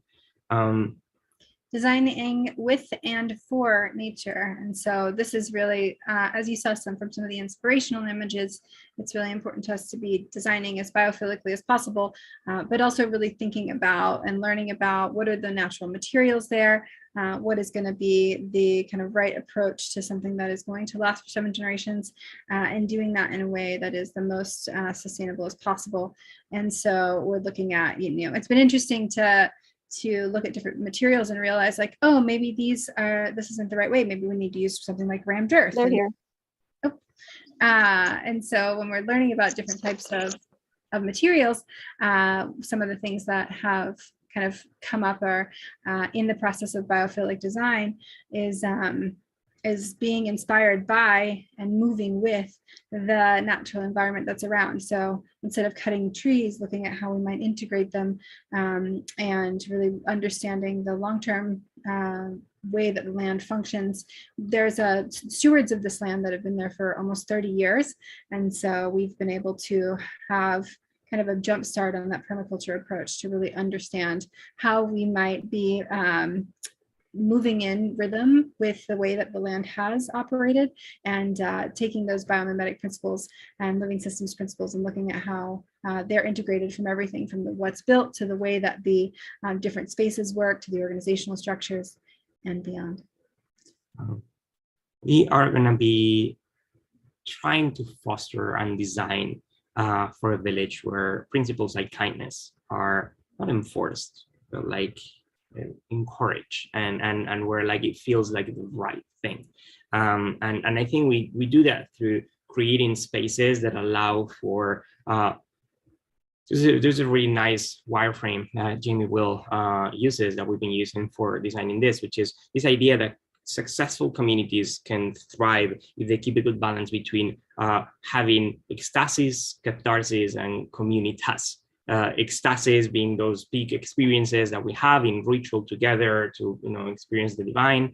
Catharsis being the being kind, the doing the work, the sitting together and healing, and then communitas, which is the feeling of camaraderie associated to a group that is experiencing the same thing at the same time.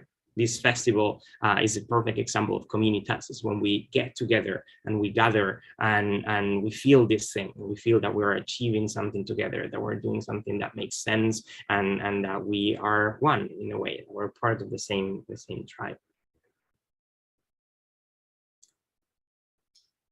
So we were talking about stewardship. I think stewardship moves beyond also the land to people, and so really looking at how we might be stewards and community, reorient to and away from ownership and towards really being conscious and considerate and mindful of how we're reorienting to what it means to be human, and to live in community in this way that can really work.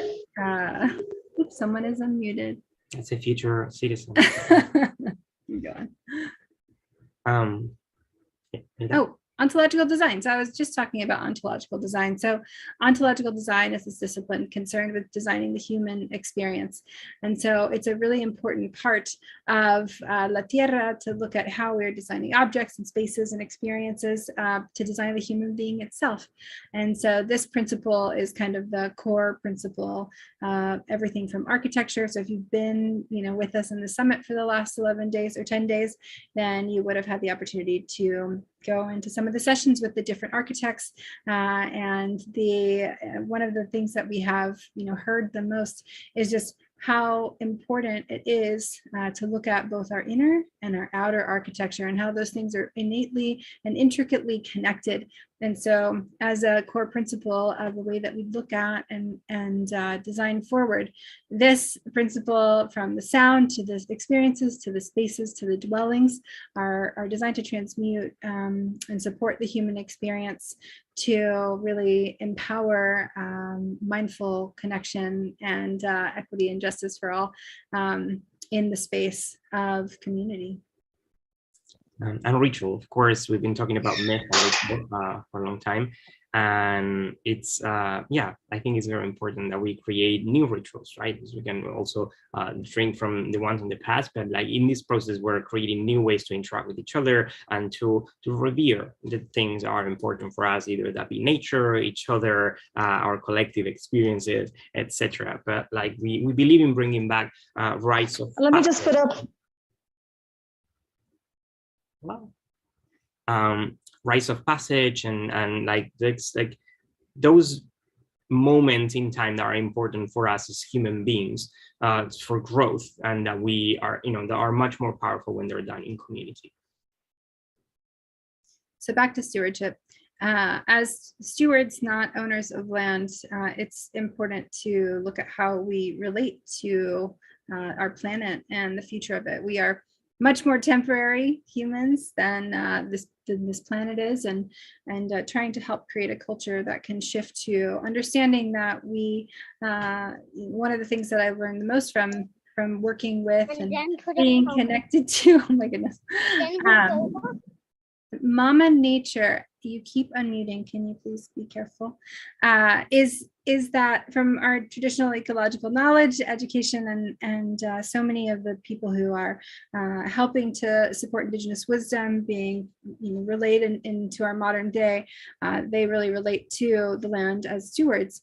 And we are, as I said, but temporary. And so the structure and the model is that the land is in a land trust, and we're looking at how we can all relate to this planet and to the land that we're tending in a way that is, yes, the structures that are built can be owned, but the land itself is something that we all steward together. And so it's also about this coming back to communitas and it not sort of just being me or you, but we.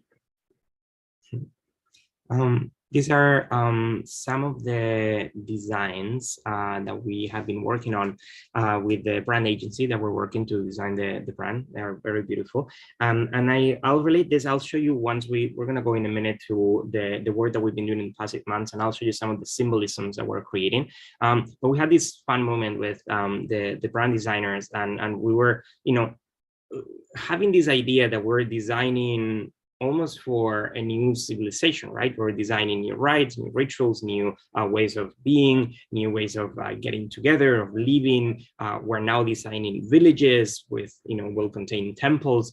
And so at some point they kept talking about the branding, and I stopped them and I was like, no, we're not creating a branding. We're creating a cosmology.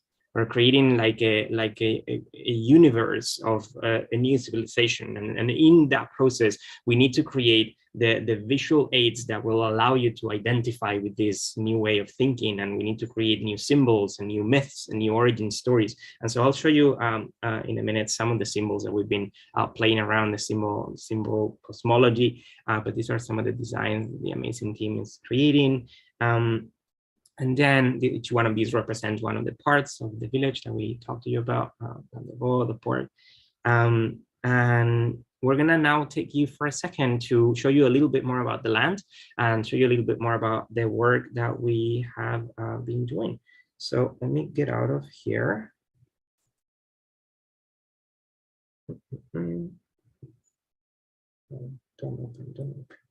Okay. And so what you see here, first, this is, so in the past 8 months, about 10 months ago, we found this incredible land.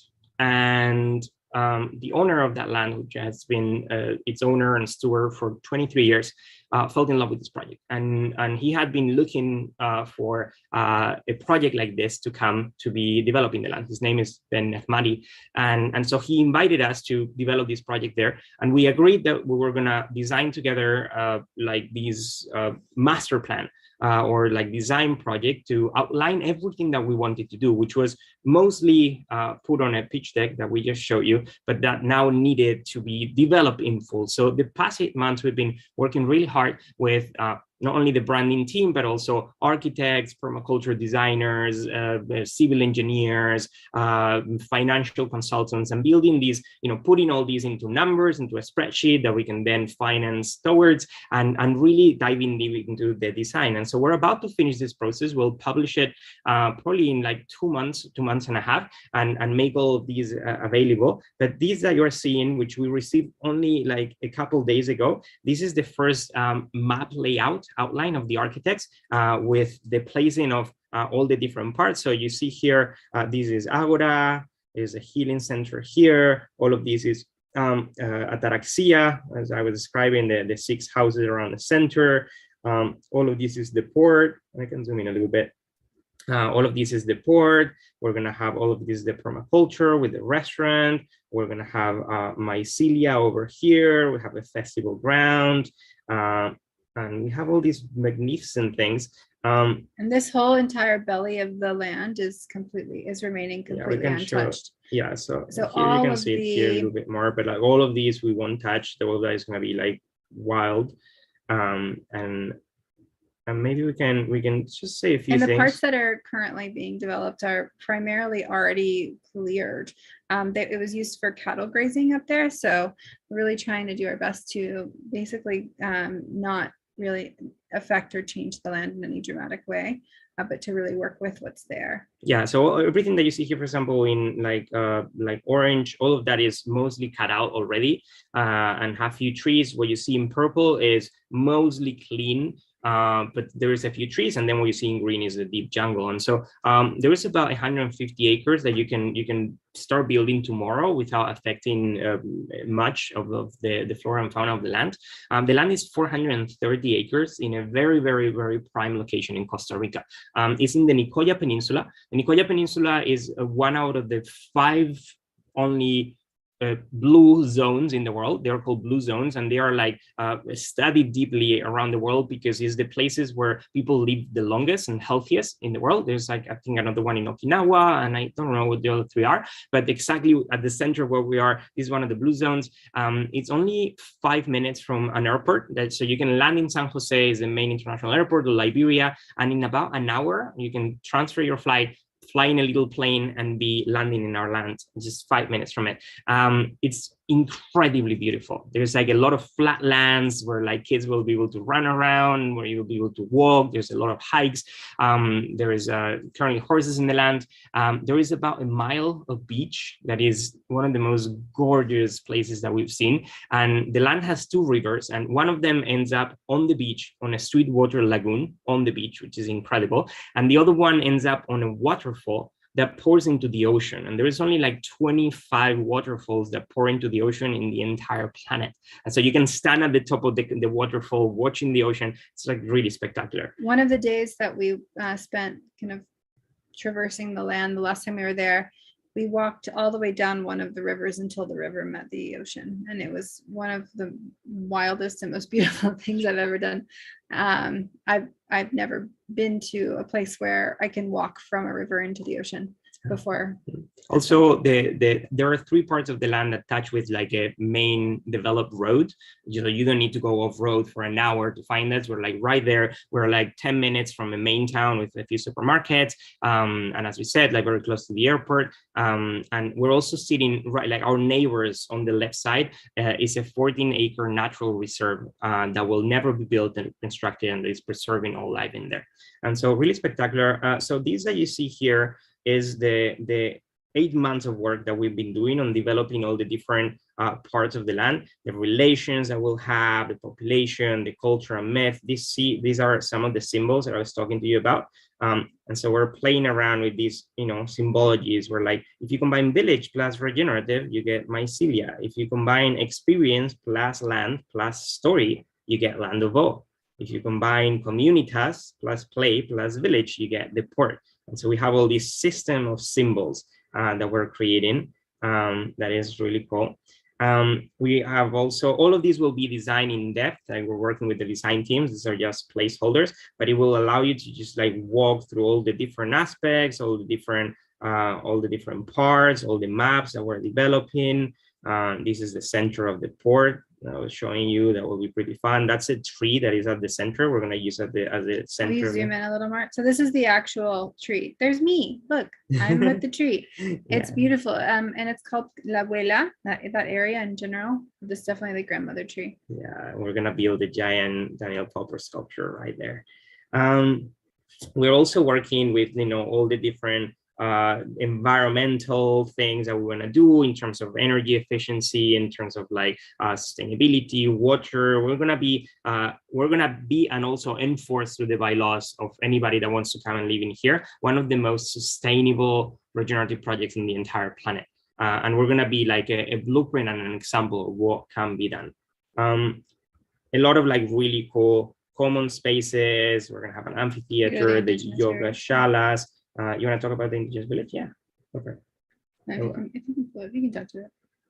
So also one of the things that we are very keen on is in like just being in right relationship with the indigenous peoples, not only from Costa Rica, but like everywhere. And so we're gonna be giving back 10 acres of land to the indigenous people that were originals from that area. But at the same time, we're gonna help them build what we have called the indigenous village. That will be one of the villages of mycelia, with the idea of it being a center for teaching indigenous wisdom, knowledge from many different indigenous traditions, where people can also come and learn. Not only people like people who haven't been exposed to this kind of knowledge, but also indigenous people that might be want to learn things from their original tribes. Or similar to, I don't know if you were here whenever we had a Harsur Snow Raven come, but she is creating a temple of shamanism and science, and that's to help preserve and support different indigenous traditions. And she's native from the Siberia, but one of the things that we've learned after connecting with some of the different indigenous representatives in Costa Rica is what they might actually need is not land. What they might need is actually support, is money, or is a place to congregate or come together, and programming and places for their youth to learn new skills. And so we're really looking to see how might we really be not just deciding this is what we think is a good idea, but we're in kind of a deep listening process and learning about what would really be most supportive for those cultures and that wisdom to pass forward in a way that resonates with those communities as well. We're also going to be working in a really, really cool, amazing, immersive story hotel with an incredible hammam, and really, this is going to be part of what we believe in around immersive stories and like immersing yourself into something. Also a farm to table restaurant I was saying earlier, where I literally meant you're going to be eating within the orchards and like learning from the ground and nature, and it's like really connecting with the experience. And so, yeah, this is more or less where we are. There's going to be plenty of things here. This section is still empty. We're still working on it, but it is the one in which we will describe how you can participate. So there is going to be many ways to plug in, from buying a piece of the land and building one of the communities, to buying something to build your own house, or being, buying a condo, or just coming to interact with us as part of the many things that will happen in the land. What are you looking for? No, I'm just showing around some of the initial ideas of how people can, support. And I think with that, we're gonna close it with the first few images of the land. We haven't barely show this to anybody, but we're really happy to show this. We were showing it the other day because we had here Moncaya, which is a dear friend and singer, and we borrowed this song from her. Yeah, so these are. Make it bigger. Yeah, yeah. I don't know if your sound is on. It is.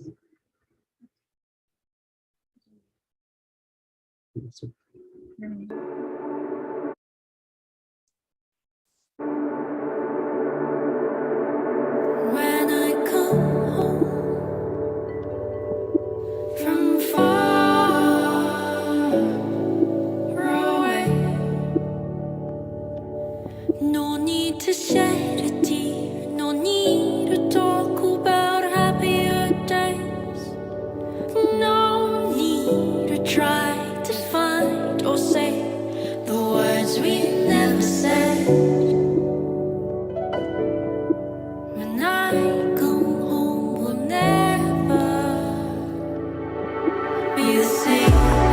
I'm coming home, coming alone, not alone. The birds say so. I'll come alone, deep down below. You guide me home. I'll find my way.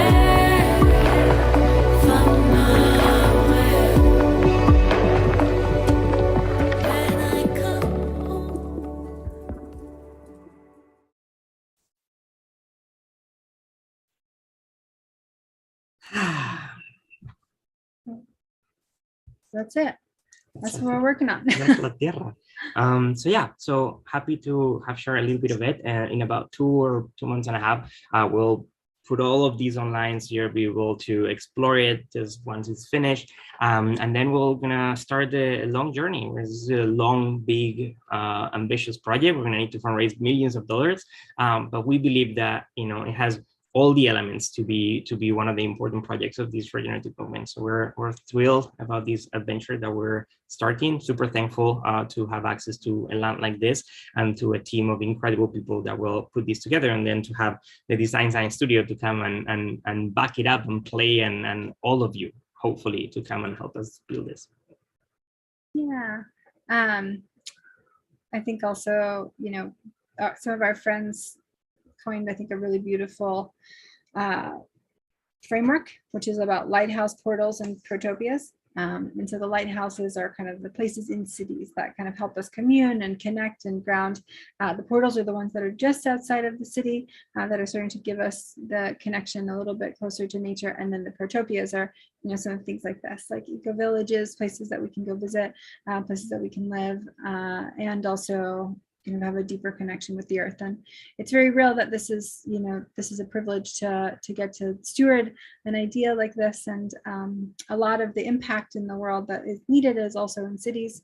And so we're looking at how this may be a place, also a safe haven, a place for people to come and replenish and say, there is a way that is possible that can embody, similar to Regenera, right? Where like a floating city, but this one's basically the size of a small town and it's on the ground, that we get to live that and experience that potential and bring that into the rest of the world as well. So it's a big vision, and so far it's gone from lots of really great ideas to great ideas mapped to physical space. There are also, as Nico mentioned, there's a lot of kind of environmental assessment that's been happening over the last few months, working with different permaculture experts and engineers and vetting that all of this is possible. And so far it is, which is pretty wild. And yeah, it's definitely a lifelong and beyond the lifelong endeavor to help steward a vision like this. And it's one that is really beautiful to share about where it's at, because it's kind of getting to that point where we get to start breaking ground. And in the chat, Melissa was asking if there are any structures. So the landowner Chipe, or the land steward Chipe, has been living there for 27 years. See? 30 almost, yeah. Yeah, and so he's been stewarding the land of the landowner, or landowners, before that, the current landowner, Bendamati. And so that's the one structure on the land. is Chepa's house. And otherwise it's completely undeveloped, other than, there's some parts that had previously been kept clear for grazing, which is not a part of the future vision, but because of that, there are places that can be restored, developed, and the rivers that run through the land, it is at the end of a watershed, and so we're looking at things like retention ponds, and because it is very wet for part of the year, but then it becomes very dry, so we're learning a lot with the permaculture experts about how to support and preserve the watersheds there, and life sheds, as someone said the other day. Yes, it is next to Montezuma. It's about 15 minutes by car from Montezuma, and in a couple hours walking through the beach. You can actually easily walk from Montezuma to our land through the beach. So, if you have any more questions, we can have like 1 more minute. If any last questions, either raise your hand or put them in the chat.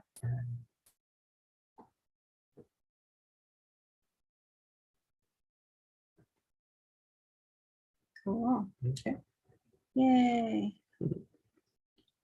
All right. Thank you, guys. Yeah, thank you. Harlan. Can't believe no one was jumping in. I mean, I'm just so excited about this. You've been talking about it for a while, and I'm so glad I was here to be able to get your whole presentation. And of course, I put in the chat, I want to, do some portal installations or some portal camp, and just the whole model of it being like Burning Man, but permanent and conscious, and just everything about it just so exciting. And so, I've been listening intently to this, and then when you said any questions, and I'm like, I'm sure people are all going to chime in. I know we got to wrap it up. I just had to fill the last moment with my excitement, enthusiasm for this, and I can't believe that you guys both run the Design Science Studio and are doing that, because both of those are full time. So you guys are amazing. So thank you so much for all of this work, and looking forward to the It next is definitely 2 full-time jobs. All right. Yeah, it's been a challenging year. I will say that it's been a lot to juggle between the two of us and the other people who are helping, but it's coming to life, and not all births are easy, as they say, but definitely would love Portal Village, and like one of the villages I can only imagine would be the studio, because we all love each other so much. Like, why wouldn't we want to hang out, create a home together that we can all play in and create inside of, at least one. It's such a well thought out vision with every aspect, so can't wait to just see it keep moving along. So thanks and good luck with it all, and we'll be in touch with that. Okay. Thanks, Harlan. Awesome. Cool. Any other questions? How can we participate? Hi, Melody. Yeah, so as Nico mentioned, there's things that are still one of the things that's still structurally in motion is how we engage our community. And right now we're in the final processes of finishing the plan so that we can get into the final stage of contract with the landowner to make sure that we can move forward with the vision. And then once that happens, then I think we can start to really move into the next phase of development, where we'll have a first settlement, and we'll start to develop the artist residency programs and some of the first programs, the permaculture programs there. So as we know, there's definitely levels of collective governance that are built in. So we'll be letting everyone know how they can plug in. Yes, Jarno, amazing buildings, and Melody too. Epic. Yeah, let's do it. We'll be together. Epic. Well, that's a big and exciting declaration. Thank you, guys. Thanks. I've just talked a lot, and now I get to talk some more. I'm going to put my cool background back on so that I'm back in Regenera. What? Okay. So next up is a little bit of an art tour. And there are so many virtual worlds. I don't know if you played in them. I want to invite everyone to, if you can, come on camera. Love to see your faces. Know you're there. I see a wild Mark appeared. Oh, amazing. Kyle, Jarno, Ty. Look at all y'all. Lena, Lemur, Claire. Cool. So I'd love to know, with a show of hands, how many of you have experienced or explored the virtual worlds of Regenera? Use your actual hand. Okay, I see a few. We got one. I see Patricia actually raising her virtual hand. That's cool, because then I can tell. All right, so some of Ooh, is that you, Bliss? Well, this is going to be a little bit of an art tour. And if any of the members of the Design Science Studio who have art in this world, or any of these worlds, I want to kind of bring you up on stage, because we're going to do a little bit of a shotgun art tour, move around the space, and so it's all right with you, I'm going to snag some of y'all up here and wander around. So give me a little note in the chat if you want to join. Hey, Mark. Hiya. How fun is this going to be? Give it fast. There's a lot of space, but I think that it's well worth it. Melissa wants to come up. Cool. Come on up, Melissa. And any more takers? Mel, I'm going to bring you up just to hang out with us for sure. Hi. Okay, cool. So we're going to kind of start at the beginning. We're going to start inside of the Regenera mythos. And I've been talking a lot, so I'm going to move through this first little bit and invite some commentary from our fellow artists here. What do y'all think about the entry to the story world? Every journey starts with the first step, right? And it's going to be a story along the way. It's beautiful. So the story tells us about how this movement had been growing underground, and this space that we all are inside of now, this floating city, is Regenera. It is the heart of the Regenaissance. This is a place to blur the lines from reality and imagination. And so we're welcomed by our friends Gloria and Ava as we enter the world of Regenera. And they welcome us as weary travelers and show us around a little bit. You know, came on Earth a year ago and a year and a month ago. It's only here for one more day, and then Regenera will leave, undock, and go off into the distance, which is wild. Oh, come on, Mark, what do you think? This is your buddy. Oh, Antonio, Antonio, he keeps visiting me and dropping these little stories in from, you know, his experience of omnidirectional communication and popping in and out of different moments of time. And the favorite story that he told me was this idea that there was a story that started a long time ago that we may have forgotten, and we're remembering it now. And it wasn't the story of separation by any means. It wasn't about divide and conquer. We had misunderstood. It was divine and conqueror. So here we are, intuitively in accord with a sense of what we need to be doing. Antonio, if you didn't catch it, he was the first one to spot the city, and now he lives in the library, where I'm currently in the library of Regenera. And divine and concur. I concur. I concur. So once you meet Antonio, then you go and you get trained. And so you meet Baswa. And Baswa says, hey, what's up? Here's the letter from the founders. Welcome to Regenera, this floating city that was created at the Design Science Studio. An ideal, like an idea, except its purpose is for supporting other ideas to emerge. So Melissa, how have your ideas emerged in the world of Regenera? Well, they've emerged in installations and video. Yeah, there's been, you know, people that were willing to build the 3D models. they really realized my vision that I was unable to create myself. I'm not really a traditional graphic artist, so it's just really brought it to life for me in a variety of ways. It forced me to confront myself and look deeper and figure out how to make it intelligible to other people. So it's been immensely helpful for me and hopefully to the people that will see it in the future. What part of the city should we jump into? We could jump into Mora, which we've launched 2 new worlds. I don't know if anyone's seen them. Or we could jump into one of the worlds, Utopia. Right, and leave it on one of you to pick where we go first.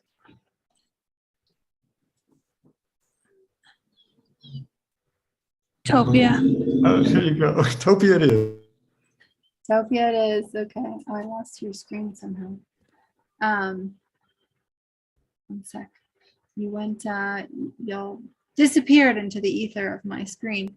I don't know if Moni is here, but at some point it'd be cool to take a peek over into the poetry world. But first we go into Utopia. Oh, I found your screen. Okay, great. Which part of Utopia? Should we go straight into the deck? I see some nodding. Okay. Now we have Captain No Account here. Captain, where have you been living in this good old world of Regenera? I had a shipwreck initially, but I'm not sure it's there again. If it is, I'll have to get on board. Creators, that's you. Systems thinkers. Oh, look, it's us. To imagine, collaborate, and co-create a world that actually works for 100. I think I saw the captain. Oh, there he is. Look at that. There it is, Captain No Account.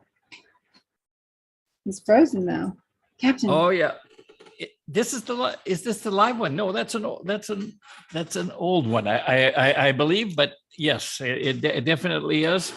But I'm around. I'm wandering the island looking for foraging for all kinds of interesting things to discover. So here from the Regenera deck, we can explore many places.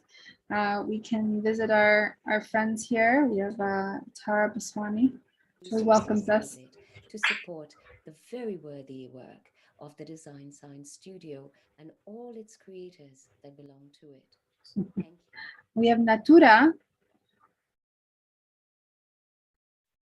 You know what's really fun, if I can say, about Utopia as an environment, as a place to go, is that it is about connecting with others in this space. So aside from wandering around and seeing the artwork or listening, when you get close up to it in proximity, then it will come alive. But when you get next to somebody else, it looks like you're a little lonely in Utopia right now. But when you get next to somebody else in Utopia, then their camera comes up next to you and you can actually dialogue and hang out with them. And we've had over the time different gatherings in Utopia, and there's just ways to collaborate within that environment. It's very fun.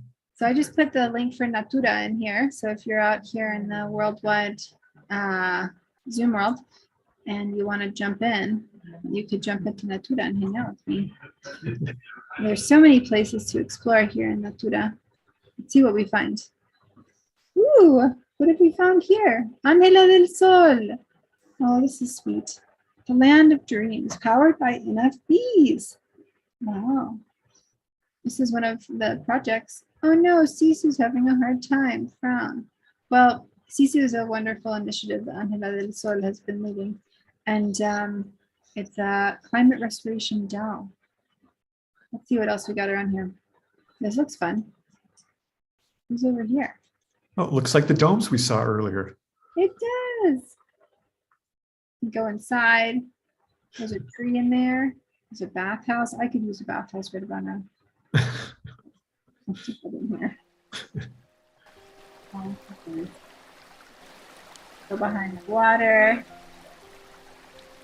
Oh, this is Sano. Oh, look, we found Benny. Great. So this is our friends. Oh, hey, you made it. Oh, great. I'm so happy you found me here in the stupa. We built this place to honor Earth Day 2022, my friend Caro and I, and we're so happy you're here. Isn't it wonderful? It is wonderful. You know, while you're here, This is great. Benny, go visit Benny in the stupa. Have you all been to the vision casting circle before? You've never been in the vision casting circle? No, there's so much that's changed every time I come around. It's like evolving and morphing and growing. Well, the vision casting circle was created by Ganga Devi and Harris Adele last year. And it is a place to cast your visions to the sacred dragon. Thank you. There's little things that you can click on that are all connected to the temple of regeneration. This is all about regenerating our commitments of healing the world. And Syntropy Springs, so this is in Syntropy Springs. And this is a ritual space to support regeneration. Pretty special. So all of these worlds, in essence, are portals to the different artists that have participated, right? Is that what's happening here? That's what's happening. Not surprising. Did anyone come hang out with me in Tokyo? Did anyone come? I don't see any friends in here. It's a good place. This was topia.io/Natura. Okay, well, no one's gonna come hang out with me. Maybe we should visit another place. I'm there, but I can't find you. I'm walking around. I don't. You're in Natura? Yeah, I am. But I'm over. Where am I? By some clear dome, and I can't see. Oh yeah, I'm right by that clear dome. I'm behind the dome. Yeah, I'm coming towards you now. Now I can see. Okay. Wait, where are you? Oh, I see you. Yeah, I'm on the back of the dome. Oh, there's going to be some crazy echo. I should mute myself. Here, I'll mute my tab so it doesn't get crazy. But oh, there you are. Okay, finally. Yeah. I didn't have my camera on. How do I turn my camera? Oh, I don't know. Which is me and my camera? Anyway, it's because I have it zoomed out and it's hard. It doesn't look like your camera's on. I know. Oh, I was clicking on Roxy's camera. I got it. Here we go. Hi, it should work. There you are. What's up? We go here. Look at the camera and be there. All right, should we go and check something out? What is right in here? Look at. There's a fire inside of a dome. That's cool. Let's go check Who's that it? What is this? This is cute. We're generating rhythms. Oh, do you remember Alana Bloom's project? Oh, and the birds. It sounds great. This is nice. And then let's see. Wait. Just keeps look. I'm dancing in the fire. Yeah. Chirp, chirp, chirp, chirp, chirp, chirp.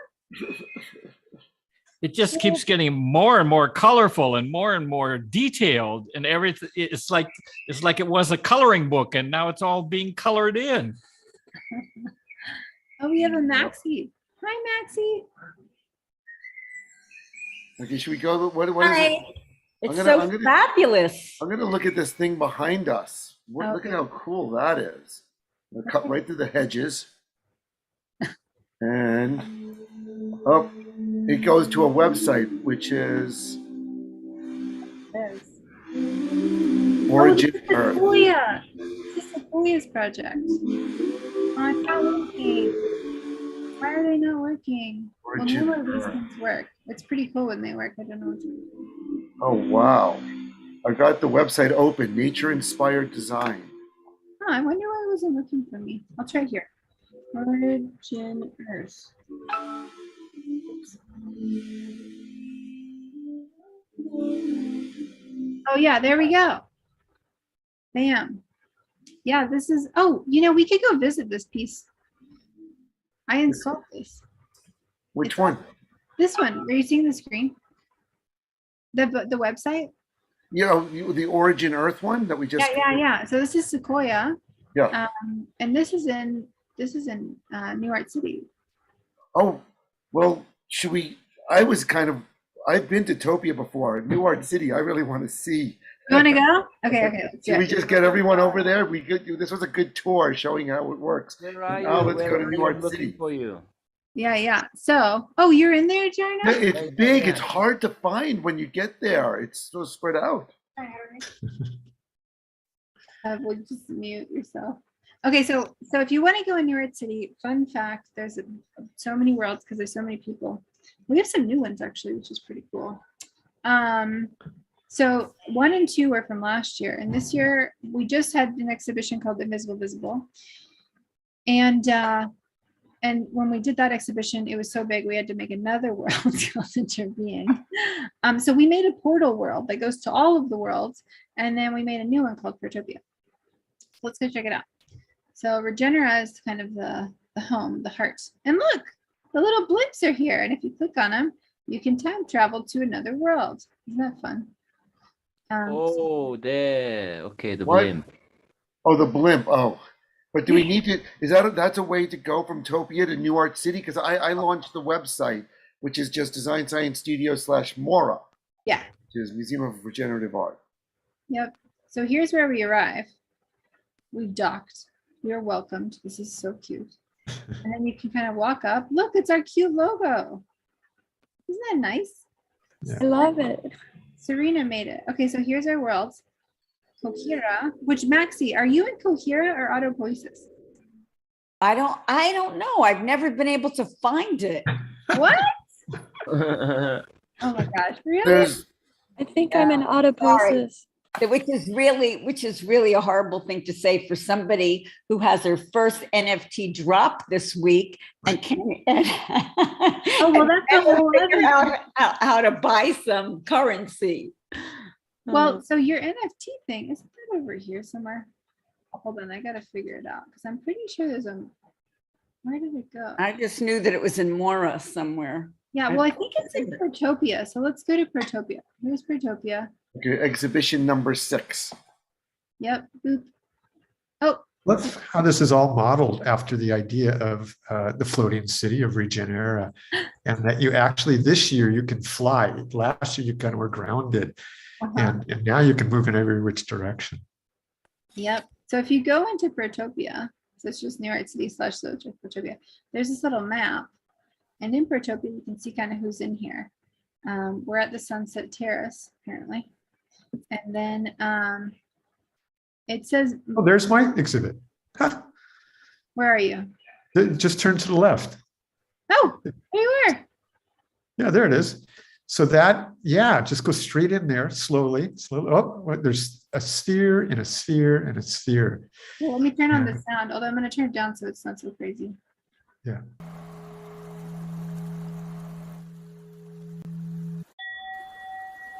You're in a sphere, interbeing sphere. And then if you go in the belly of it, in the middle one, it's much more calm in here.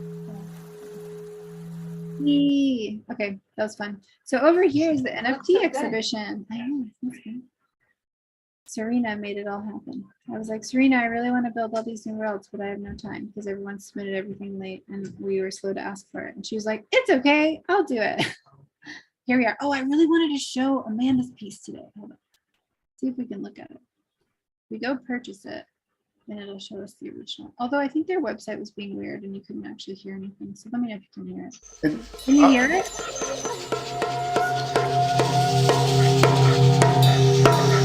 Can you hear it?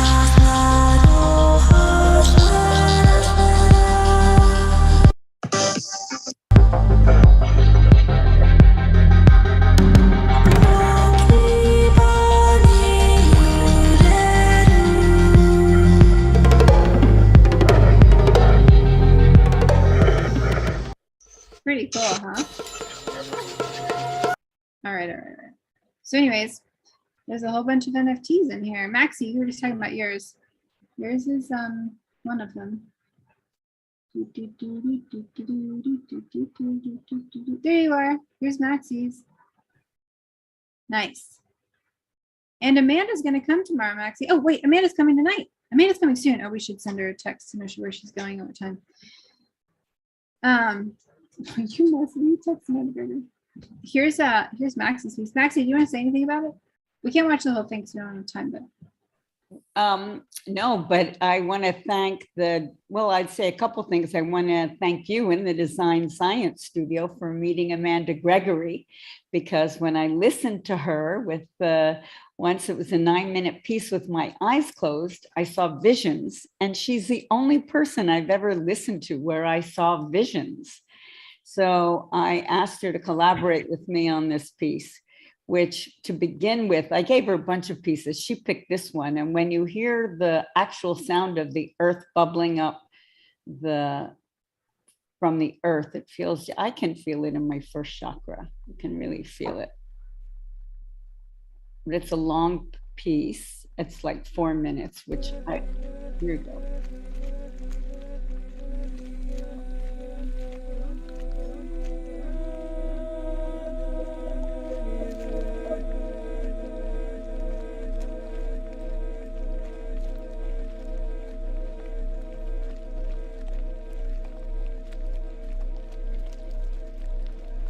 Maxie, is that actual film or is it created?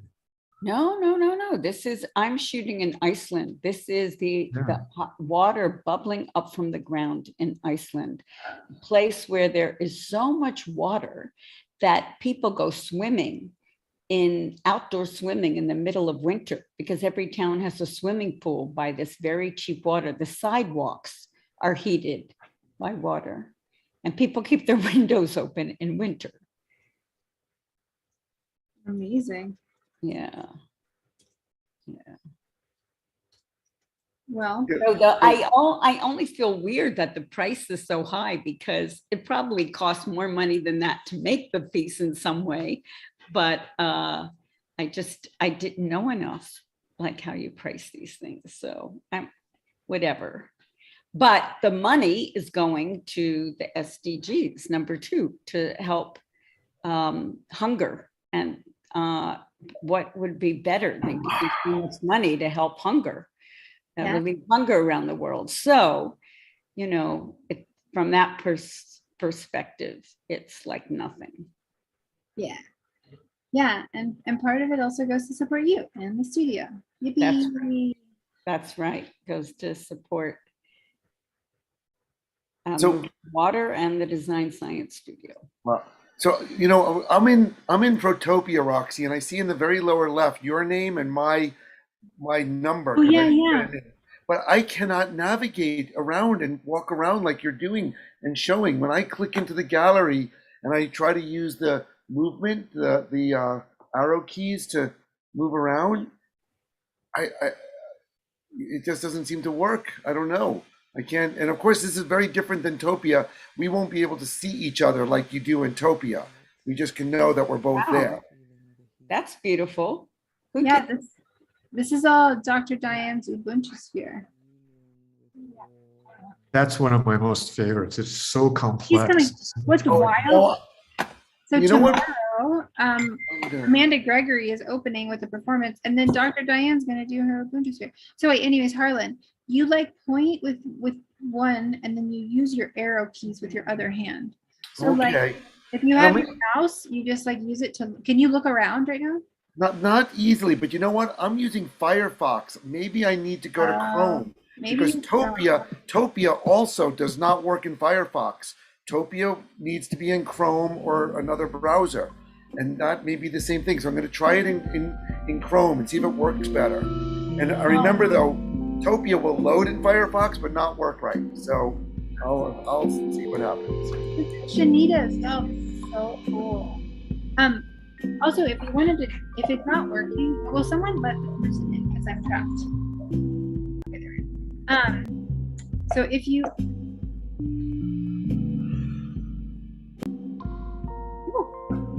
So if you push escape, there's this catalog button, and then you can actually just look at the different pieces that are inside the space.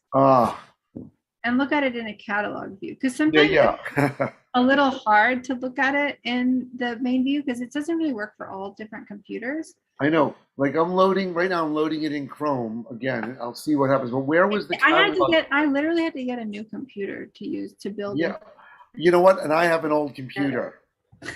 But okay, it works way better in Chrome.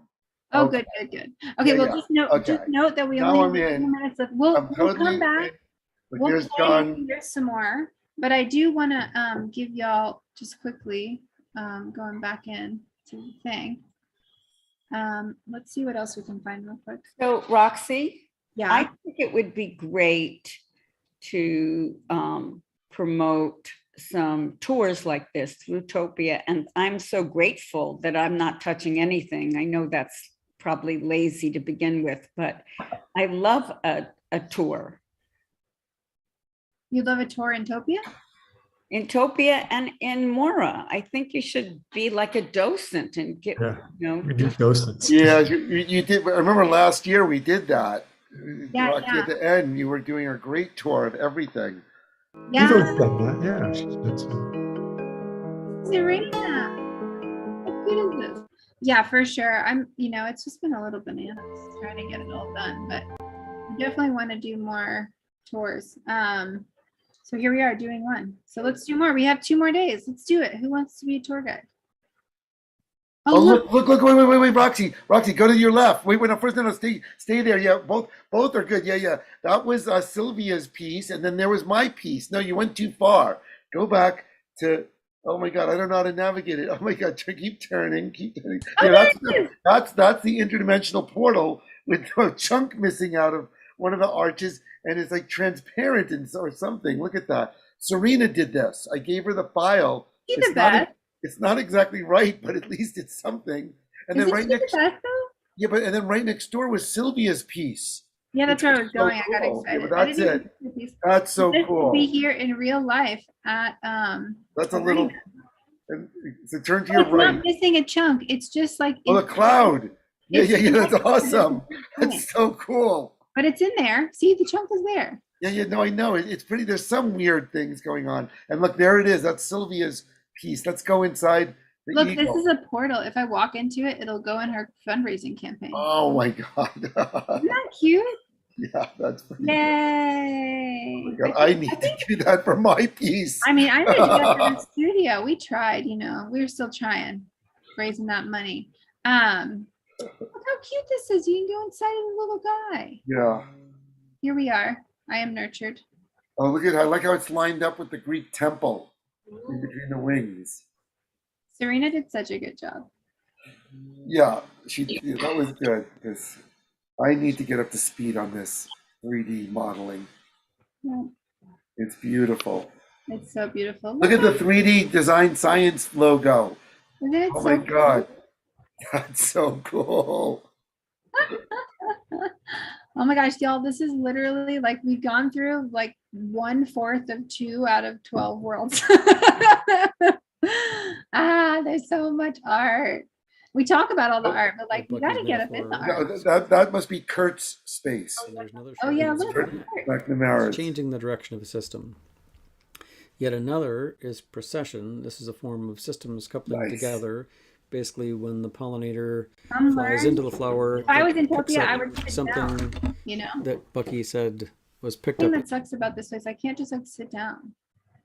What's in here? Yeah, Oh, look at this that. is Susan's thing. This is Susan's thing. Cool. Concrete Oasis, Pershing Square. Yes. Oh, this is awesome. What fun. What fun. Hold on, I gotta see what's next because I don't want to go too crazy. Oh, it's almost Chris's turn. Oh, this is very exciting. Okay, well. That was a good tour. That really worked well. We didn't see everything, but that was so cool. 5 minutes. We have 5. All right. Well, let's see what's up here. Look at ball. Solar power incubator. Wow, that's nice. Okay, very well. Oh, yo, this is the Protopia work from Monica. Oh, yeah. This is Monica Simienska's Protopia future stuff. This is awesome.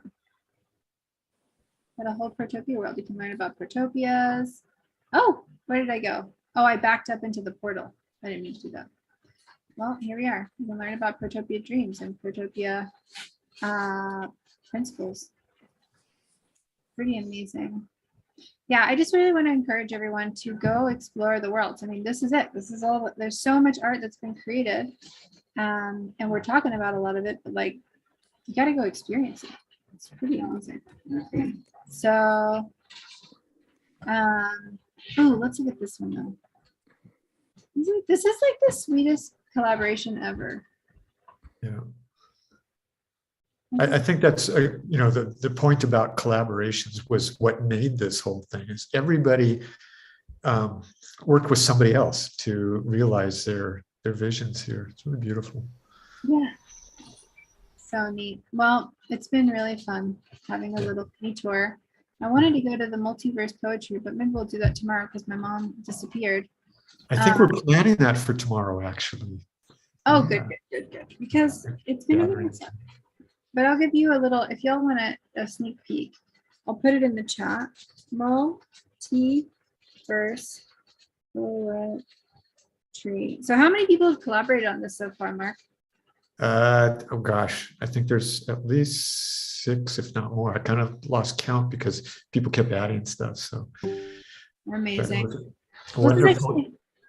I was just going to say it was a wonderful invitation from Moni, from your mother, to she started this last year, I believe, and then the artwork is actually you could probably speak to the artist better, Umara, who helped with this, but a whole bunch of us jumped in with the invitation to share our poetry. So there's either the graphic, or you step up to it and you'll hear the poetry, or you can click through to a video. So good. Well, this is actually a perfect segue to our next evolutionary artist, because Chris Weir was Moni's pod captain, and has been just such an incredible artist, collaborator, ally, team member, all the things. So let's give a big familial warm welcome to the one and only Christopher Weir. Oh, where'd he go? Hi. Wanted to show your cool installation as a part of your exit strategy.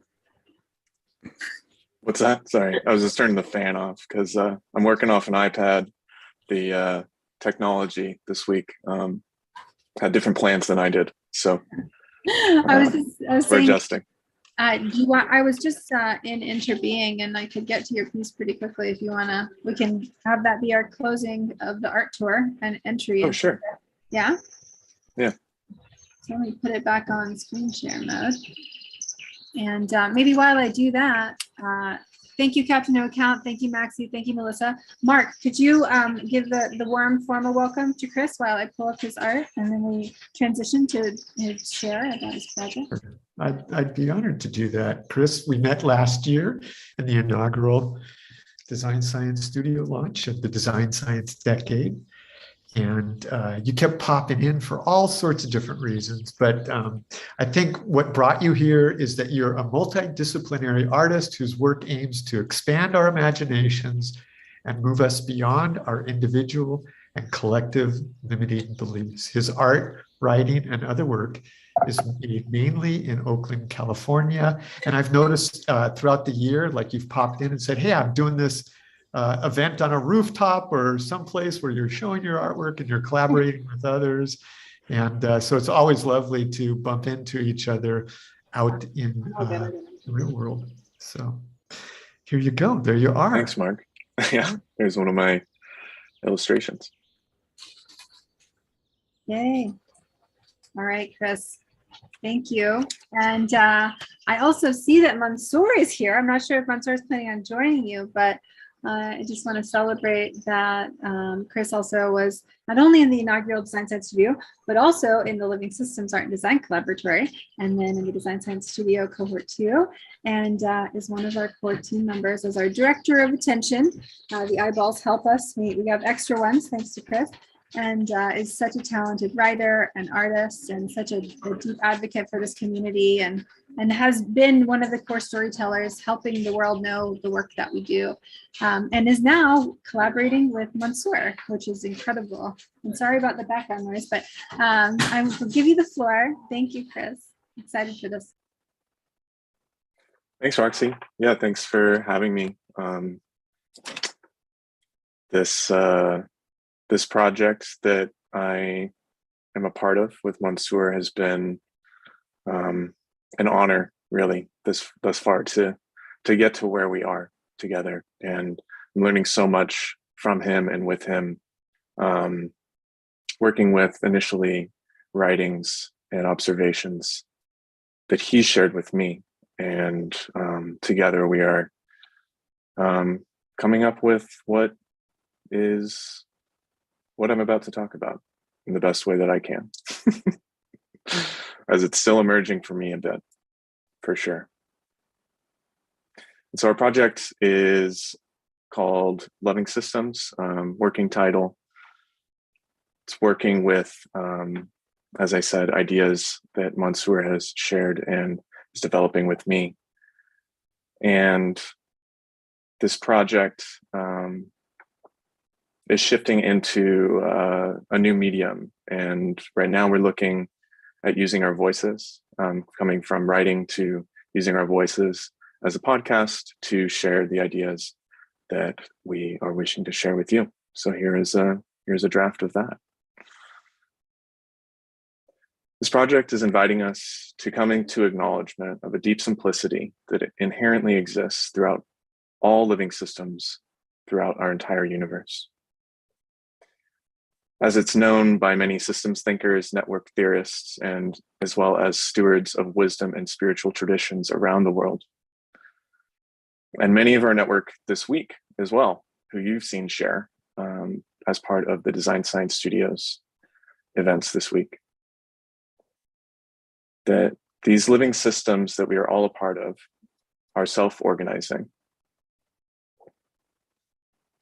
This powerful self-organizing process is happening at every scale, from our solar system to our planet to the individual human body. And this is particularly where we are inviting you to look, to observe and learn about nonlinear, interconnected, self-organizing emergent systems in this time that we're living in right now.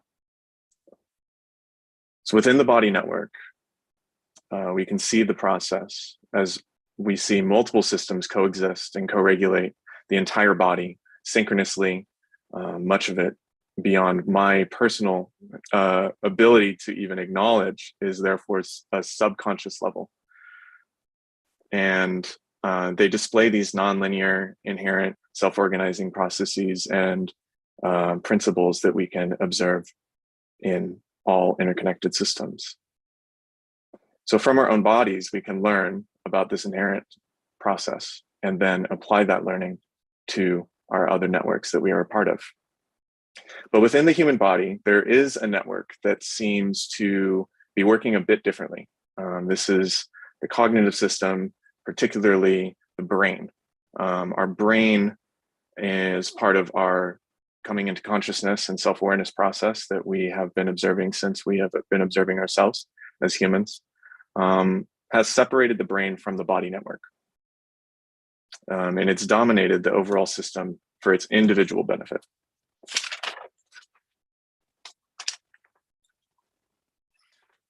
And so we can see here when the brain, which is one part of a greater nonlinear network, behaves with linear values as opposed to nonlinear values. It's behaving with linear values as it observes itself as separate and with linear relationship to the rest of the system. It tends to act in ways that are based in domination, that are seeking short-term gain, and also concerned with liability management, rather than working in sync with the rest of the network, that it could be working with higher efficiency of cooperation with the entire system. So with linear thinking, which we've developed as part of this self-awareness process that we are observing even now, so with linear thinking, we tend to behave defensively, with competition, acting based upon fear, and implementing a perspective of this elusive separation. This is elusive separation with an I, as in illusion, okay? It is elusive separation, seeing ourselves as separate from everything else, seeing the brain as separate from the body. And so as part of that system behaves for its individual benefit with linear values, as described, over the greater benefit of the entire system, we can see that this doesn't ultimately benefit the entire system.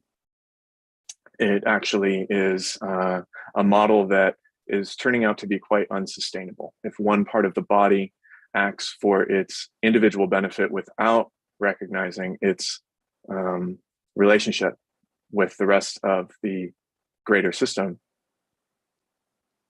then I think we can all imagine this may not work out very well for the rest of the system overall, right? This could be the brain seeing itself as separate and I go for caffeine instead of food. This can be as well as when certain parts of the body are out of balance or in a state of dis-ease, we see different proportions taking over the attention and energy and resources of the overall body. And this may be a sign of something that is unhealthy and not sustainable. And so in this way, our development of consciousness and self-awareness has led to elusive separation of the brain from the body, just as linear values have separated ourselves from one another and humanity from the rest of our planet. So what we're inviting you to do is observe the relationships within your body, learn from this individual observation, and apply this knowledge to all the networks that you're a part of.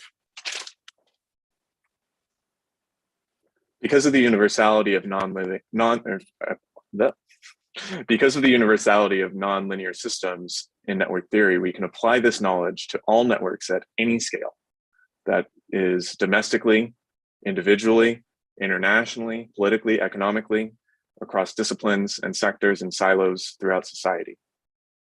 And we can see how coming into non-linear relationship can benefit any of these systems at any level.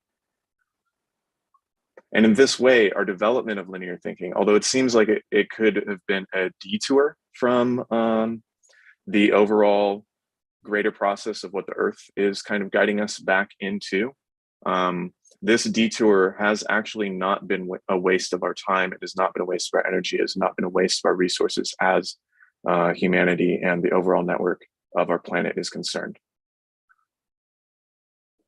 Because through our self-awareness process, the self-awareness process and coming into consciousness and awareness of our roles and influences and effects on systems of from ourselves and the human network, the Earth itself is coming into self-awareness. And as the Earth is coming into self-awareness, it is inviting us to resynchronize with the greater self-organizing system that is the planet overall. But how do we do that, right? It's a great idea. How do we do that? So in order to do this, we need to shift our focus from damages, liabilities, blame, fear-based mindsets, and of the process as it's happened so far, and focus on and assess our assets, those things that are of value. What have we developed? What has linear thinking brought us into? I've personally spent many years, luckily not too many anymore, focusing on the negative things in my life and the negative parts of myself that have eventually now come into focus. If I exclusively focus on those things, then it doesn't facilitate me getting anywhere. And similarly, with observing our self-awareness process and our development of linear thinking and separation of me from you, this can certainly be observed as something that is not what the Earth is asking us to do, and not ultimately perhaps what the goal is and our destiny might be as a species. But if we are able to refocus that energy from blame and liability and damages, and instead bring that focus into what we have gained, what we have achieved, and assess our assets quantitatively in a linear way, we can then allocate these assets and reorganize them in a way that is working with nonlinear values. So right now, essentially what we're doing is a mismanagement of our energy. And it's all necessary and it's all part of the self-organizing process. And now that we are at a point where we can observe these systems at many, many, many different levels, And we are coming into an awareness that spiritual traditions, as well as new sciences and network and quantum theory and all these wonderful things, are coming to a similar point of acknowledgement that there is a deep simplicity within and throughout all of these systems. If we're able to refocus our energy onto what we have and what we can use and how we can collaborate and combine, then we will be able to create a whole that is greater than the sum of its parts. Because elusively separated, these parts are not working together. And together, we will be able to achieve the highest potential that humanity is capable of within the greater network of our planet. And so that is essentially an introduction to my best understanding and knowledge and ability to share with you today about what our project, my project with Mansour Vakili, is aiming to share with us. It is an invitation. It is an invitation to find folks who may be listening right now who are interested in learning more. An invitation to receive feedback, as living systems are feedback loops. An invitation to perhaps have people join us in the conversation itself. And also very much an invitation for any contributions that you can think of. And yes, a form was just dropped in the chat that you can click. It goes to a simple Google form that you can fill out with your ideas. And we would love to hear from you about what you think about where this project may be heading. As again, this was just a small taste of my current understanding of this greater project that we're all a part of.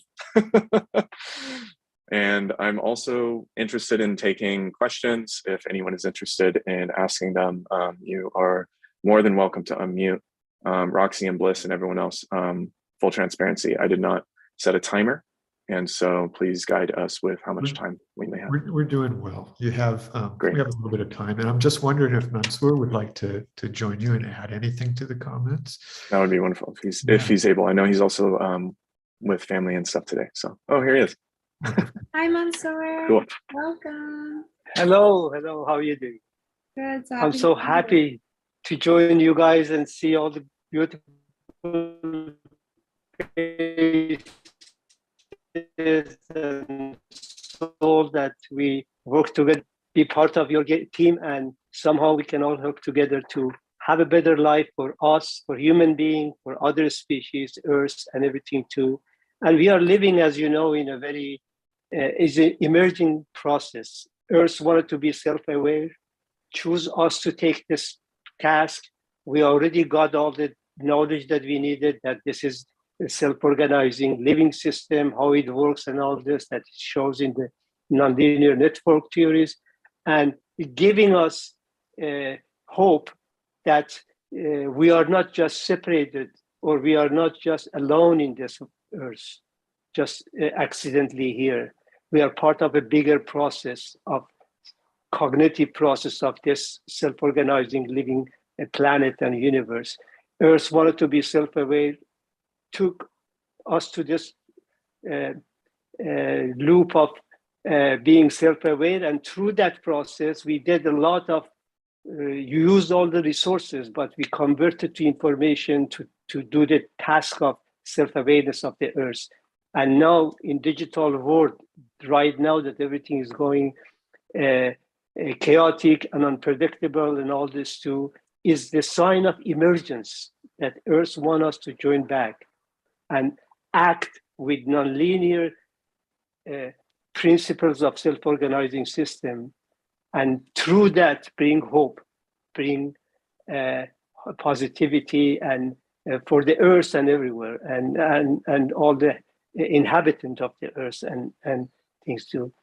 And that brings hope and positivity and shows that we haven't wasted, even though right now linear mind and linear model, approximate model that we created, we did a lot of damage or abused things, but at the same time, we have to focus on the achievement that we have.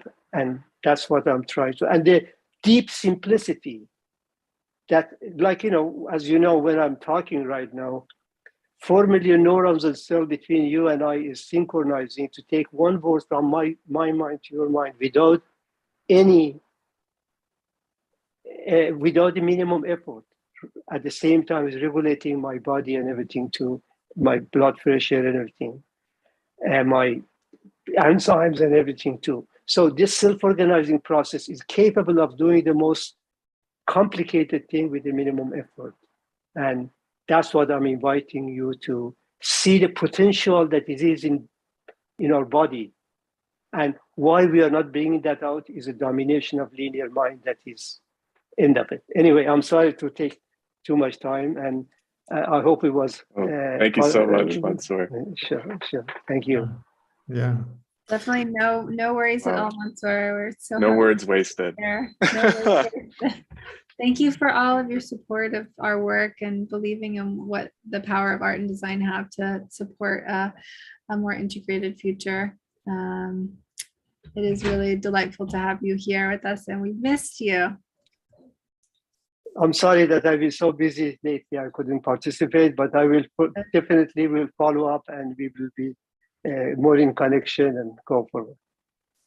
And we are inviting, any of your artists or anybody that is really interested in it to join us in development of this concept, which is amazing. You can apply it to politics, economy, planetary level and everything too. And it's amazing knowledge that we are gaining now to be able to bring the hope and positivity to the world.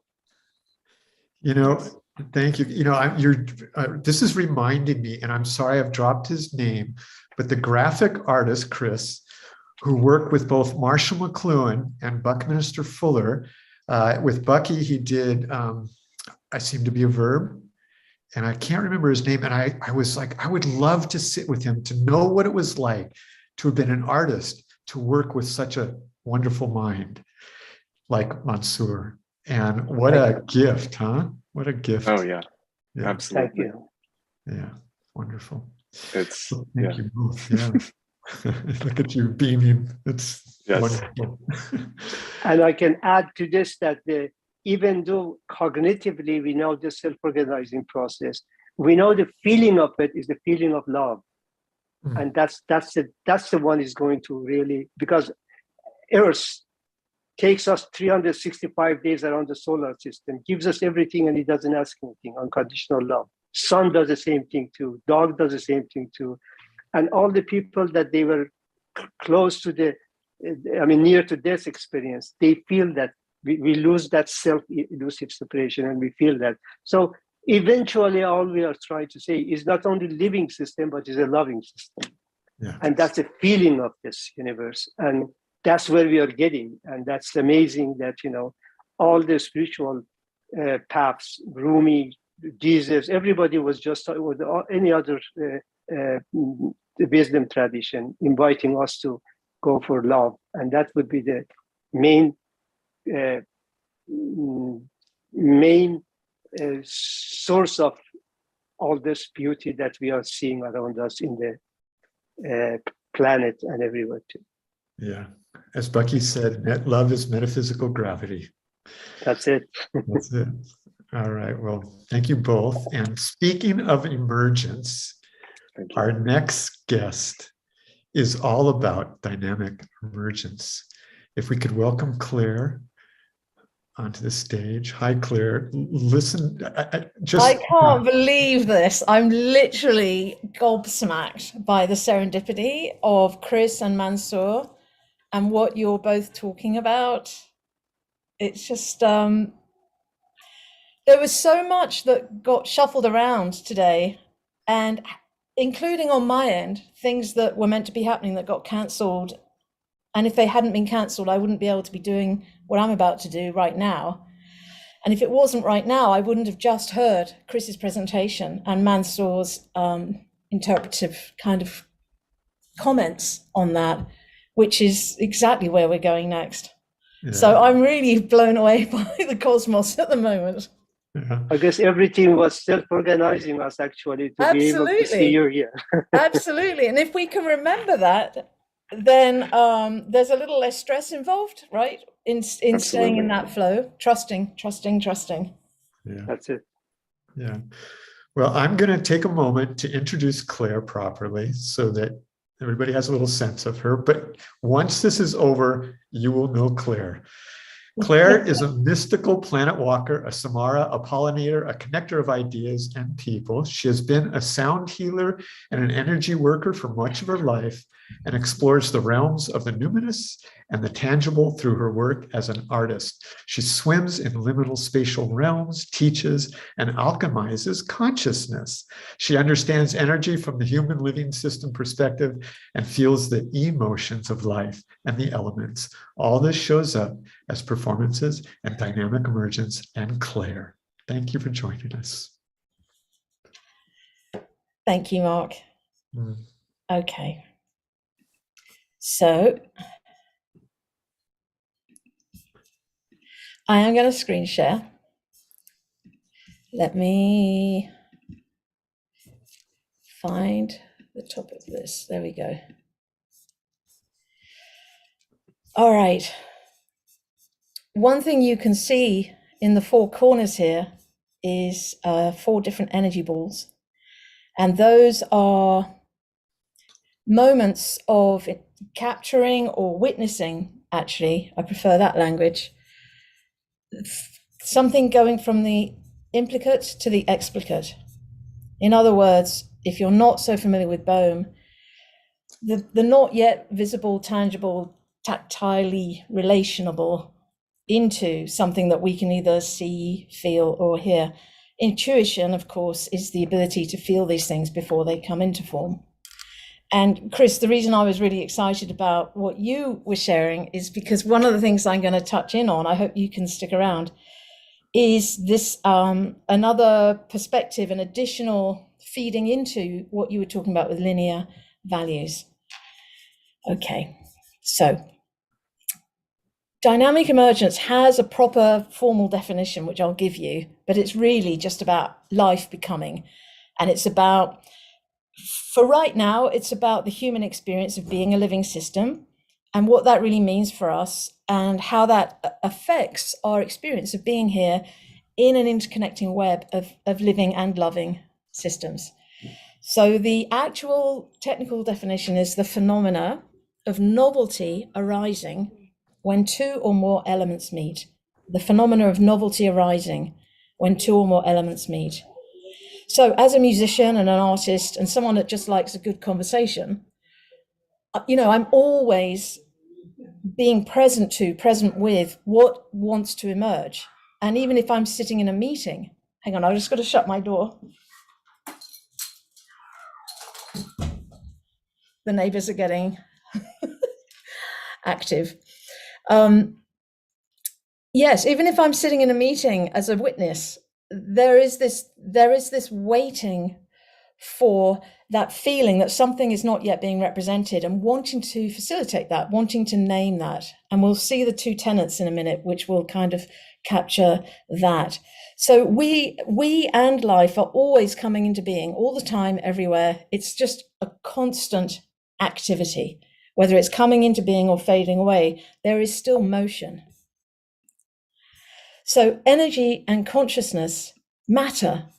And I mean that in various ways, right? Things coming into being is another way of them mattering. But they matter because this is our experience. This is the process of us being here and this evolution of our consciousness. So the thing for us to be able to do is to become energy experts and to understand energy as information. And there are lots of ways that we do that, which we'll be visiting. But as you can see, you know, the community that is here, this extraordinary, beautiful community that is DSS, that is of the Bucky Fuller Institute, are just this kind of cornucopia of creators, designers, dreamers, artists, developers. Like, so the pragmatical, as I mentioned the other day, inspirers, empaths, highly sensitive people people that have different ways of knowing and being. And to be here as part of this and to be able to support that emergence with this kind of information feels really good to me, and it feels important.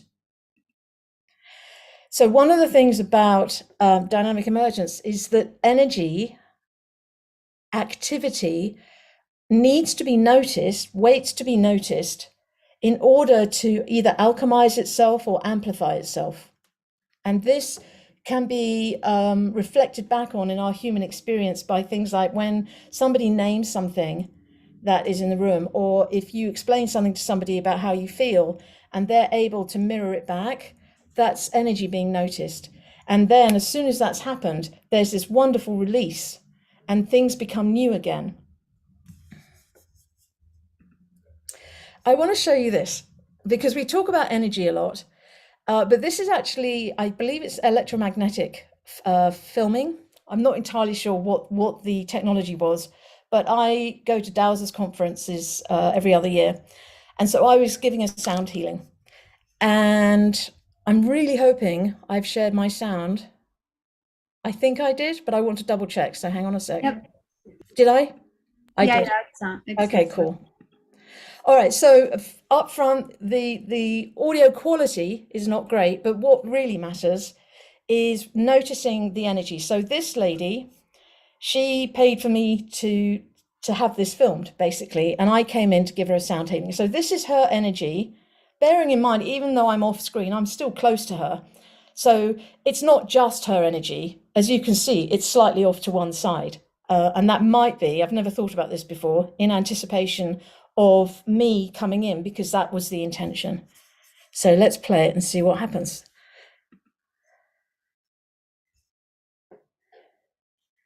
Notice the change in colours, obviously.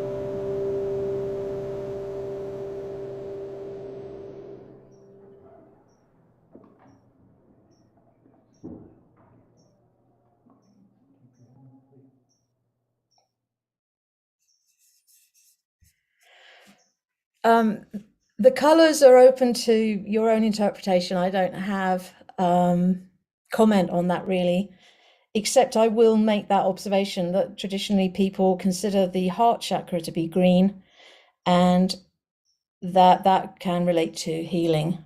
but there are so many ways to look at color. I just like having something that says, yes, look, there is energy interacting. It's not just, it's not just a way of saying something, it's actual. So dynamic emergence, there are two tenets, and this was a download I got. I've been talking about this for a really long time. I've got videos that I can't even believe where I'm standing in a muddy field talking about this in festivals in England from years ago. But it came into a more formal kind of shape about 3 years ago, and I downloaded about 65 mind maps and was lucky enough to be able to film a whole series of videos to go with every single mind map for a series that people can study at their own pace or in a cohort on my website, dynamicemergence.net. So here are the two tenets. Tenet number one, nothing is fixed. Now, that just sounds pretty straightforward, but the implications of that are extraordinary. If nothing is fixed, and one of the ways people might have experienced that with me through these 11 days of Regenaissance Rising is through singing. So when I did some singing, I think people experienced something about their field being a little bit different. I know for sure I do. And I've done experiments with people where I ask them to think of a problem that they've got that won't leave them alone in that moment, something that's alive for them right now. And they write it down, and then I say, okay, so it's been documented, now just experience some sound, and then I'll sing. It doesn't have to be for long. And afterwards, I say, now can you go back and have a look at what you wrote and see what your relationship to it is now? And invariably, something has shifted. And the fact that we are not fixed and are able to be shifted by an environment, because we are an environment, right? And these environments interact. I think that's pretty interesting. One of the things that it made me think about when I thought more about it was you better think about who you're hanging out with, because the level of their consciousness, their conscious awareness, is going to have an impact on mine until I'm a master of my own energy field. So there's an influence happening. So if problems aren't fixed, that's pretty good news, right? It's a matter of how we come together in order to facilitate the emergence of novelty. And we do become different people in different people's company. A way of thinking about that is, I'll tell you a very short story, and you'll have a million of your own that you might start thinking about now, is that I used to teach creativity and innovation to management students at San Francisco State University. In the office hours, they very rarely came to talk about creativity. They usually wanted to talk about their grade and try and persuade me to increase it. But one day, a student came in who just wanted to talk about creativity. And so we were having this conversation, and it was wonderful. And then all of a sudden, out of absolutely nowhere, I heard myself say to him, you know, there's only so many ways to paint a horse. And then I looked at him, noticed what I had said, and then said, do you know what? I have absolutely no idea what that means. I've never said that before. I mean, I think I understand what it means, but I've never said it before. So I don't really know why I said it. And he looked at me and without hesitation said, my mother used to say that to me all the time growing up. So this information sharing, if energy is information and our fields are interacting, there is information traveling back and forth. And you'll notice things like your sense of humor will change, things that you feel willing to say, things that you don't feel willing to say, feeling cautious or feeling more buoyant in someone's company, finding yourself to be more funny, more amusing in someone's company, more delightful, right? All of that is in some sense, telling you something about the other person, because all of this stuff might be in us, but it's resonating with someone else and therefore emerging. And this is about waiting to be noticed, energy waiting to be noticed. Now, it's not that it's passive and just sitting there and, you know, doing nothing. But once it's noticed, an interaction occurs, like there is a mutuality. It's almost like the Ouroboros sees its own tail, and something can happen. When we pay attention, the it that is waiting to be noticed comes forward. It somehow feeds it a certain invitation, a certain kind of energy. by noticing that it can, you know, if you think about it in terms of ideas coming forward, it can actually be how we listen for the wisdom of the future that inhabits the now, but it's not yet seen by us, to be able to present itself. We have to be open and willing to do that, because it's going to travel across a liminal threshold, and then it becomes available to us in our dimensions. We do that through our ways of knowing, and that is the implicate becoming explicate, the not seeable becoming seeable. It's liminal space. So some of the creative work I do is I paint energy balls, and this is one. And you can get the sense of energy, form coming into being, and then off it goes. It's released. So what is a sensing environment? And it's basically understanding ourselves as energy moving, organizing itself, but with our help. So what kind of help are we giving it? Here are the ways of knowing as they're identified in dynamic emergence. And it's really an assimilation of the multiple intelligences that Howard Gardner talks about. It's what I used to use when I was teaching creativity and innovation. So there's rational, emotional, sensory, and then there's intuition. And all of that sits inside of this wonderful bubble of not knowing. So we have to have beginner's mind. If we're full, there's no room for something else to come in. So this collaboration between these ways of knowing is actually very important to how we meet information and how we interpret it and how we generate it. Each way of knowing has its own language, and it generates a corresponding way of being. So obviously rational is mental, of the mind, the mental mind, thinking. Emotional is to do with our emotional feeling, and sensory is to do with our ability to sense. So there's many ways to interpret sensing. A big part of that is the ability to have a tactile relationship to the sensitive energy in a situation or in an environment. It's a way to feel the non-locality of someone else's energy and consciousness. Now, each of us has a bias that's not fixed either, but we have a tendency, and you'll know this about yourself. You know, you might be someone that meets problems or invitations or new ideas with your mental thinking. You might meet it more emotionally, and you might meet it more with your body, with your gut, your instincts. So these experiences are influencing, again, how the potential of something that wants to come into being, how we are able to encounter it. And I'm going to add this because of Chris. I added this in while Chris was talking. I mean, it existed, but I wasn't going to go there, but now I am. So inversion theory. Inversion theory is something that I actually needed to hear because I wanted to understand why such a beautifully designed system, right, a human being, and I don't say this above any other species, but I am talking specifically about humans right now, because humans are designed with this extraordinary capacity to feel and connect with multiple dimensions simultaneously, and to understand those dimensions simultaneously, even if they contradict one another. There is this thing called inversion theory, which explains why such intelligence can actually sabotage itself. I wanted to know. It didn't make sense to me, and I like to understand things. I come from an artist family, but I come from an engineering family. I'm very pragmatic people that like to understand things. So I have multiple influences. So here's the statement, which you may have already read by now. When one way of knowing becomes isolated, whether it's the rational, the emotional, or the sensory, and is no longer informed, no longer in communion with the other two, at its most extreme, it will become the inverse of itself. It will become the inverse of itself.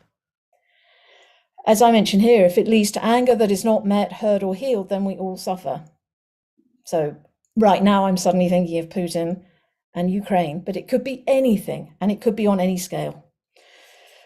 In that case, we behave in ways that do not make sense to a systemic perception of, of life, how life works systemically. Each way of being and each way of knowing has its own language, its own sensitivity, and its own territory. So you can see from this is just the general map. And I'm not going to go massively into it. I just want you to see it really, so that you can see the thinking. So all of this is kind of inside this blue area, which is called inner res, rational, emotional, sensory. This is kind of private territory. And this is where who I am kind of comes into being inside myself before I decide what to reveal to the outside world. So I'm taking in information and I'm doing something with it. And then I will express it out into the world. And this, the outer res, is where you're doing that too. And it's where you and I get to meet and have some kind of interaction. All of that is sitting inside this orange band, which is called the creative collective or collective consciousness. I like calling it the creative collective, but it's actually collective consciousness, really. Same thing. But you'll see in a minute, because of what I'm about to show you, that like this is not fixed. It looks fixed, but it's not fixed ever, just like you saw in that healing energy video. So how we come and meet one another, how we make room for the possibilities that might occur between us, whether it's with hostility or love, affects our ability to expand this consciousness. As we do that, we can then feel into the planet. The planet is our home. And that's why we are sitting inside the planet. The planet needs a home too, and that's the cosmos. This area of the not knowing of the ajna is where intuition and imagination allow us to travel into these outer realms. So who and what are we collaborating with? So I'm sort of touched on that. I have no idea what the time is, so I better keep moving a bit faster. Briefly, I just want to show you this. This is a one-on-one. So let's say that's me and that's you. And then this is us having an interaction. Let's imagine we're having an amazing interaction and we see that field expand. And maybe we're not having an amazing interaction, so we'll see it contract again. And it can be as simple as someone mishearing you or not quite getting something you're trying to communicate. Now that's just one-on-one. This happens in groups. So here, this is that creative collective expanding. So obviously we're having a good time. That's regenerative era right now, having a good time. That's, let's say that's at rest. And this is if something's going wrong and everything contracts, which means the creative possibilities can also get a little bit lost. So how do we evolve our consciousness? Through all of the interactions, by noticing all of the interactions that we're having, whether they're pleasant or unpleasant, just noticing the experience. Then using the imagination, our intuition. These are those guys, as I mentioned, to other ways of knowing, more expansive, more regenerative, more sustainable ways of knowing and being and designing from those places. We can actually observe the feedback loops of the universe that's talking to us through our bodies, through our minds, and through our hearts. That is the collaboration. And imagination is a beautiful word, 3 words in one. Magi, the root of that is magician, alchemist, sorcerer, or astronomer. Hence, I'm adding in the C. So when I'm using my imagination, I'm actually transforming a reality, whether it's this environment or a larger environment with permission. This I'll just share with people as an available slide, but have a quick look at how this shows up in our daily lives. So, for instance, the universe seems to work with us to manifest whatever we actually believe, which might be different from what we think we believe.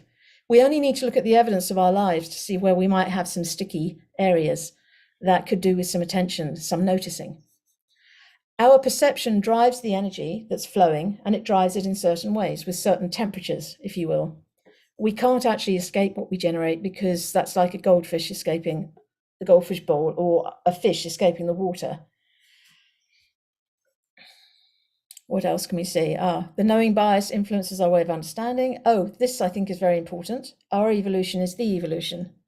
And from that, my understanding is that we cannot actually evolve an external future without evolving this internal present. So there is a direct interlocking relationship there that I can't bypass. And I know we have that term spiritual bypass or emotional bypass, and it doesn't work. And I think we've probably between us tried it. I mean, why not try it, right? So anyway, not a reliable thing to do.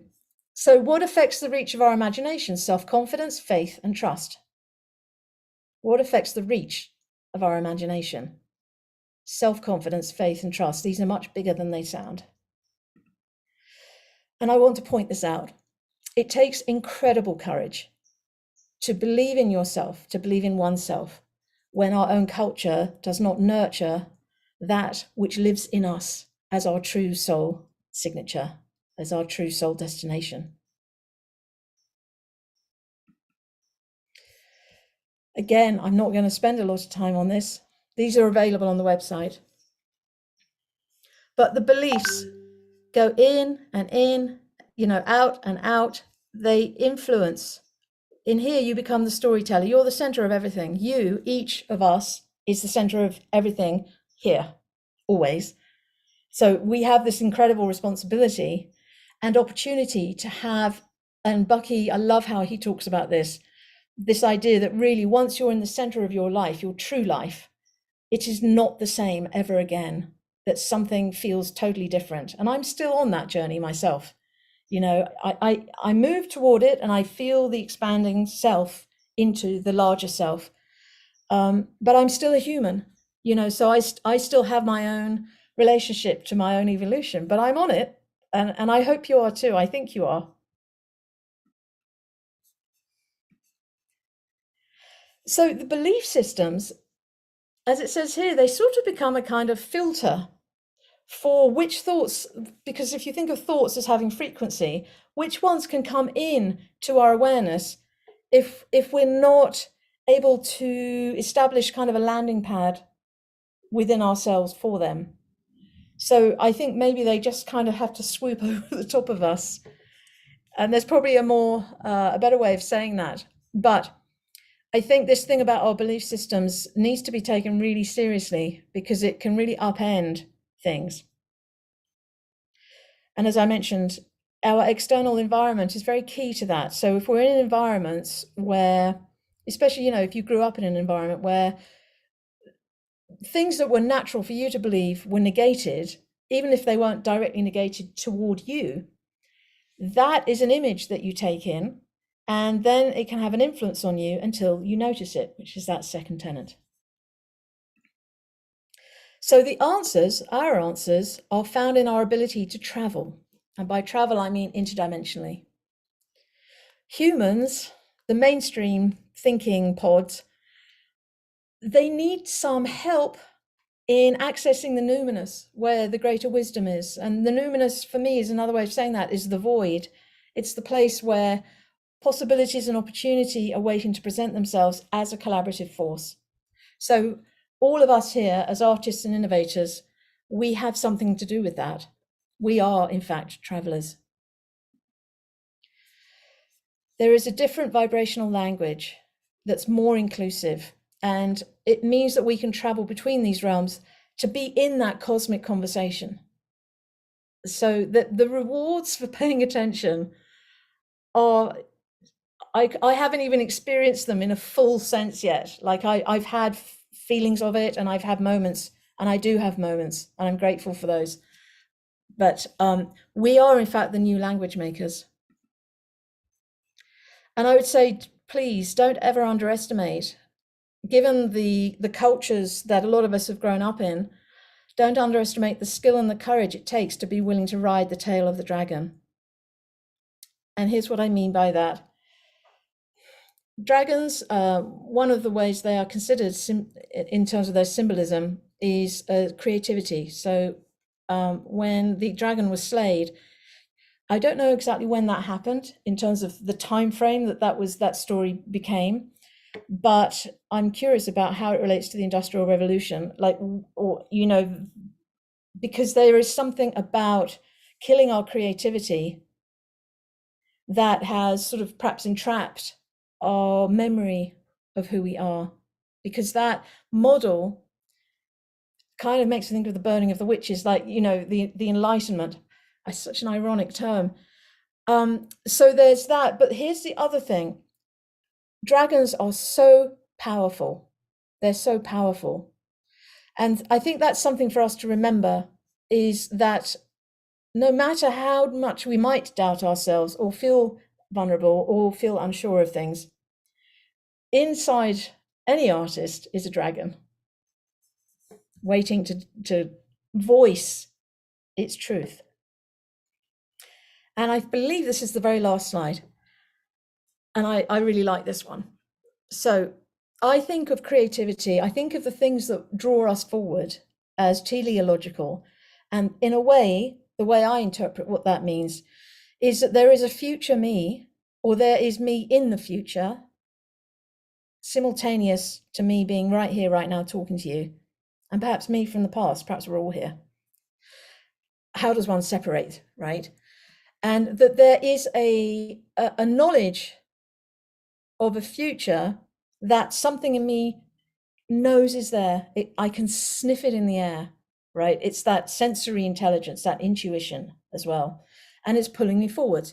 And that is the way I get sort of forced to evolve, because anything that obstructs this compulsion, this passionate drive to fulfill a sense of purpose, a particular purpose, that energy is what will push me through all the bits that I might not want to go through in terms of what do I see in myself? What do I see in humanity? How do I deal with the pain of disappointment and grief and loss? So a lot of people look at this and they think this is them, the shell, and that the pearl is their project. And what I'd like to propose is that this is your life, and that this is in fact you. And the project is the element of your life that knows you so well that it can't wait to have you join it in this becoming future. Think about that. So the striving can be seen as a striving toward ourselves, as a striving toward completion in a way, which doesn't mean death, doesn't mean the end.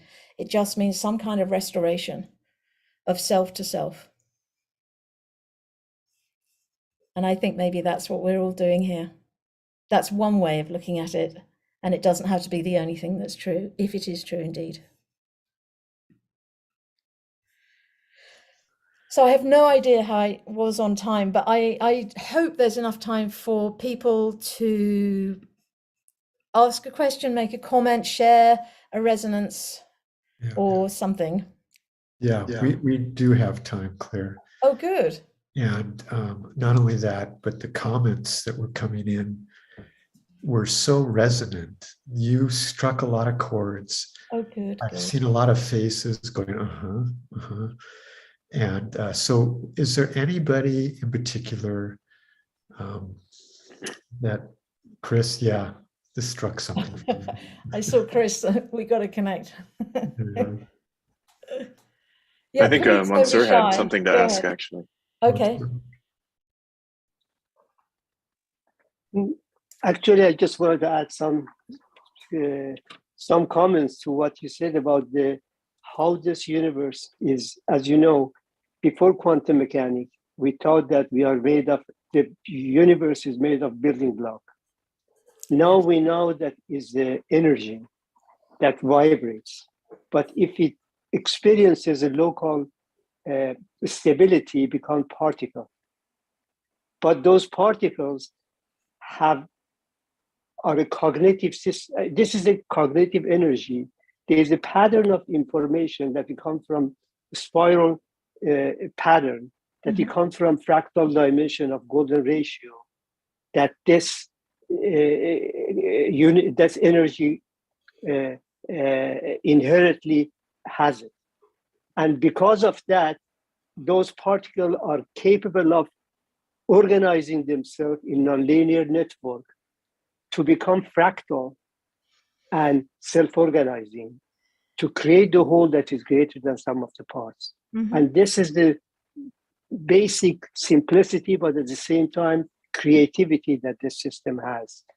And as you know, we looked at ourselves through biology perspective, that we are different cells and everything too, but we are part of the whole thing. Like when you're hugging a tree, you are exchanging energy with that tree. Exactly. Yes. And when you meet somebody and you really connect, you create a whole that is greater than sum of the parts. And these are all happening in our daily world, but with a linear mind that we separate ourselves from the things, we don't see that connection. And that's the main thing that we are trying to bring, the issue of how this linear model, approximate model that we created, is separated us from this understanding of metaphysical power that exists there. And by acknowledging it and observing it, and eventually activating our right side brain, which has been so far dominated with the left, more masculine, more logical one, to the right, which is more feminine and spiritual and intuitive. And another thing that I could add to this is that this universe, when you look at it as the Earth as a living system, has a higher conscious that is intuitively talking to us and guiding us. So that gives another hope to human being, that we are not alone. There's a higher conscious that intuitively we can connect and get the information there, rather than reading or doing any other studies just directly. What the spiritual people, mystic people used to, by losing that self with different practices, then you would connect and get the information directly rather than reading and all this.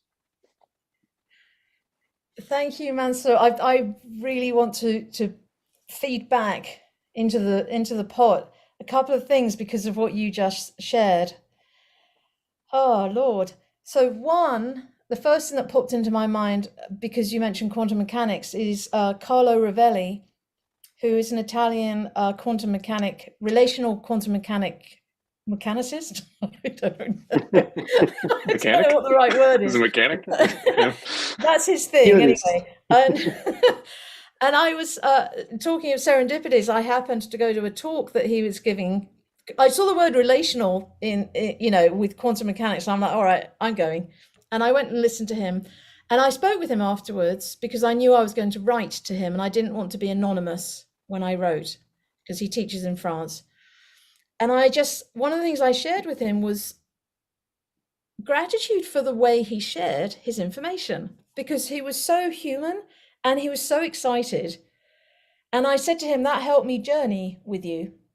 And he totally understood. And he really, really, I think, was happily surprised to have that kind of feedback. So I'm going to be following up with him, because one of the things I'm interested in, if it's possible, is to map out some of the human experiences that give us the most trouble. So for instance, things like forgiveness, how hard it can be to forgive and how long we can hold that difficulty. And I'm sort of curious about whether entanglement has something to do with that, because of the charge that the emotions have, whether that kind of fixes something in place across time. Because even if someone's dead, doesn't mean all of a sudden the healing occurs. So there's something about having to travel through time in a non-linear way that occurs to me. So that was one thing. The other thing relates to Chris. The reason I was excited about you mentioning linear values is that that model where you've got rational, emotional, and sensory. So think of rational, that sort of pinky red ball.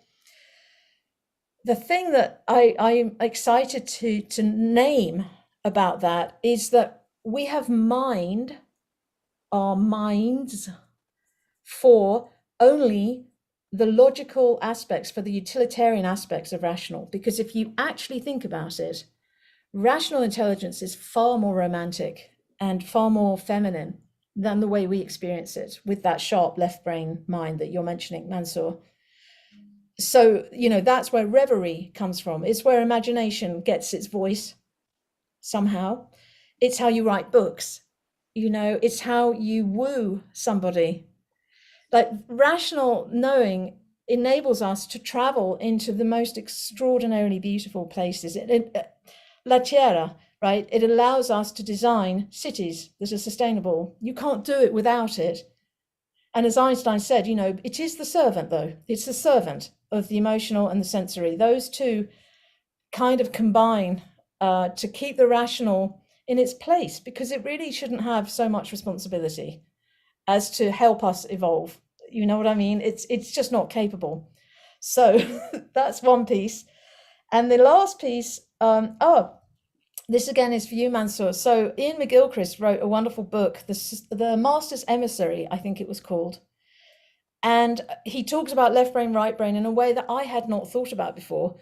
And I'm curious if you're familiar with this perception or perspective. So one is that the left brain, it's a nicer perspective than I had. So the left brain is actually the specific thing. So if you think of a chicken pecking, like looking for seeds on the ground, that's left brain activity. It's locating something specific and acting on it. So it's very focused, and we need to do that at times, don't we? But then the right brain is the chicken in between bites, checking out the periphery environment to see, well, what else is going on out here? You know, maybe wondering, is it safe? But also maybe wondering, is there more food over there? Or, you know, where's my girlfriend?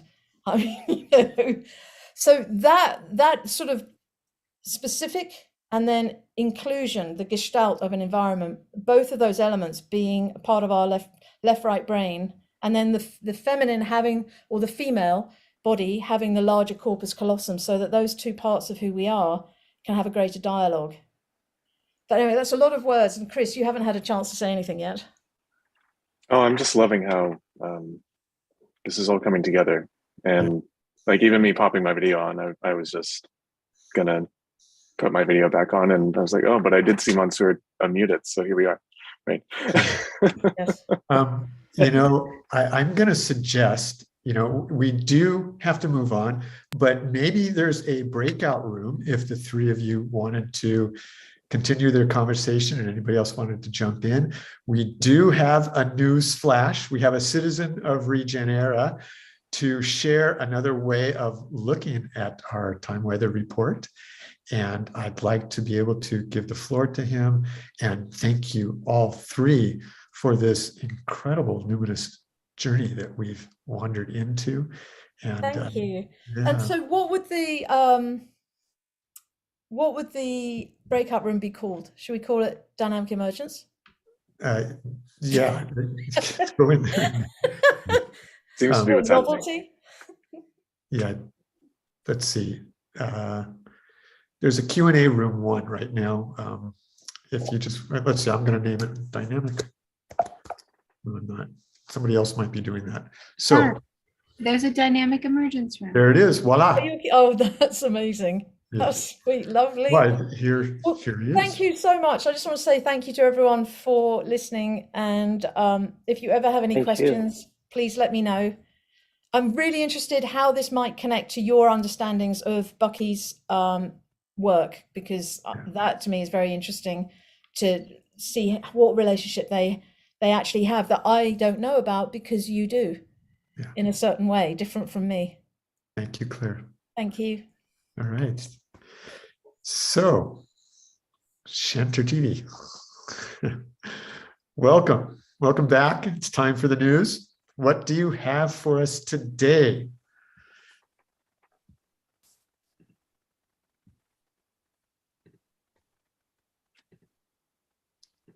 Hello. Hello.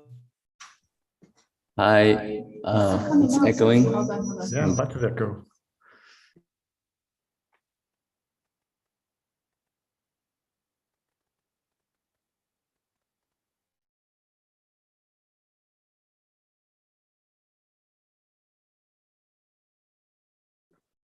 We're gonna reset the thing. What thing? Reset the We're gonna stage. reset this. We're gonna reset the stream and the stage, I think. So So you just chit chat from there. yeah. before I get into the news, I do want to bring to our attention that this is part of the news. This is the space weather portion of the news. And today it is a new moon. It also is a partial solar eclipse that we had. The maximum point was around, let's say like 1:45 today, PM, Pacific Standard Time. So now it's eclipsing out, and it's a partial one, and the maximum was reached, phasing out. But the place that it was visible was, I will show you, it was right over here. So the southernmost tip of South America, that was where it was visible. And this means that we're actually in eclipse season. There's going to be every year there's an eclipse season. So there's like one eclipse that starts us off, then there's a period of time where the energies are really eclipse oriented and energetic in that sense. And then there's an end point eclipse. And so we are in eclipse season and until like mid-May. And the next eclipse is going to be a different arc of thing. And so that is, yes. If you're out there watching in the stream, we're going to close it and reopen it. So come in the event. It's really fun. That was a Interdimensional voice from the news that, you know, ever so often the news can grace us with you know, revelatory voices that can bring insightful new paradigms to the world. So and yeah, that's partially how also regenerative came to mind. We were whispered a you know, a little hint that there's a world docking of you know, cloud oriented city that's coming to visit us. And here we are.